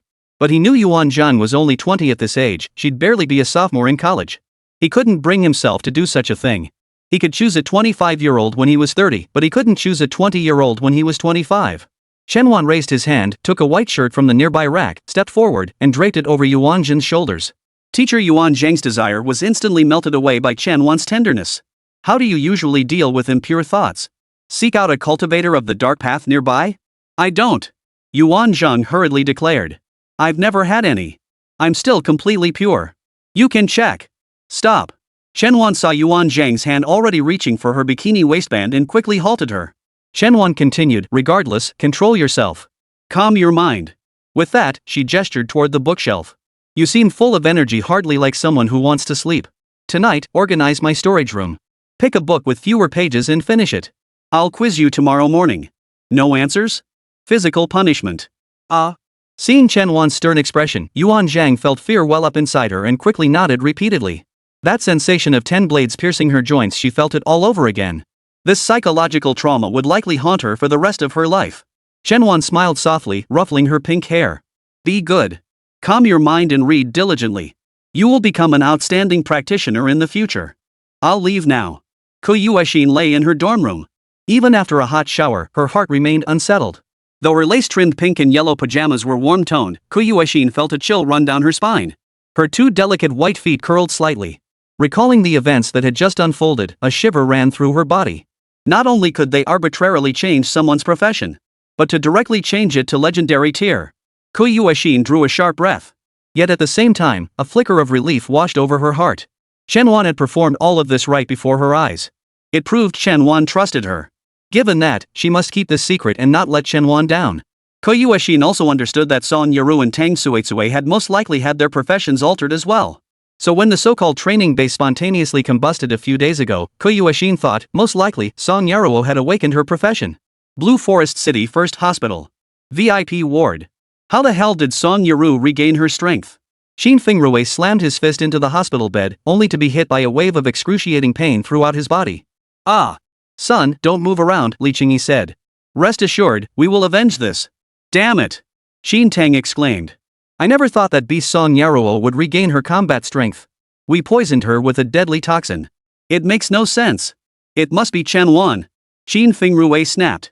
That useless old fool never awakened a profession himself, yet he spends all day obsessing over his worthless theories. Who knows what he cooked up that restored Song Yarou's fighting ability? So that Chen Wan really has some talent after all, Li Qingyi remarked. He managed to develop an antidote for a poison so potent that even major research institutes couldn't create one. But precisely because of that, Li Qingyi continued, we absolutely cannot let her live. As Li Qingyi finished speaking, a fierce murderous intent flared simultaneously in the eyes of Qin Tang and Xin Fingrui. I'll kill him with my own hands. Xin Fingrui declared. I'll make him understand the consequences of opposing me. Xin Tang narrowed his eyes. I heard he's taking the Federal Bureau recruitment exam. The first round of written tests is at a centralized location in a few days. I've signed up to perfect timing. While various factions pondered Chen Wan, she was already fast asleep in her dorm room. The next day, she slept soundly until noon. After all, it was Sunday, no work, no need for an alarm. She had to sleep in properly. Ha-hoo! She stretched, suddenly remembering something. Right. I promised to bring breakfast to Xiao Yuan, I totally forgot. Chen Wan grabbed 2 bowls of beef noodles from the cafeteria and bought 10 meat buns before rushing back to the warehouse. There he was, Yuan Zhang, curled up on the floor asleep, books clutched in his arms, his back turned to Hu. Her white shirt had slipped off in her sleep, revealing a purple gold bikini that perfectly showcased her beauty in this sleeping position. Chen Wan frowned slightly, walked over, and tapped her shoulder. Wake up, Xiao Yuan. Xiao Yuan. At the sound of her name, Yuan Zhang's body trembled. Her beautiful eyes slowly opened. Mom! She turned her head and saw it was Chen Wan. A hint of disappointment seemed to flicker in her eyes as she lowered her gaze and said, Hello, teacher. She had thought it was her mother calling her. It had been 10 years since she'd heard the name Xiao Yuan. Orphaned at a young age, her mother took a job testing experimental drugs when Yuan was 10 to improve their living conditions. A dosage error caused her body to mutate into a beast human, and she vanished without a trace. What did you just call me? I'm sorry, teacher. It's been so long since anyone called me Xiao Yuan. Yuan Zheng continued, it feels comforting to hear you call me that. Chen Wan didn't press further. He pulled a set of clothes from his backpack. These belong to my sister. I usually bring them to school to wash for her. Put these on for now. Your builds are similar, so they should fit well. Thank you, teacher. It was a simple black tracksuit. Once Yuan Zhang put it on, her overall appearance instantly looked much more proper. Dinner, Chen Wan announced. 1 bowl of noodles each, 5 steamed buns. Use this meal to review what you learned last night. I'll quiz you afterward, good answers earn rewards. With that, Chen Wan took the book Yuan Zhang had been holding. Detailed description of the fanged wolf. Books about single types of beasts usually aren't very long, and this one was only about 30 pages. Yuan Zhang nodded, took a big bite of a bun, and said, Teacher, you can ask me anything right now, I know it all. He. No studying during meals, Chen Wan said. It affects digestion. Chen Wan wasn't genuinely trying to impart knowledge to her. He simply wanted an excuse to allocate her some experience points. For his profession, the lower the level of his students, the higher the cost effectiveness of distributing experience points. Because each level up provided nearly the same amount of attribute points. But the amount of experience points required per level kept climbing. Especially after level 10, around level 15, the experience needed per level skyrocketed, multiplying several times, 10-fold, 20-fold, even 100-fold. Levels 1 through 10 required the least amount of experience points. Thus, it offers the best value. It's no exaggeration to say that with just 10 students of level 10 and above, possessing epic tier talent, one could challenge the king himself. Chapter 43, The Mysterious Research Institute, Horrific Orc Experiments. You mentioned your mother earlier, could you elaborate? As Yuan Zhang was his student, Chen Wan felt it was essential to understand her family background. Slurp. Hearing Chen Wan's gentle inquiry, Yuan Zhang's half-sucked noodle suddenly froze mid-air. Her delicate frame trembled slightly, her eyes instantly welling up as two fragrant tears slid down her cheeks. Swallowing the noodles, she wiped her eyes and said, "Teacher, my family was poor from the start. My father died early, and my mother raised me alone. 10 years ago, my mother showed me a flyer. The Bright Heart Research Institute was recruiting full-time clinical trial participants, with a minimum monthly salary of 10,000 yuan. The Heart of Light Institute. Chen Wan knew this name well. It was one of the nation's most renowned research institutions. Its research focused on biopharmaceuticals, bringing considerable prestige to the Yanlong Empire. My mother signed up immediately. Due to confidentiality agreements, trial participants underwent strict searches and were prohibited from carrying any electronic or communication devices. The minimum commitment was 1 month, with one permitted contact to the outside world at month's end. At the end of the first month, I didn't receive a call from my mother and assumed she was busy. But by the end of the second month, I still hadn't received her call. I went to the research institute, but they stopped me at the gate, claiming there had never been any drug trial program. Later, I heard it was because the project had failed back then all the test subjects had been secretly executed after being transformed into beasts. At this point, Yuan Zhang took a deep breath, her voice trembling. These events were likely suppressed, as if nothing had ever happened.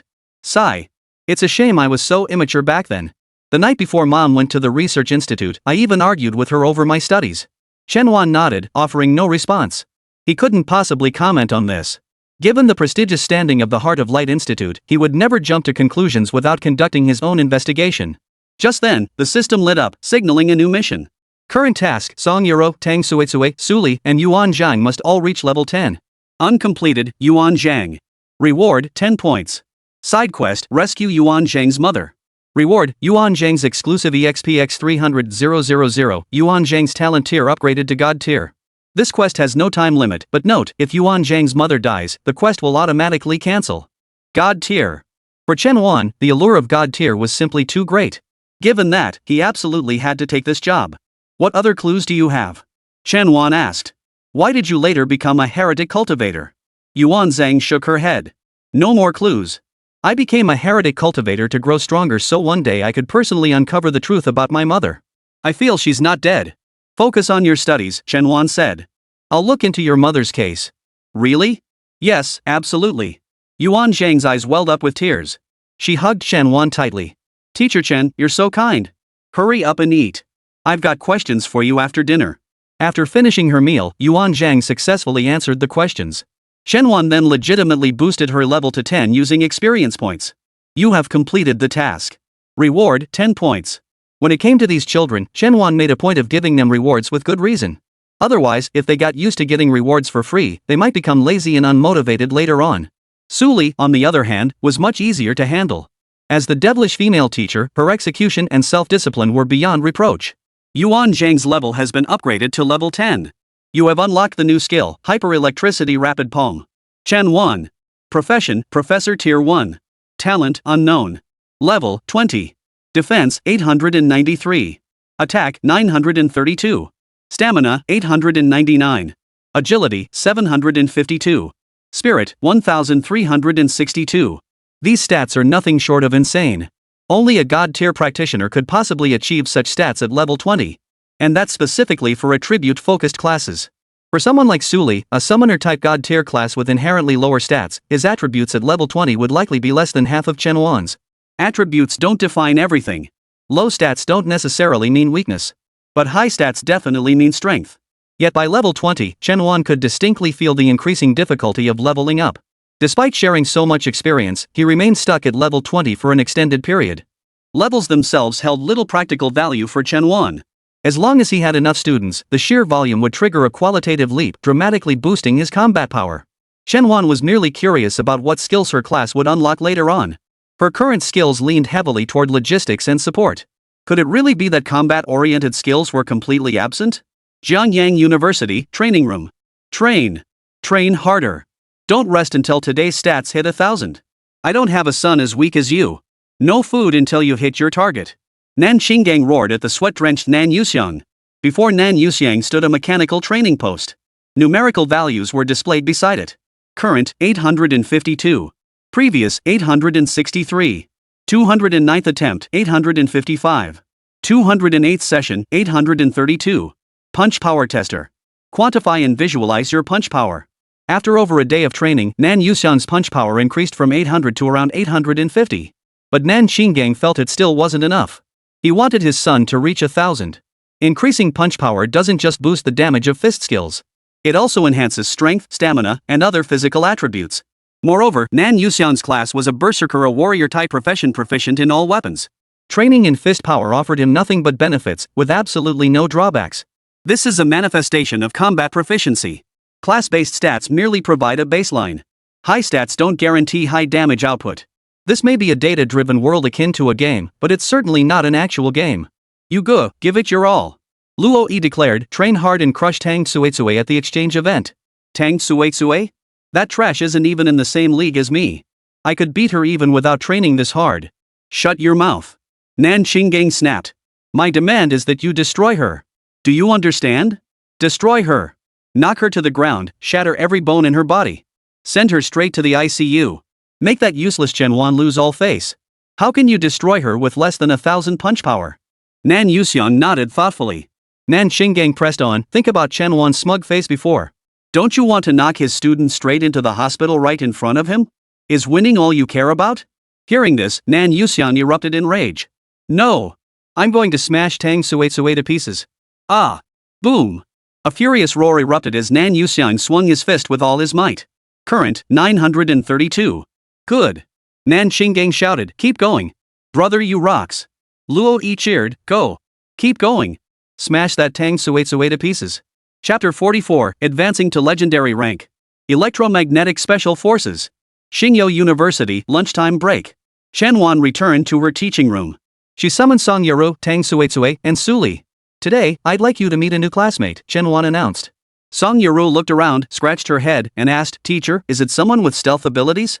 No, Chen Wan replied. Due to his unique circumstances, he cannot be exposed to the public eye. I'll use the seminar skill to pull you all into the same space so you can get acquainted. Sounds good, Tang Suetsue nodded. Chen Wan wasted no time on small talk. She activated the skill directly. Meeting. Though this skill cost 20 points to activate, Chen Wandao felt it was essential for Yuan Zhang to meet the other three. On another note, Chen Wan intended to grant Song Yarou the opportunity to advance to legendary tier qualifications. Outside, it could easily cause anomalies, but within his meeting space, it was much safer. Chen Wan was already imagining how much her attributes would skyrocket once Song Yarou reached legendary tier potential. Activate skill. Workshop. Chen Wan and the other three entered the conference room first. Where are the teacher and the new student? Song Yarou asked. Give her a moment. It's her first time running a meeting, she might not be quite up to speed yet. No sooner had the words left her mouth than Yuan Zhang's figure slowly materialized before everyone. Tang Suetsue and Song Yarou showed little reaction. Upon seeing Yuan Zhang, Suli instinctively summoned her staff weapon. Stop! Chen Wan grabbed her arm. Teacher Chen, an evil cultivator, has invaded. It's the wanted criminal Pink Blush. She is my new student. Her name is Yuan Zhang. Pink Blush is a thing of the past. What? Yuan Zhengmei's eyes widened in disbelief. Chen Wan actually recruited a heretic cultivator into her team. Unbelievable. Suli didn't say much though. He just sheathed his weapon and shot Yuan Zhang a slight glare. Let me make a formal introduction, Chen Wan said, patting Yuan Zhang's shoulder. Yuan Zhang, or Xiao Yuan for short, is a legendary tier practitioner currently residing in my training warehouse. Keep this a secret, everyone. From now on, we're all one team. Let bygones be bygones, we only look forward. Yes. Tang Suetsue and Song Yarou chimed in unison. Both girls were students, untouched by the real world, unaware of the dangers lurking among the heretical cultivators. They felt no sense of exclusion toward Yuan Zhang. Suli was different. No matter what, she found it hard to accept having to work alongside a dark cultivator.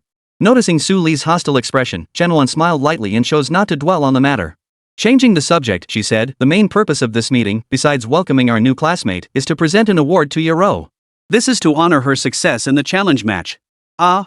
Song Yarou exclaimed in surprise, laughing. What kind of reward are you giving me? No sooner had the words left her mouth than electric currents surged wildly through her entire body. Zzz. Buzz. Buzz. Zzz.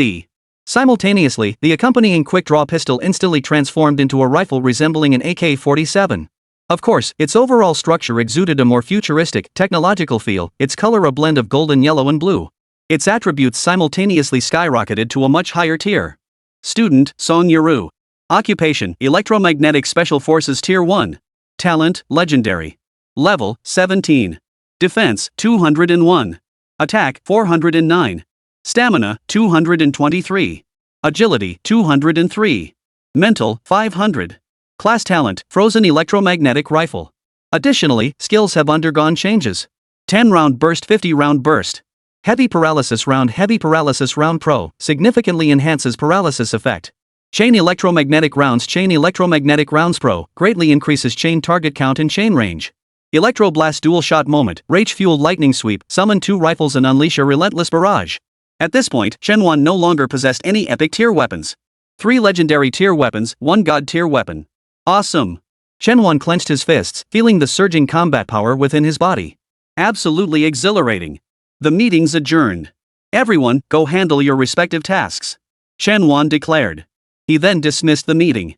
Cui, Yarou, you two may leave. Teacher Su, I need to speak with you. After Tang Suitsui and Song Yarou left, Chen Wan said, Teacher Su, I know you're hurting, but I have my own choices. Of course I respect you. But that's a heretic cultivator, Teacher Chen. That was the past. She's not that anymore, Chen Wan replied. Besides, does being a heretic automatically make someone evil? Su Li's brow furrowed slightly at these words. Actually, I didn't keep you here to persuade you to accept Yuan Zhang, Chen Wanda said. I wanted to ask you about the Light Heart Research Institute. I recall you earned your master's degree there, correct? Yes. Do you know about the recruitment of test subjects? What kind of test subjects? Yuan Zhang started graduate school at 22 and was on an off-site internship during her 3rd year, so she wasn't even at the institute. It's no wonder she's unaware of the trial subject program. Besides, given the secrecy surrounding the trial subject program, even if Yuan Zhang had been at the institute, she wouldn't have known about it. Chen Wan recounted everything Yuan Zhang had said to Su Li. Su Li shook his head. That seems unlikely.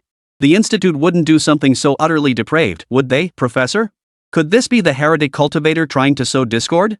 I'll personally investigate the truth, Chen Wan said. But I'll need your help, or rather, your connections.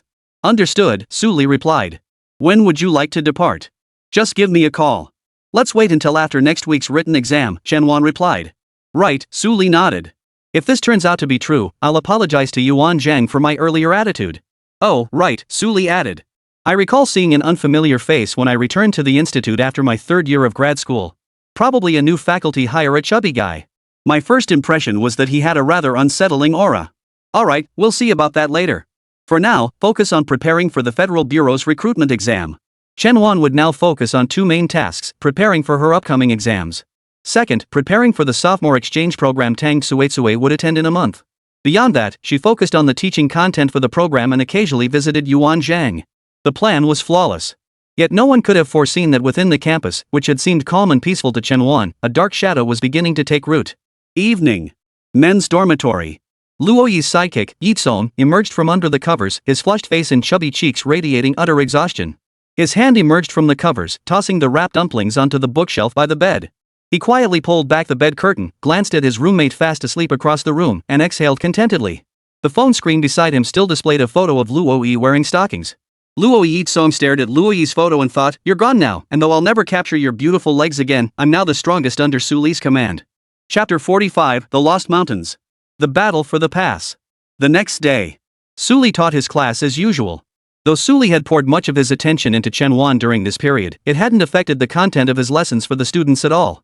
After the day's classes ended, Yitsong stayed behind. You need something? Toward everyone else, Su Li maintained her usual icy demeanor. Her tenderness and submission were reserved solely for Chen Wan. There was even a hint of admiration. Hee, teacher, Yitsong said with a fawning expression, how do you think I performed over the past year or so? Not bad. Am I your best student now? Get to the point. Su Li crossed her arms, wrinkling her nose in disgust. She not only disliked the weak but also had a bit of a thing against the ugly. To put it nicely, she was a bit of a Lucist. Someone like Yitsong, with his plain looks, would never win her favor. Even if Yitsong truly was her strongest student, she found it genuinely difficult to show him any favoritism. Ugliness alone wouldn't have been the issue, it was Yitsong's sleazy demeanor that truly bothered her. She knew Yitsong liked to take secret photos. Last time, he was caught red-handed by a young girl, yet nothing incriminating was found on his phone.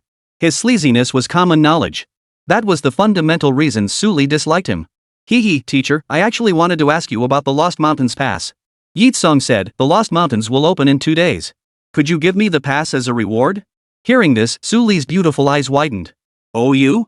No. Yitsong broke out in a cold sweat. Teacher, I was just asking because you promised Luo Yi you'd give her the pass, and now she's gone. Before Yitsong could finish, Su Li cut him off, that doesn't mean it's yours. With that, Suli turned and walked away, her expression cold. Watching Suli's sexy black-stockinged OL silhouette retreat, Yi-song's cheeks twitched uncontrollably. Hard. His fists were clenched tight. But it was merely impotent rage. How could he dare defy Suli? The Lost Mountains Pass is the essential item for entering the Lost Mountains. It is a discontinued item.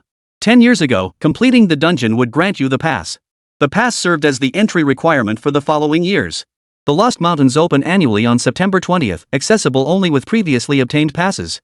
The Lost Mountains refresh its first clear status and corresponding rewards annually. Pass inventory is now extremely limited, with fewer than 10 remaining.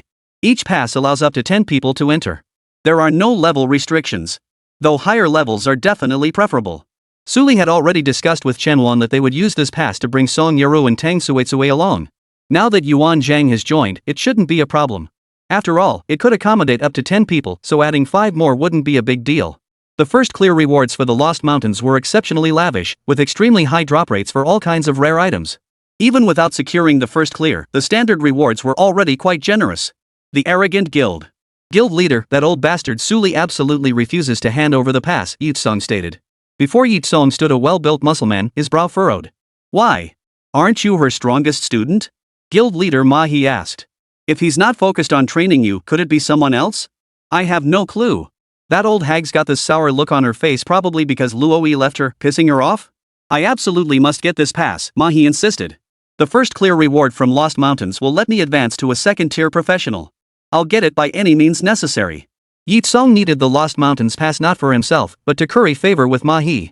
The Arrogant Guild ranked among the top 10 guilds in Jiangyang City. Its leader, Ma He, was a platinum-tier meteor hammer warrior, a relatively well-known figure in the city. After all, he was the leader of a top 10 guild. However, Jiangyang City's guild scene was far from thriving. The top 10 guilds in this city held little weight on a national scale. Find an opportunity, Ma He said, to arrange a meeting between me and her. Ha? That might be a bit tricky, President. Figure it out. Don't worry, there'll be a reward once it's done, Ma He said. I can arrange for the top beauty at that spa you frequent to spend the night with you, the one who always wears polka dot stockings. Upon hearing this, Yi-song's eyes lit up instantly, his mouth watering wildly. Okay. I'll make it happen. Another noon. In the teacher's storage room. Chen Wan gathered 4 students. Since Yuan Zhang couldn't move around the school, future meetings would be held in the warehouse. After all, it wasn't feasible to spend 20 points each time just to summon everyone to her conference room. While it was the safest option, points weren't meant to be squandered like that. Currently, points could only be used to recruit students, but as her teaching profession leveled up, other uses would surely emerge. Hoarding points was definitely the right move. I have some good news to share, Chen Wan said. Go ahead, Teacher Su. Suli produced a dark red card. The Lost Mountains will open at 6 p.m. the day after tomorrow. This is a pass I obtained earlier. The 5 of us will go together. The Lost Mountains. Song Yarou exclaimed excitedly. I never imagined Teacher Su had a pass for that place. I've always wanted to try it out. Someone at Kunlun University was selling passes before 50 million each. I couldn't possibly afford it. We're riding Teacher Su's coattails on this one. Tang Suitsui remarked. Yuan Zhang stammered, I'll pass. I'm a heretic cultivator. If anyone sees me with you all, it'll reflect badly. Besides, Teacher Su. You're going. You absolutely must go. Chen Wan patted her shoulder firmly. I'll say this one last time, you have no connection to heretical cultivation anymore. You're a righteous practitioner. A legendary tier practitioner. But Yuan Zhang glanced up at Su Li and pressed her lips together. Teacher Su specifically requested you by name, Chen Wan said. This pass is hers. Without her consent, would I have invited you? With that, Chen Wan gave Su Li a subtle wink. Right, Su Li hurriedly agreed. As Teacher Chen said, we're a team now. Nothing matters more than unity. You can trust us, just come with us this time. Of course, these words weren't what Su Li genuinely wanted to say to Yuan Zhang. An associate professor would never casually accept a heretic cultivator. She was merely repeating what Chen Wan had instructed her to say. However, after hearing Yuan Zhang's story, Su Li no longer felt aversion toward her. Meanwhile, a new task appeared before Chen Wan. Current Task 1, Clear the Lost Mountains. Reward, 20 points. Achieve first clear to receive additional rewards, assignable student experience points x 6000, Deep Gene Exploration Scan x1. Deep Gene Exploration Scan. What is this thing? Chapter 46, Burning Sky Guild. Trading Turmoil. Deep Gene Exploration Scan. You may perform a secondary scan on a target. While preserving their original changeable profession, there is a chance to scan for a higher tier profession. This scan can only be used on targets with purple or lower potential. I see, Chen Wan nodded. Besides that, there's a second task. Current task 2, recruit the 5th student under your banner. Reward, 25 points, 3,000 assignable experience points for the student. If the student is epic tier, additionally obtain custom 7-star weapon x1. If the student is legendary tier, you will receive the above rewards plus points x30, legendary tier potential boost opportunity x1. Time limit, 100 hours. Another time-limited task. This system is relentless. But Chen Wan soon gave a self-deprecating chuckle. It was just her own big-hearted desire for rewards. No punishment for failing to complete the task within the time limit. Greed is truly endless. The inherent skills of the professor profession are already formidable enough, yet I still crave these rewards. In other words, wasn't greed also a form of ambition? I bet none of you had lunch yet, Suli said. My pay just came in. Let's all grab a bite at Sunflower Restaurant. Just as Song Yarou was about to agree, she suddenly caught herself. She glanced at Tang Suetsue and said, "Nah, Suetsue, we'll pass." Tang Suetsue nodded in agreement. Her sensitive nature had already grasped the situation. In fact, she'd almost tried to stop Song Yarou just now, but thankfully, Song Yarou had caught on. Clearly, although Suli had invited everyone, the only person he truly wanted to invite was Chen Wan. Besides, Yuan Zhang's status made it awkward for her to join the group. They couldn't all go and leave her behind. Suli smiled faintly, seemingly pleased with how things were unfolding. "Let's go, Teacher Chen." Chen Wan showed no intention of refusing. She nodded. All right. The gap between Chen Wan's salary and Suli's was tens of thousands of yuan. Suli was an associate professor at a prestigious university, no less so his salary was bound to be high. Sunflower Restaurant was the city's sole 5-star establishment, where every dish started at 3 figures. Having lived in Jiangyang City for so many years, Chen Wan had never set foot in the place. He was genuinely curious about the taste of dishes served at a restaurant where the average per-person bill reached 600 or 700 yuan. Sunflower Restaurant. The city's 5-star restaurant. Suli, Chen Wan's colleague, sat in the private room, discussing the Lost Mountains operation while they ate. "Teacher, have you ever been to the Lost Mountains?" Suli asked. Chen Wan shook his head. "No. What are the conditions for the first ascent?" Historically, reaching the mountain's peak has been the requirement. The guaranteed reward for clearing the pass is a high energy source many professions needed to advance from Tier 1 to Tier 2. Suli continued, "Currently, there are about 10 existing passes, so our competition the day after tomorrow won't be too fierce. Plus, with Tang Suetsue's teleportation skill, this first clear quest becomes even simpler. Clear rewards aren't tied to team size, they fall within a fixed range. The rewards go to the team leader, who distributes them. When the time comes, you'll be the team leader. You can decide how to distribute the rewards based on the situation." Chen Wan listened to Suli's words while enthusiastically showing off the dishes. No denying it, the food at this high-end restaurant was truly exceptional. One word, delicious. Though the portions were a bit small. Just as the two were discussing matters concerning the Lost Mountains, a waiter's voice came from outside the private room. "Chairman Ma, you cannot enter. Distinguished guests are dining inside the private room. Entry is prohibited. Get lost." Ma-hee shoved the attendant aside, flung open the door. Glancing at Suli, "My apologies for the interruption, Professor Su." Suli looked at Ma-hee, a cold glint flashing in his eyes. Ma-hee, Chen Wan, and Suli had all heard of him and seen his photos. But none had ever truly interacted with him. Though Suli had never interacted with Ma-hee, he knew this man meant no good. Chen Wan kept her head down, eating her meal without so much as a glance at Ma-hee. Only those of epic caliber or higher could capture his interest. Such trash was hardly worthy of his attention. Ma-hee. Basic info, male, 36 years old, Meteor Hammer Soldier Platinum Tier. Potential, blue. Past experience. Changeable class, Meteorite Shield Soldier Platinum Tier, 3 points. Pure trash. Platinum Tier considered a semi-genius in the public eye. But in Chen Wan's eyes, it was barely human. "Allow me to introduce myself," Ma-hee said, turning to Suli with a smile. "My name is Ma-hee. You can call me Xiao Ma. I'm the leader of the Arrogant Guild. I wonder if you've heard of us." Cut the nonsense, Suli narrowed his eyes. Get to the point. After being rudely interrupted during his meal, how could Suli possibly give him a friendly look? A cold gleam flashed in Ma-hee's eyes, but he maintained his fake smile. "Professor Su, I've heard you possess a Lost Mountains pass. Would you consider transferring it to me? I desperately need it. I'm just one high energy source away from advancing to Tier 2. Rest assured, my offer will be fair. Would you consider selling it to me for 50 million? Suli turned to look at Chen Wan, waiting for her response. Ma-hee's offer was indeed fair. 50 million. At that figure, Chen Wan's eyes visibly lit up. He hadn't expected the item to be so valuable. If his system hadn't assigned him the first-to-market mission, he might have genuinely considered the 50 million offer. But upon careful reflection, did he truly need this money? First, money couldn't save his sister. Second, 50 million wouldn't buy him gear superior to what the system was currently rewarding him with.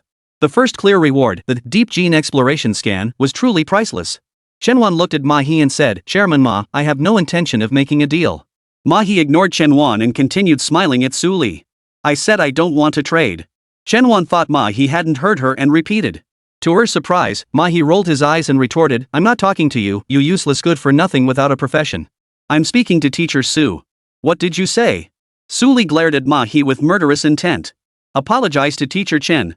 Realizing his deal was off, Ma He decided to burn all bridges. He never imagined Su Li the so-called devil teacher would associate with a loser like Chen Wan. Guess looks really do eat. Ha! Ma He continued, Su Li, Chen Wan, you'd better not set foot in the Lost Mountains the day after tomorrow. Otherwise, that day will be your death anniversary. Let me be clear, Ma He declared. I've already hooked up with Dragon, the head of the Burning Heaven Guild. He's got a pass too. Worst case, I'll just ask him to take me along. Since the deal fell through, we're enemies now. You won't get a second chance to regret this. Su Li nodded coldly. Fine. We'll definitely go the day after tomorrow. Chapter 47, Black Stockings, the Sexy Devil Teacher. Ma He glared and declared, Su Li, remember this, I gave you face, but you refused to take it. The Burning Heaven Guild will teach you a lesson. With that, Ma He turned and left. Only after he was gone did the young waitress dare to approach, her face frozen in terror. Teacher Su, Teacher Chen, I'm so sorry I couldn't stop him. I'll report this to the boss and discuss how to compensate you. Don't trouble yourself, Chen Wan waved her hand.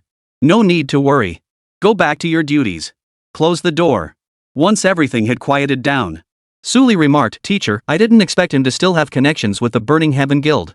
Looks like we're in for some trouble the day after tomorrow. It's fine. Don't dwell on it. Let's eat. Chen Wan had no desire to discuss this matter further. Because he was hungry. As for the Burning Sky Guild, he didn't think it was anything special. The so-called Burning Sky Guild was merely one of the top 50 guilds nationwide. The Yanlong Empire currently had over 3,000 guilds, and those ranked in the top 50 were indeed formidable and powerful. It was no exaggeration to say that the prestige of a top 50 guild far surpassed that of a top 50 university. According to the Yanlong Empire's regulations, all universities require students to undergo awakening after admission. The college entrance exam only tests written knowledge. Guilds, however, operate differently. Their selection criteria are defined by the guildmaster. Unless they're recruiting exceptional talents, they only take in the strongest. Take the Burning Heaven Guild, for instance. Besides its supreme tier leader, Longfen, it boasts two other supreme tier members under its banner. Longfen himself is a level 50, tier 3 supreme tier professional. The other two members are one at level 36, tier 2, and another at level 38, tier 2. This three-pronged power structure propelled the Burning Heaven Guild into the national top 50.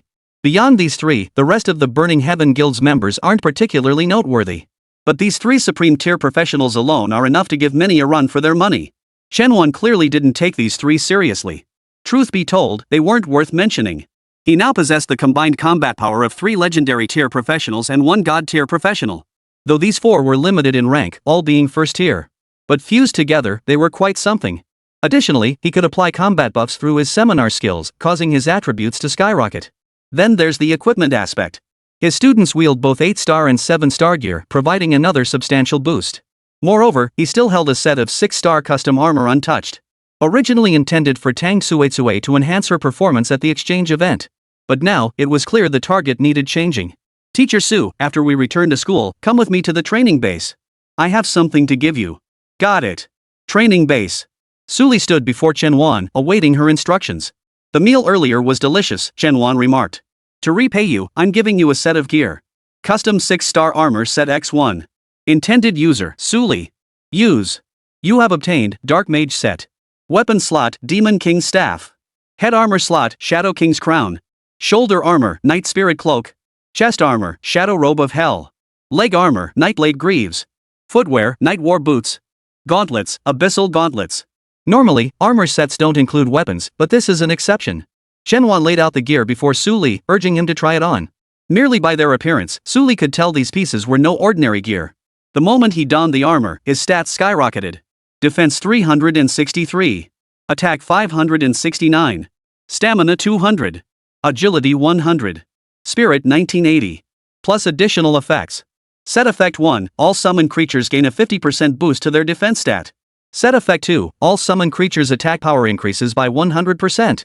Set Effect 3, all summons gain a 35% increase to their HP. Set Effect 4, increases all summoned units' agility by 30%. Set Effect 5, all summoned creatures' spirit stat increases by 80%. Currently affected skills, Imp, Succubus, Dark Elf, Headless Horseman. All summons receive these outrageous enhancements. That's the real game changer. Moreover, the set's appearance is nothing short of spectacular. Beautiful and sexy. Su Li's stunning legs were encased in black stockings, transformed into a seamless black bodysuit by the set's effect. Her exposed waist is veiled in a sensual haze by the sheer fabric, her navel irresistibly tempting. Scant fabric, fair skin, sheer black stockings. Absolutely stunning. The Demon King's staff, shrouded in dark aura, featured a handle of pitch black wood and a massive skull head. Under the influence of this outfit, Su Li embodied all of sexy, alluring, terrifying, dark, and cold at once. This feeling was, wow. Perhaps it was the first time wearing such an outfit. Though it was a 6-star set. And incredibly powerful. She found herself blushing involuntarily. Or perhaps it was because this custom-grade gear not only perfectly complemented Su Li's combat prowess, but also showcased her exquisite figure to the fullest. Nothing this sexy existed on the market. It barely looked like proper clothing. Professor Xie Chen, this is the first time in my life I've worn a 6-star set. Su Li said. Thank you. You're welcome. Let's give it our all together the day after tomorrow. Just then, the training base door swung open as Ku Yuexin stepped inside. Clearly, she hadn't expected Su Li and Chen Wan to be here. Holding study materials in her hands, she'd likely intended to use her lunch break to read at the training base and prepare for the written exam coming up in a few days. Who could have imagined such a scene unfolding inside the training base? Seeing Su Li dressed so provocatively or even scandalously, Ku Yuexin was utterly stunned. Her entire face flushed crimson, turning as red as a ripe apple. This version of Su Li was beyond anything she could have ever imagined, even in her wildest dreams. Sorry. I'm interrupting. Ku Yuexin exclaimed before turning and dashing away. Chen Wan's brow furrowed slightly, a flicker of confusion in his eyes. He couldn't fathom why Ku Yuexin had reacted that way. But Su Li understood exactly what was going through Ku Yuexin's mind. She knew that last time, under the cover of darkness, when she and Chen Wan had walked out of the classroom alone together, Ku Yuexin had already grown suspicious. This time, there was simply no explanation. Yet Su Li didn't feel troubled by it. On the contrary, a strange thrill stirred within her. Chen Wan didn't dwell on the matter any further. The 4 students she currently had were just about enough, but she still felt she needed to improve further. Chapter 48, A Strange Deal, The Ultimate Kitten Girl. After class that evening, Chen Wan opened Xingyao, the largest second-hand marketplace. With limited funds, she couldn't afford full-price gear at the mall. He could only hunt for second-hand or even used gear. Items with heavy wear or minor flaws were acceptable. For Chen Wan, gear wasn't the most crucial factor. While ordinary professionals relied on top-tier gear, Chen Wan needed the support of outstanding students. Students were his true gear. But he couldn't possibly go completely unarmed. That would be playing with his life. As for why he didn't use the custom gear rewarded by the system, it wasn't out of selflessness. Rather, it was because his profession was a special class, incapable of customizing gear. Simply put, his class existed entirely outside the universal job transfer framework. It had transcended the 3 realms. This wasn't the system's fault. With so many professions fused into his very being, how could anyone possibly craft gear perfectly tailored for him? After several days of research, Chen Wan settled on plate armor for his defensive gear. Plate armor was a versatile choice, certainly not the best type, but it was unlikely to cause any major issues. Moreover, Chen Wan prioritized attribute-free gear to avoid conflicts with specific class attributes that could actually reduce his combat effectiveness. When it came to weapons, however, Chen Wan had much more to consider. Ultimately, she settled on a short staff. This was an extremely niche weapon type. Very few classes required this weapon type. Typically, either mage-type or summoner-type classes use staves.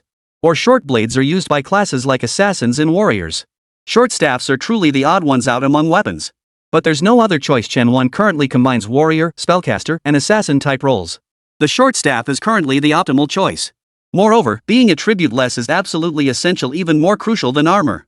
If elemental weaknesses come into play, it could easily backfire and harm her instead. As for plate armor sets, there's a 3-star set in her inventory that could serve as a temporary solution. The main focus is on the weapon.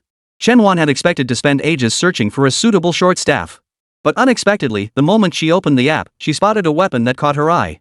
Spatial Crystal Short Staff, 6-star short staff, one-handed weapon, for female use. Due to my character's class advancement, I can now use higher tier weapons, hence selling this one. Perfect condition with no flaws, naturally fragrant. A spatial type weapon. While not attribute-less, it's a reliable choice that won't let you down. In the photo, a silver-white short staff is clearly held by a fair, jade-like hand. The photo also deliberately captures the woman's legs clad in stockings, crossed elegantly. Price, 6 million. Contact via private message. Remote transfers are available, but courier services are currently unavailable. To be precise, this service is not yet available in Jiangyang City. In a world where basic human safety remains a challenge, only a handful of ultra-prosperous cities pursue such services. Nationwide, only a handful of cities currently operate courier services. Hey, Chen Wan, the private message read, is the short staff still around? Yes. How about 5 million? No response after read. 6-star weapons typically sell for around 15 million in regular stores.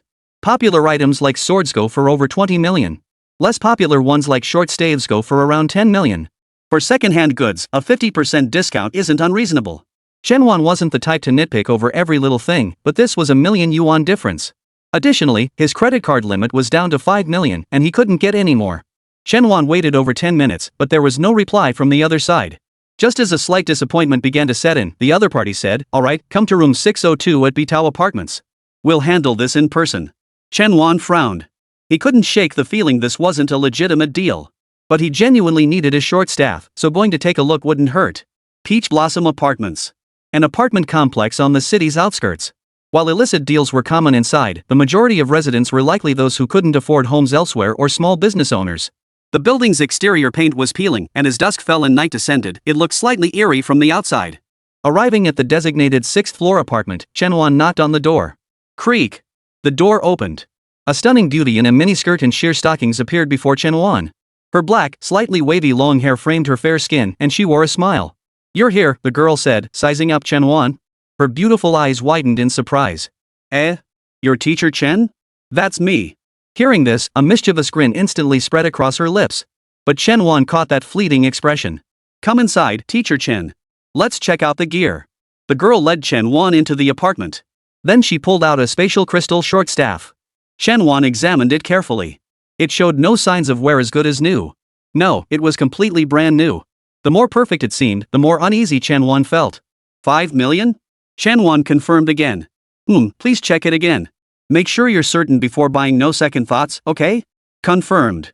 Chen Wan pulled out her phone and displayed the payment QR code. The girl smiled faintly, showing no intention of moving. "Teacher Chen, a brand new 6-star weapon for 5 million? Do you really think you'd get such a bargain?" Chen Wan remained calm, staring expressionless at her, waiting for her next move. From the moment he first saw the girl, he had known exactly what she was up to. Just then, 2 more girls emerged from the inner room and the bathroom respectively. Both were stunningly beautiful, dressed impeccably. One sported short brown hair, the other long purple locks. The short-haired beauty chuckled. The purple-haired beauty beside her, however, was far more aloof. Her lifeless eyes stared blankly at Chen Wan, a cold smile playing at the corners of her mouth. The dark-haired girl raised a finger and tapped Chen Wan's shoulder. "Teacher Chen, I bet you never guessed our true identities, did you?" As she spoke, her body swayed slightly. 2 jet black cat ears sprouted from her head, and a similarly inky black cattail materialized behind her, swaying gently. The brown-haired girl's ears transformed into pink cat ears, adorned with 2 small pearls at the tips, blending beautifully with her short brown hair. Simultaneously, a fluffy golden cattail flared out behind her. The purple-haired girl elegantly lifted a hand to brush her hair aside. Her eyes instantly transformed into vertical slits, elongated at the corners, while 2 silver-purple cat ears emerged from her hair. Her tail materialized into 3 slender, cat-like tails. Judging by her appearance, she exuded the strongest presence, clearly the leader of the trio. The 3 catgirls surrounded Chen Wan, filling the air with a peculiar fragrance. Now, it was time to discuss the true price of this deal. The black-haired catgirl extended a paw to hook Chen Wan's collar. Chen Wan met her gaze, offering a faint smile. "Catfolk, interesting." Chapter 49, The Catgirl's Submission. Legendary Tier Practitioner. Catfolk are a race capable of transforming into human women, masters of disguise. An ultra-rare species, now nearly extinct. They are semi-human creatures. Most possess exceptionally high beauty standards. Even the few with below-average looks would still be considered average among humans. "Teacher Chen," the black-haired catgirl declared, "I'm renegotiating the price now. It's 50 million. If you can't come up with it." She raised her tiny paw, its sharp claws gesturing menacingly before Chen Wan. "Don't blame me if I turn you into a little kitten." "That's right, hurry up and transfer the money," said the short-haired catgirl. "As someone without a profession, don't even think about breaking free from us. Your best option and your only option is to pay up." Chen Wan hadn't realized his reputation was so widespread that even non-humans knew him. Chen Wan watched the 3 catgirls with a playful expression, smiling softly. "You risked so much just to make 50 million? After deducting the equipment's base cost, you'd barely scrape together 40 million. What if a high-tier, high-level professional shows up? Wouldn't you all be finished?" You can't make big money without big risks, the short-haired catgirl retorted. We have no education, never went to school, where are we supposed to find a decent job that pays well? The black-haired catgirl chimed in, exactly. We're definitely not going to take some dead-end job paying peanuts a month. If we pull off this scam and get 50 million, the three of us will disappear forever and live in luxury. If it fails, well, death is the worst that can happen. Clearly, we've tricked you, our plan worked. At that moment, the purple-haired catgirl, who had remained silent, finally spoke up. Actually, I did a risk assessment. The moment she spoke, that most authentic older sister voice radiated out. A million times more authentic than those fake sultry voices from voice chat rooms, where Fatcom presses the vocal cords. The purple-haired catgirl continued, 6-star, short staff, these are the two optimal choices. A hint of amusement flashed across Chen Wan's face. Tell me more. A confident, proud expression appeared on the purple-haired catgirl's face. First, someone choosing to buy gear on the secondary market indicates they're strapped for cash. They won't be some top-tier powerhouse we can't handle. But we can't use gear with too low a star rating as bait either, that'd mostly attract nobodies with no social standing, and we wouldn't get much out of them. We can only pull off one heist anyway, so while being cautious, we also need some ambition. That's precisely why I chose an obscure weapon. Generally, practitioners of niche classes struggle to find gear truly suited to them. By offering versatile space-type weapons, I can speed up the process of reeling in targets. Does that make sense? Chen Wan gave me a thumbs up. So I don't fit your target profile, huh? You're far more perfect than my ideal target, no profession, low strength, no ability to resist. And as a teacher at a prestigious university, with your connections, securing 50 million shouldn't be too difficult, right? The purple-haired catgirl's beautiful brows furrowed slightly. We only want the money. We won't cause you any further trouble. I told you, Chen Wan said. I'm not your target. You've got the wrong person. Just as the purple-haired catgirl was about to speak again, a buzzing sound filled the air. Shadows flickered across the apartment. Phantom shadows. 10 clones materialized in an instant. Seeing this, the three catgirls froze in shock. Before they could react, the 10 clones unleashed their skills simultaneously. This was the most terrifying aspect. Fighting with clones as the foundation, a single individual became an 11-person squad. Moreover, each clone was a fully fledged individual, possessing every skill of the original except for the ability to create clones. While their attributes were indeed somewhat diminished, they were still incredibly overpowered. In a mere 3 seconds, all three catgirls were beaten to the ground, transformed into 3 little calico kittens. Ouch. Ouch, ouch. Hiss, even the elegantly poised purple-haired catgirl gasped in shock. How can you be this strong? The short-haired catgirl exclaimed, everyone says you're a jobless person.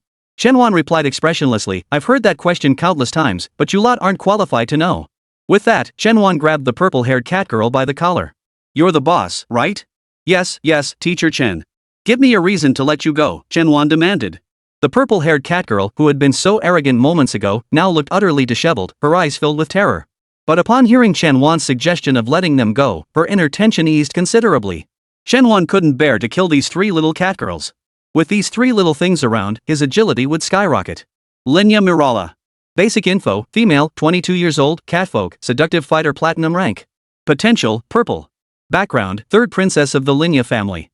Changeable class, Bloody Queen epic tier, 5 points. Linya Danana. Basic information, female, 25 years old, catfolk, shadow assault swordsman platinum. Potential, purple. Background, 2nd princess of the Linya clan. Changeable class, fatal assassin epic tier, 5 points. Linya and Luoluo. Basic information, female, 26 years old, catfolk, purple gold assassin platinum tier. Potential, gold. Past experience, eldest princess of the Linya clan. Changeable class, Netherlord legendary, 10 points.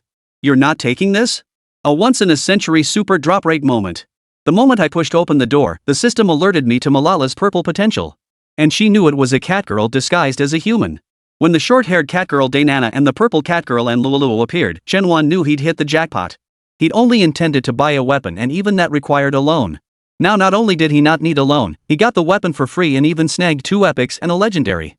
This was insane. Absolutely insane. Hunters often appear as prey. Chen Wan embodied this saying perfectly. Chen Wan pulled out 3 acceptance letters and placed them before the 3 catgirls. Sign it. Become my students, and I'll let you go. Ha? Students? Mirala said, but Coco, we're catgirls. We can't go to school with you. Put simply, you'll be working for me, Chen Wan stated. Mirala and Dainana simultaneously turned to Luoluo, seeking their elder sister's opinion. But to their surprise, Luoluo had already signed her name. Teacher Chen, from now on, we're your cats. Seeing this, Mirala and Dainana hurriedly signed their names as well. Ding! You have recruited students, Mirala, Dainana, and Luoluo. Change their professions? No. Chen Wan, however, had no ulterior motives. If 2 epic tier and 1 legendary tier professions truly awakened in this apartment, the entire building might just collapse from the shockwave. Follow me. Chapter 50, Superfusion. Attribute Explosion. Chen Wan led the 3 catgirls out into the wilderness. All 3 of you form a triangle around me, positioning yourselves about 50 meters away. Though all 3 kitty girls looked puzzled, they complied. Even at a 50-meter distance, they had no reason to flee. Not to mention, the contract they just signed might as well be a form of remote control. They knew that with Chen Wan's strength alone, he could retrieve them even from 100 meters away or even 1,000.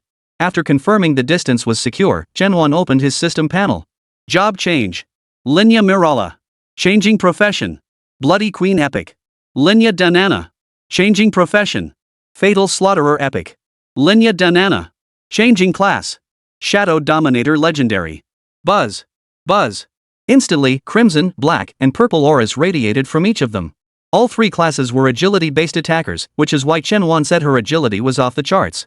Fusing the 3 catgirls together produced terrifying agility. Little black-haired Milala radiated a dense crimson mist, while little yellow-haired Dainana shimmered with intertwining silver and black light. Purple-furred and Luolawa's legendary class transformation triggered an explosive visual effect. A purple spectral wave pulsed outward, unleashing overwhelming shockwaves. Moreover, just now, Luo, who was the first to recruit a legendary tier apprentice, had also completed her quest. You have completed Quest 2, rewards, 55 points, 3,000 student assignable EXP, additional, 1 custom 7-star weapon, 1 legendary talent boost opportunity. I was planning to take out a loan for a weapon, but this windfall is unexpected. Student and Luo. Class, Nether Warrior Tier 1. Talent, Legendary. Level, 1. Defense, 100. Attack, 100. Stamina, 105. Agility, 290. Spirit, 101. Skills, Shadow Slash, Swift Dodge. Student, Mirala. Class, Blood Shuttle Tier 1. Talent, Epic. Level, 1. Defense, 59. Attack, 60. Stamina, 55. Agility, 109. Spirit, 111. Skill, Blood Pool Traverse. Student, Dainana. Class, Blade Spirit Tier 1. Talent, Epic. Level, 1. Defense, 61. Attack, 60. Stamina, 60. Agility, 100. Mental, 56. Skills, Frenzy Slash, Blade Array.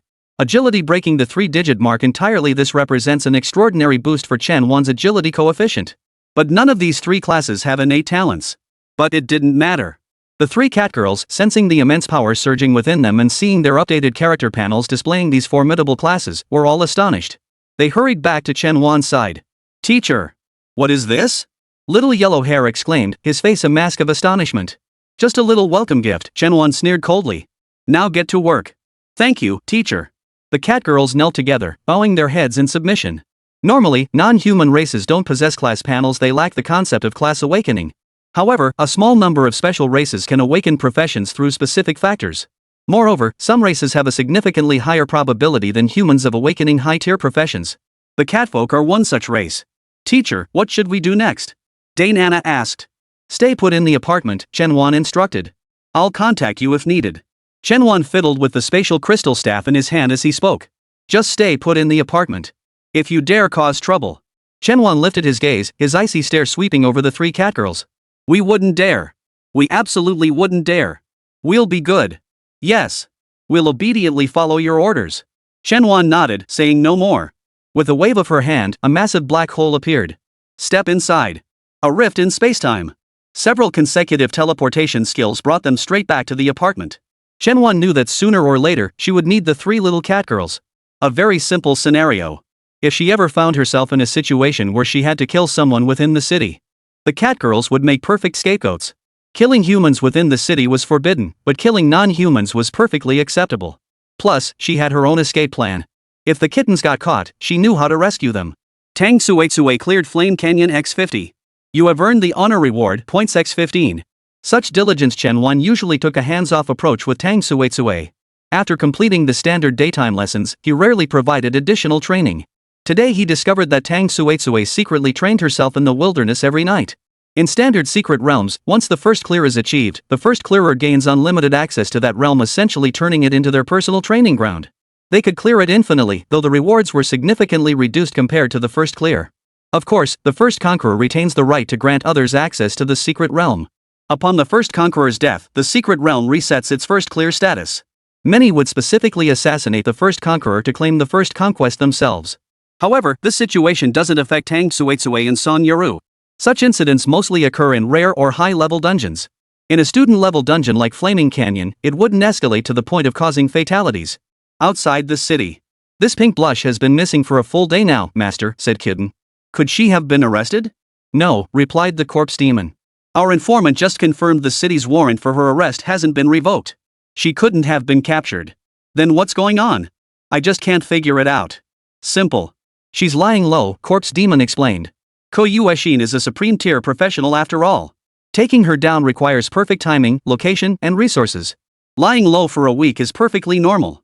The corpse demon continued, she's still far superior to you. You couldn't even seize an opportunity when given one, but at least she knows to seek them out herself. Cutting felt humiliated by the remark and lowered his head. He had indeed intended to belittle Pinkty in front of the corpse demon. Even among dark cultivators, workplace rivalry existed. Fengdai and Ku Tang were colleagues, equal ranking ones at that, so rivalry was inevitable. The competition among the lesser cultivators under the corpse demon was even more brutal. Everyone scrambled for the corpse demon's favor, desperate to obtain cultivation potions and hasten their ascent to the first-tier cultivator stage. Before they knew it, the data journey to the Lost Mountains had arrived. Though Chen Wan and Tang Xueitsue both possessed teleportation skills that could hasten their journey. For routine travel like this, flying was still preferable. Otherwise, using their skills would require at least 50 uses each. That would be a massive drain on both physical stamina and mental energy. They might not even make it to the Lost Mountains. According to Suli, the Lost Mountains are a large-scale instance. Chapter 51, Speed Squad. The strongest first clear team? Its area spans the size of 10 flame canyons. The mountain range's vertical height reaches 6,000 meters. Though it's only 3 teleportation skills distance, it's not comparable. Teleportation skills aren't like blink skills. The slightest obstruction would halt the teleportation instantly. The Lost Mountains terrain is treacherous, making teleportation skills far from reliable. Forget teleportation, even flight skills become useless in the Lost Mountains. Under normal circumstances, reaching the summit takes weeks. Chen Wan's ideal timeframe is 1 day 24 hours. That would guarantee a first clear. At 5:45 p.m., 15 minutes remained before the instance opened. Chen Wan and his party waited outside the instance. The massive vortex, encircled by chains that trembled slowly, signaled its imminent opening. Just as everyone waited, a familiar voice drifted from nearby. Professor Su, you actually came. Ma He emerged from the side. Several underlings followed behind him. One of them was Yi Tsong. Clearly, Yi Tsong had stopped pretending. Though he was Su Li's student, he had already decided to sever ties. He knew Su Li couldn't possibly leave this place alive. So it was you who tipped off Chen teacher about our whereabouts last time, Su Li said. No wonder your President Ma could track me down so precisely. You old hag. How dare you show disrespect to my godfather? Yi Tsong, relying on Mahi's backing, drew his sword and pointed it at Su Li. Mark my words, I'll personally slit your throat later. Su Li didn't get angry at her words. Words from someone he didn't care about held no power to hurt him. Had Luo Yi uttered those words, perhaps her heart would have tightened. After all, she was his most outstanding student and the most loyal to him. Luo Yi had never disappointed Su Li. Even after transferring schools, she never uttered a single unkind word about her. Occasionally, when Nan Cheng had just berated Su Li, Luo Yi would even speak up in her defense. Even though Su Li had betrayed her back then. Just you lot? Su Li swept a dismissive glance over Ma He and his group. Ma He retorted, Su Li, you are indeed strong but only within your teacher's circle. You're nothing but a diamond tier trash, leading a worthless non-professioner. Ha! After a burst of laughter, Ma He turned his gaze to the students behind Su Li and Chen Wan. If I'm not mistaken, those 3 little girls behind you are your students, right? Oh ho, just notice there's also Song Yarou, who's not even Black Iron tier. Quite the celebrity. Ha! It was only natural that Ma He and his crew didn't recognize Yuan Zhang. Because Yuan Zhang had summoned her companion armor, completely obscuring her face. Ma He strode up to Su Li, narrowing his eyes arrogantly. Su Li, you're awfully overconfident. I thought you'd bring some elite warriors to escort you. Turns out you just dragged this bunch of trash along. Well then, this time next year will be the anniversary of your deaths. Let me show you who I've brought along. With that, a wave of scorching heat surged from the side. A towering, muscular brute over 6 feet tall emerged. He wielded a massive crimson battle axe and was clad head to toe in heavy red armor. Long Fun, leader of the Burning Heaven Guild. Beside him stood 2 other supreme tier powerhouses. One male, one female.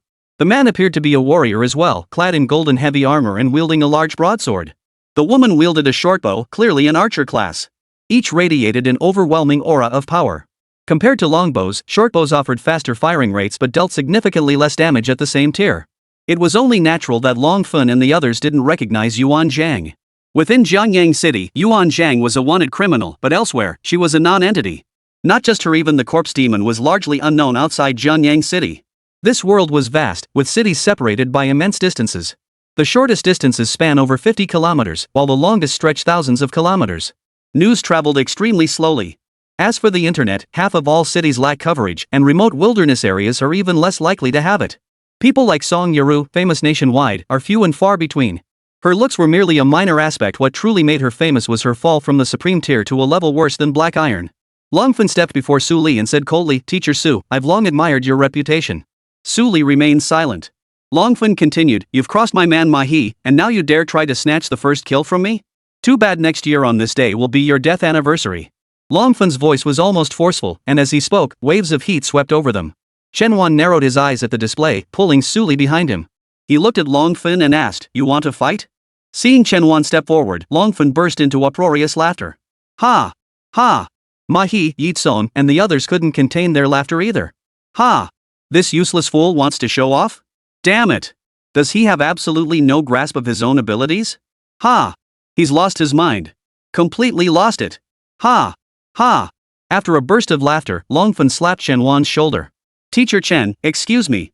I can't stand trash who aren't even professionals. I still need to speak with Teacher Su." Chen Wan smiled faintly, raising his hand to slit Longfen's throat. Then, other voices erupted from the surrounding area. "Holy crap! Isn't that big shot Longfen? He actually came too? I remember he had a pass, but he didn't show up in previous years, right? Oh no, looks like this year's first pass is completely out of the question. Wait a minute, that man looks familiar. Is he the infamous jobless teacher from Jiangyang City? It must be him. Who would have thought Xingyao University would hire a jobless guy as a teacher? I wonder which unlucky student got stuck with him." Chen Wan turned to look another group of people. 4 people in total. All lightly equipped, clad in light armor. The famously swift speed squad. Composed of 4 members, all high agility classes. They belonged to a special unit under the official courier service of the Yanlong Empire, tasked with delivering critical items and held in high regard. In ancient times, they would be the elite couriers delivering urgent dispatches over 800 li. But their presence here now clearly signaled more than just a passing journey. In previous years, the Speed Squad had consistently claimed the first clear, their strength truly formidable. Team Speed's captain, Feng Qi, stepped forward. His gaze swept over the assembled group as a meaningful smile curved his lips. "President Longfen, it's been a while. I hadn't realized you'd also taken an interest in being the first to conquer the Lost Mountains?" "I have no interest," Longfen replied. "I'm merely backing up my subordinate, Mahi, to save face." Chapter 52, Nightmare Lizard? One-shot kill. Feng Qi was lean and muscular, and the same went for the other 3 members, 2 men and 1 woman, all noticeably slimmer than the average person. To maximize their professional agility, weight reduction was essential. This too falls under combat discipline. "Brother Feng Qi," Longfen said, "I hear you guys were the first clear team for years. How about letting me take the top spot this time? Do me a favor." Feng Qi smiled faintly and shook his head. "Brother Longfen, don't joke around. First place is something you have to earn yourself." Smiling tiger, pure and simple. Longfen's lips twitched. Though inwardly furious, he dared not confront Feng Qi or the Speed Squad.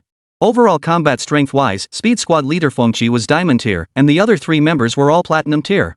Taking on all 3 of them alone wouldn't be a problem.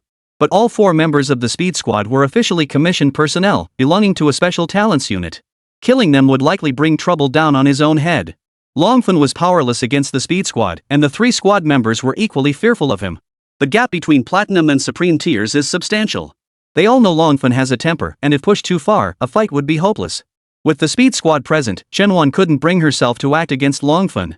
While killing someone in the wilderness wasn't a big deal as long as no official personnel were involved, it rarely drew intense scrutiny from higher-ups. But murder, no matter how you looked at it, was a private matter. Right now, it really wasn't a good time to act. Just then, the chain sealing the secret realm snapped open. Windrush said, "Big shot Longfen, no time for chit-chat, we're going in first." Swish. Swish. The 4 members of the Speed Squad instantly vanished into the secret realm. "We're going in too. Hurry up!" Longfen shouted, then turned to Chen Wan. "I'll remember this. You love to show off, don't you?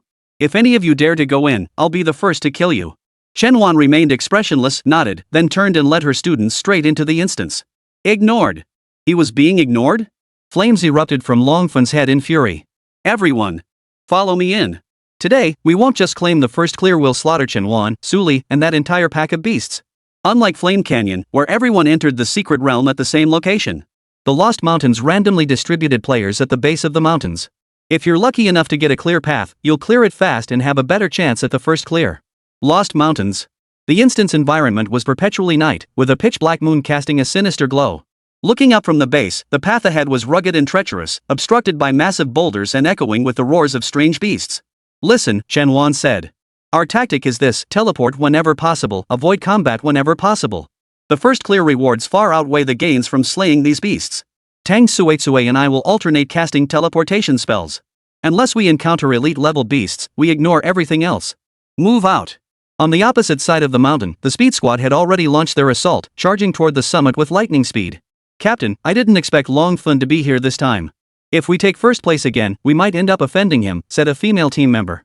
This female member, EXIN, was a probationary deputy captain on the verge of being promoted to full deputy captain. She wore a blue and white bodysuit, her long hair flowing freely. With features as delicate as a painting, she was exceptionally beautiful. So what? Feng Qi retorted. Does he really think he can mess with us? He added, what surprises me is Chen Wan showing up too. Looks like she came with Su Li. Su Li has been coming here for years, EXIN remarked. But we've snatched all the first clears. So Chen Wan is the backup she brought? Looks like she's brought a huge liability. The Lost Mountains had been a popular dungeon over a decade ago, but attendance plummeted after entry required a pass.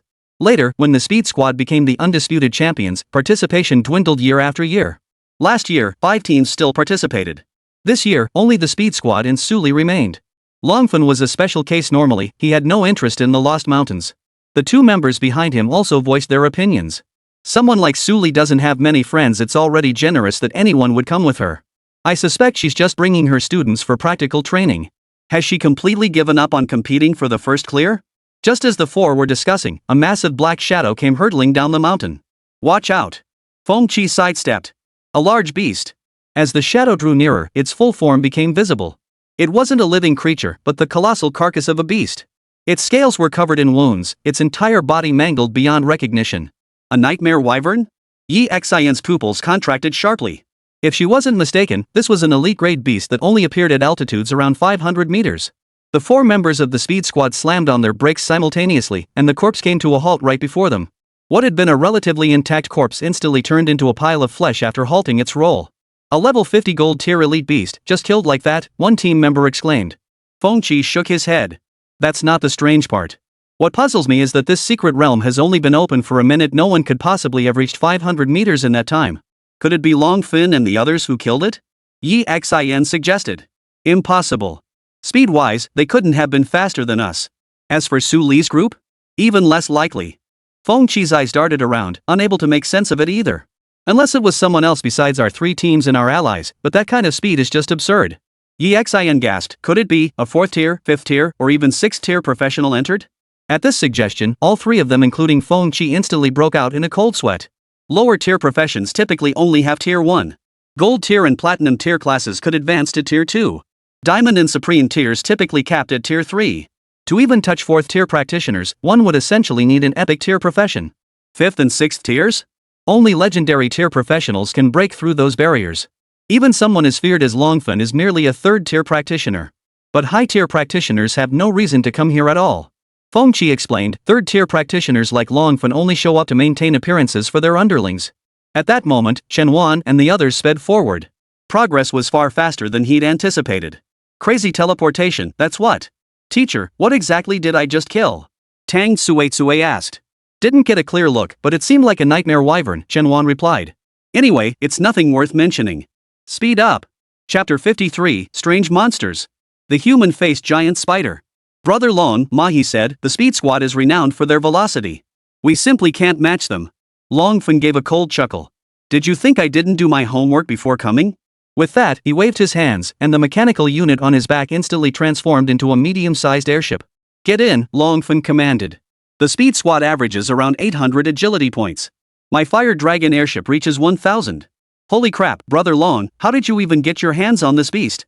Mahi was instantly overcome with wild excitement. Ha! Yi Tsung's chubby face beamed with delight. This first ascent is in the bag now. At this speed, we could reach the summit in 5 days. 5 days? Are you insulting my fire dragon? Longfen retorted, 3 days. 3 days max. Completing the first clear of Lost Mountains in 3 days? That'd shatter all previous records. I was just aiming to clear it for materials, never imagined we could achieve the first clear. He was visibly thrilled. Thanks, Brother Long. Things are going way smoother than I expected. Chen Wan declared, aim for a 1-hour clear. Charge. Buzz. Buzz. Rifts in spacetime crisscrossed as Chen Wan led the 4 of them straight to the summit. In just half an hour, they'd already climbed 3,000 meters vertically. Consecutive skill releases left both Chen Wan and Tang Suetsue feeling fatigued. Chen Wan was holding up relatively well after all, with the attributes of so many high-potential professions, his stamina was still holding up. Tang Suetsue, however, was drenched in sweat. I'll handle the rest of the journey, Chen Wan patted Tang Suetsue's shoulder. You should rest for a while. It's fine, teacher. I'm not tired. Just as Chen Wan was about to say something, a dark, crawling shadow flashed past them from the nearby jungle. Whoosh! A jet of pitch-black liquid shot toward them. Song Yarou reacted with lightning speed, raising her gun to disintegrate the liquid. Teacher, something's ambushing us.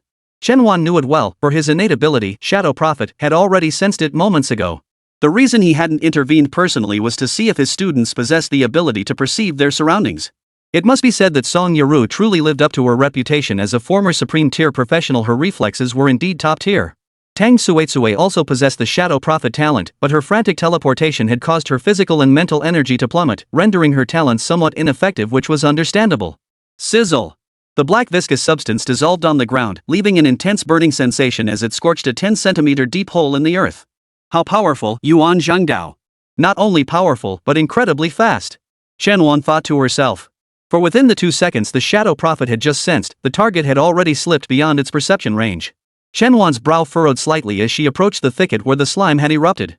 Gently parting the foliage, she found no particularly obvious traces. It was difficult to pinpoint anything. Teacher, what should we do? Su Li asked. Don't worry about it for now.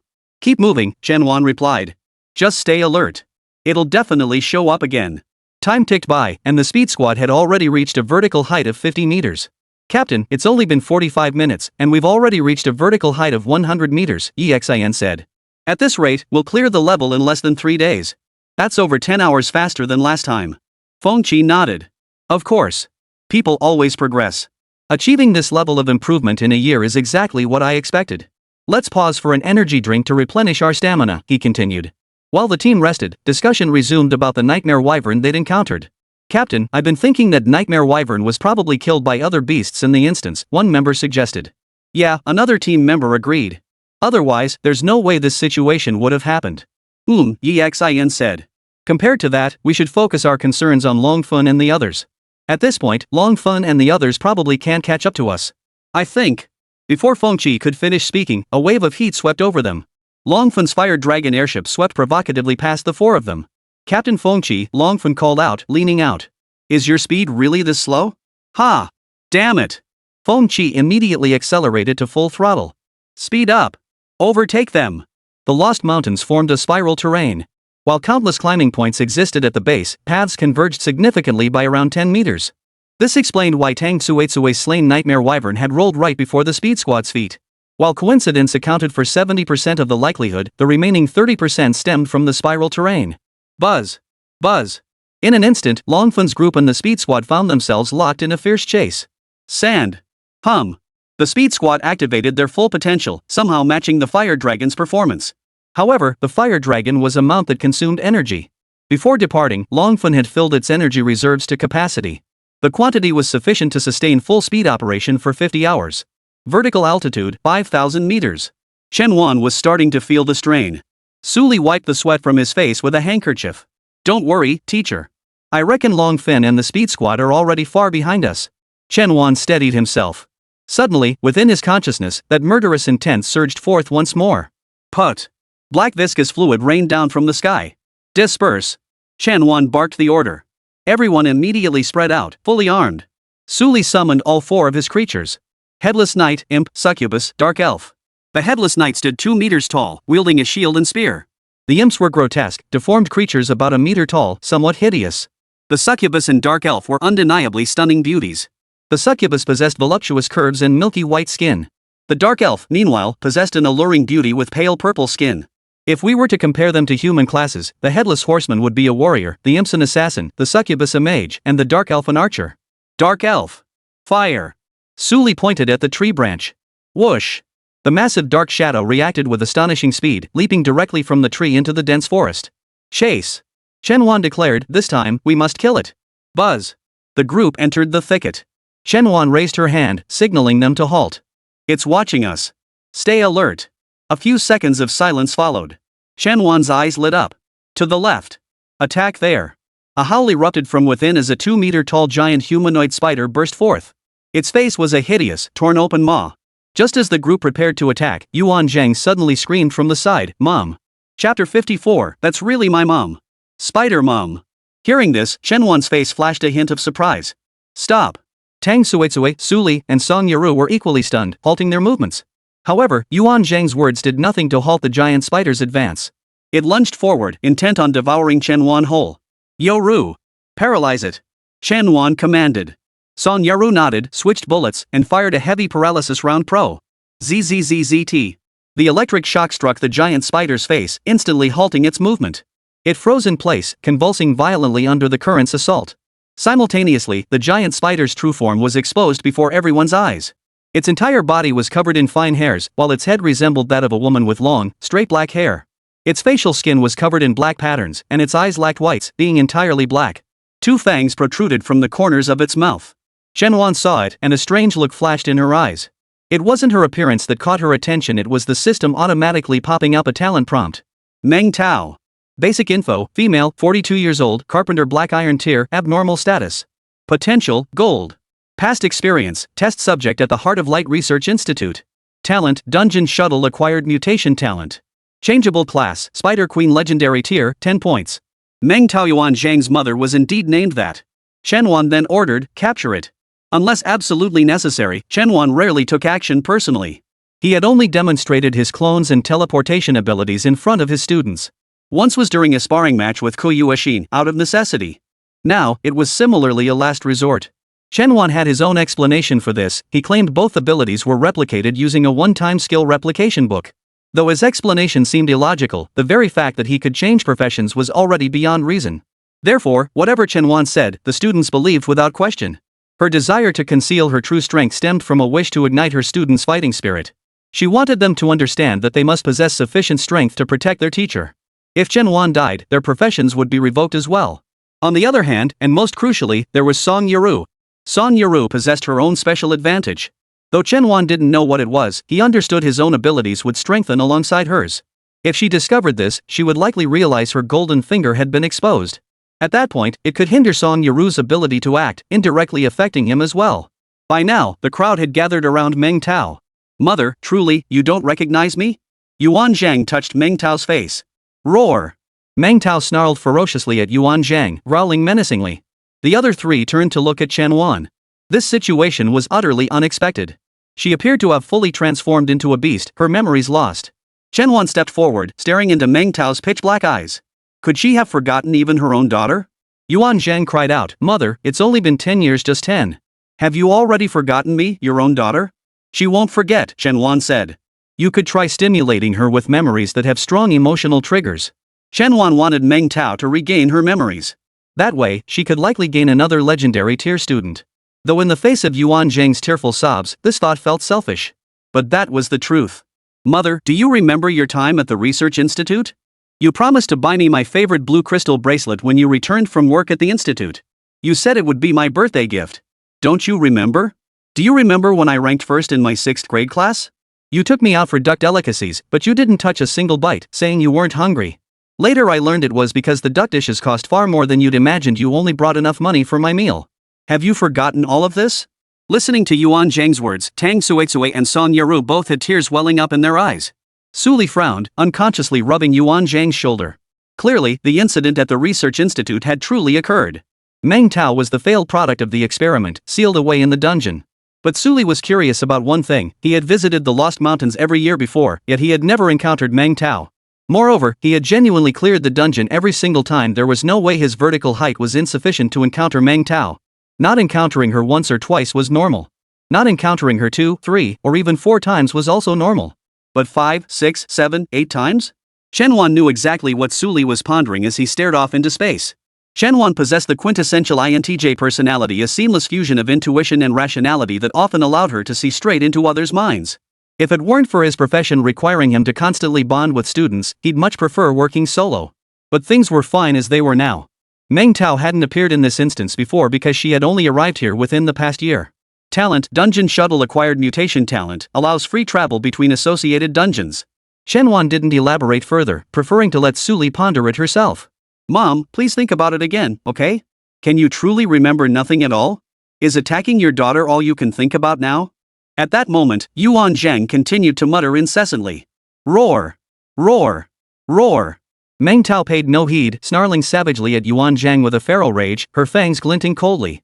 At the same time, her paralyzed body began to show signs of recovery, her claws twitching violently. Yarou, finish her off. Chen Wan said calmly. But, don't you understand? Bang! Another tranquilizer dart struck, and a trickle of green liquid oozed from Meng Tao's spider-like appendage. Yuan Zhang was so overcome with grief she burst into tears, yet she harbored no blame toward Chen Wan. Because she knew this human-faced giant spider was now a complete and utter beast. It bore no resemblance to her mother whatsoever. Yuan Zhang frowned and said, Teacher, you don't need to worry about me. Kill this spider beast. Chen Wan smiled softly, shook her head, and crouched before Meng Tao. Staring at its hideous, terrifying form, she slowly raised her hand. Teacher, be careful, Su Li interjected. Leave its execution to me. You don't have the skill book to replicate its attack abilities, you won't be able to kill it. I never intended to kill it. With that, Chen Wan gently touched the back of her hand to Meng Tao's eye socket and pressed down with slight force. Black tears immediately welled up and spilled from Meng Tao's eyes. Mother Yuan Zhang, after enduring so long, why bother? Your daughter still recognizes you, why won't you recognize your own daughter? What are you afraid of? Chapter 55, Useless Teacher? Wiped out in seconds.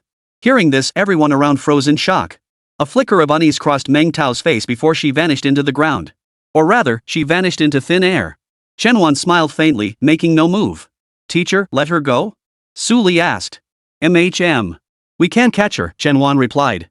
As long as she's within the dungeon's secret realm, we'll never catch her. I suspect she possesses the ability to traverse between interconnected dungeons. I see, Su Li said. Then I understand.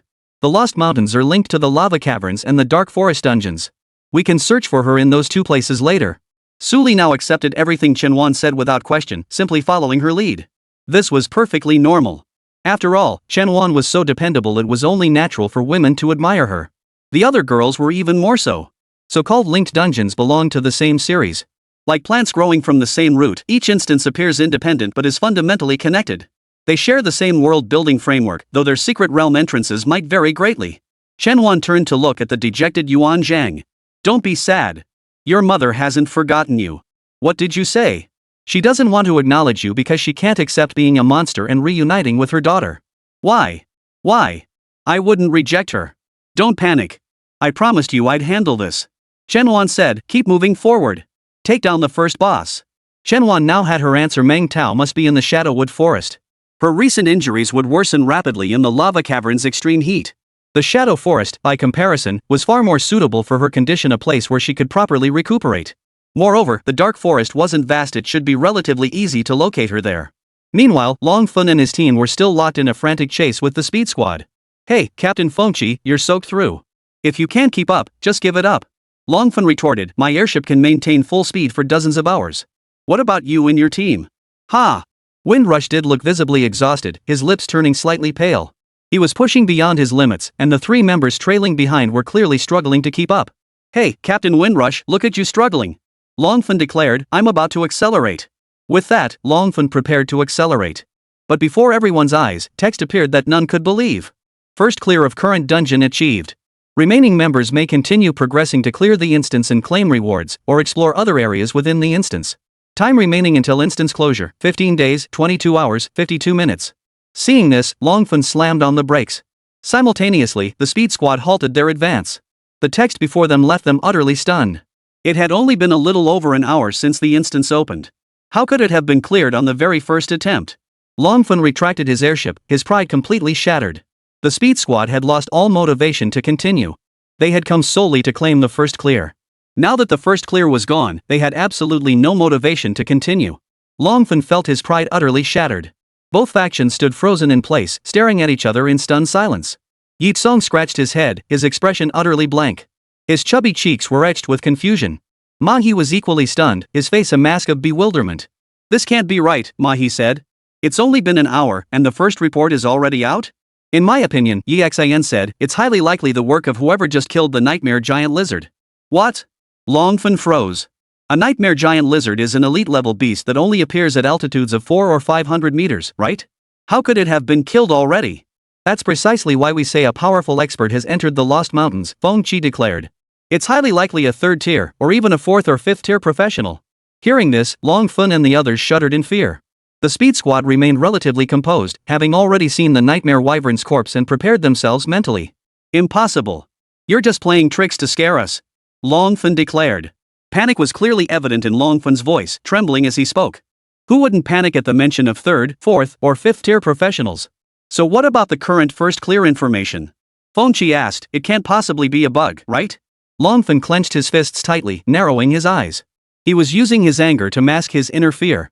Brother Lon, maybe we should retreat?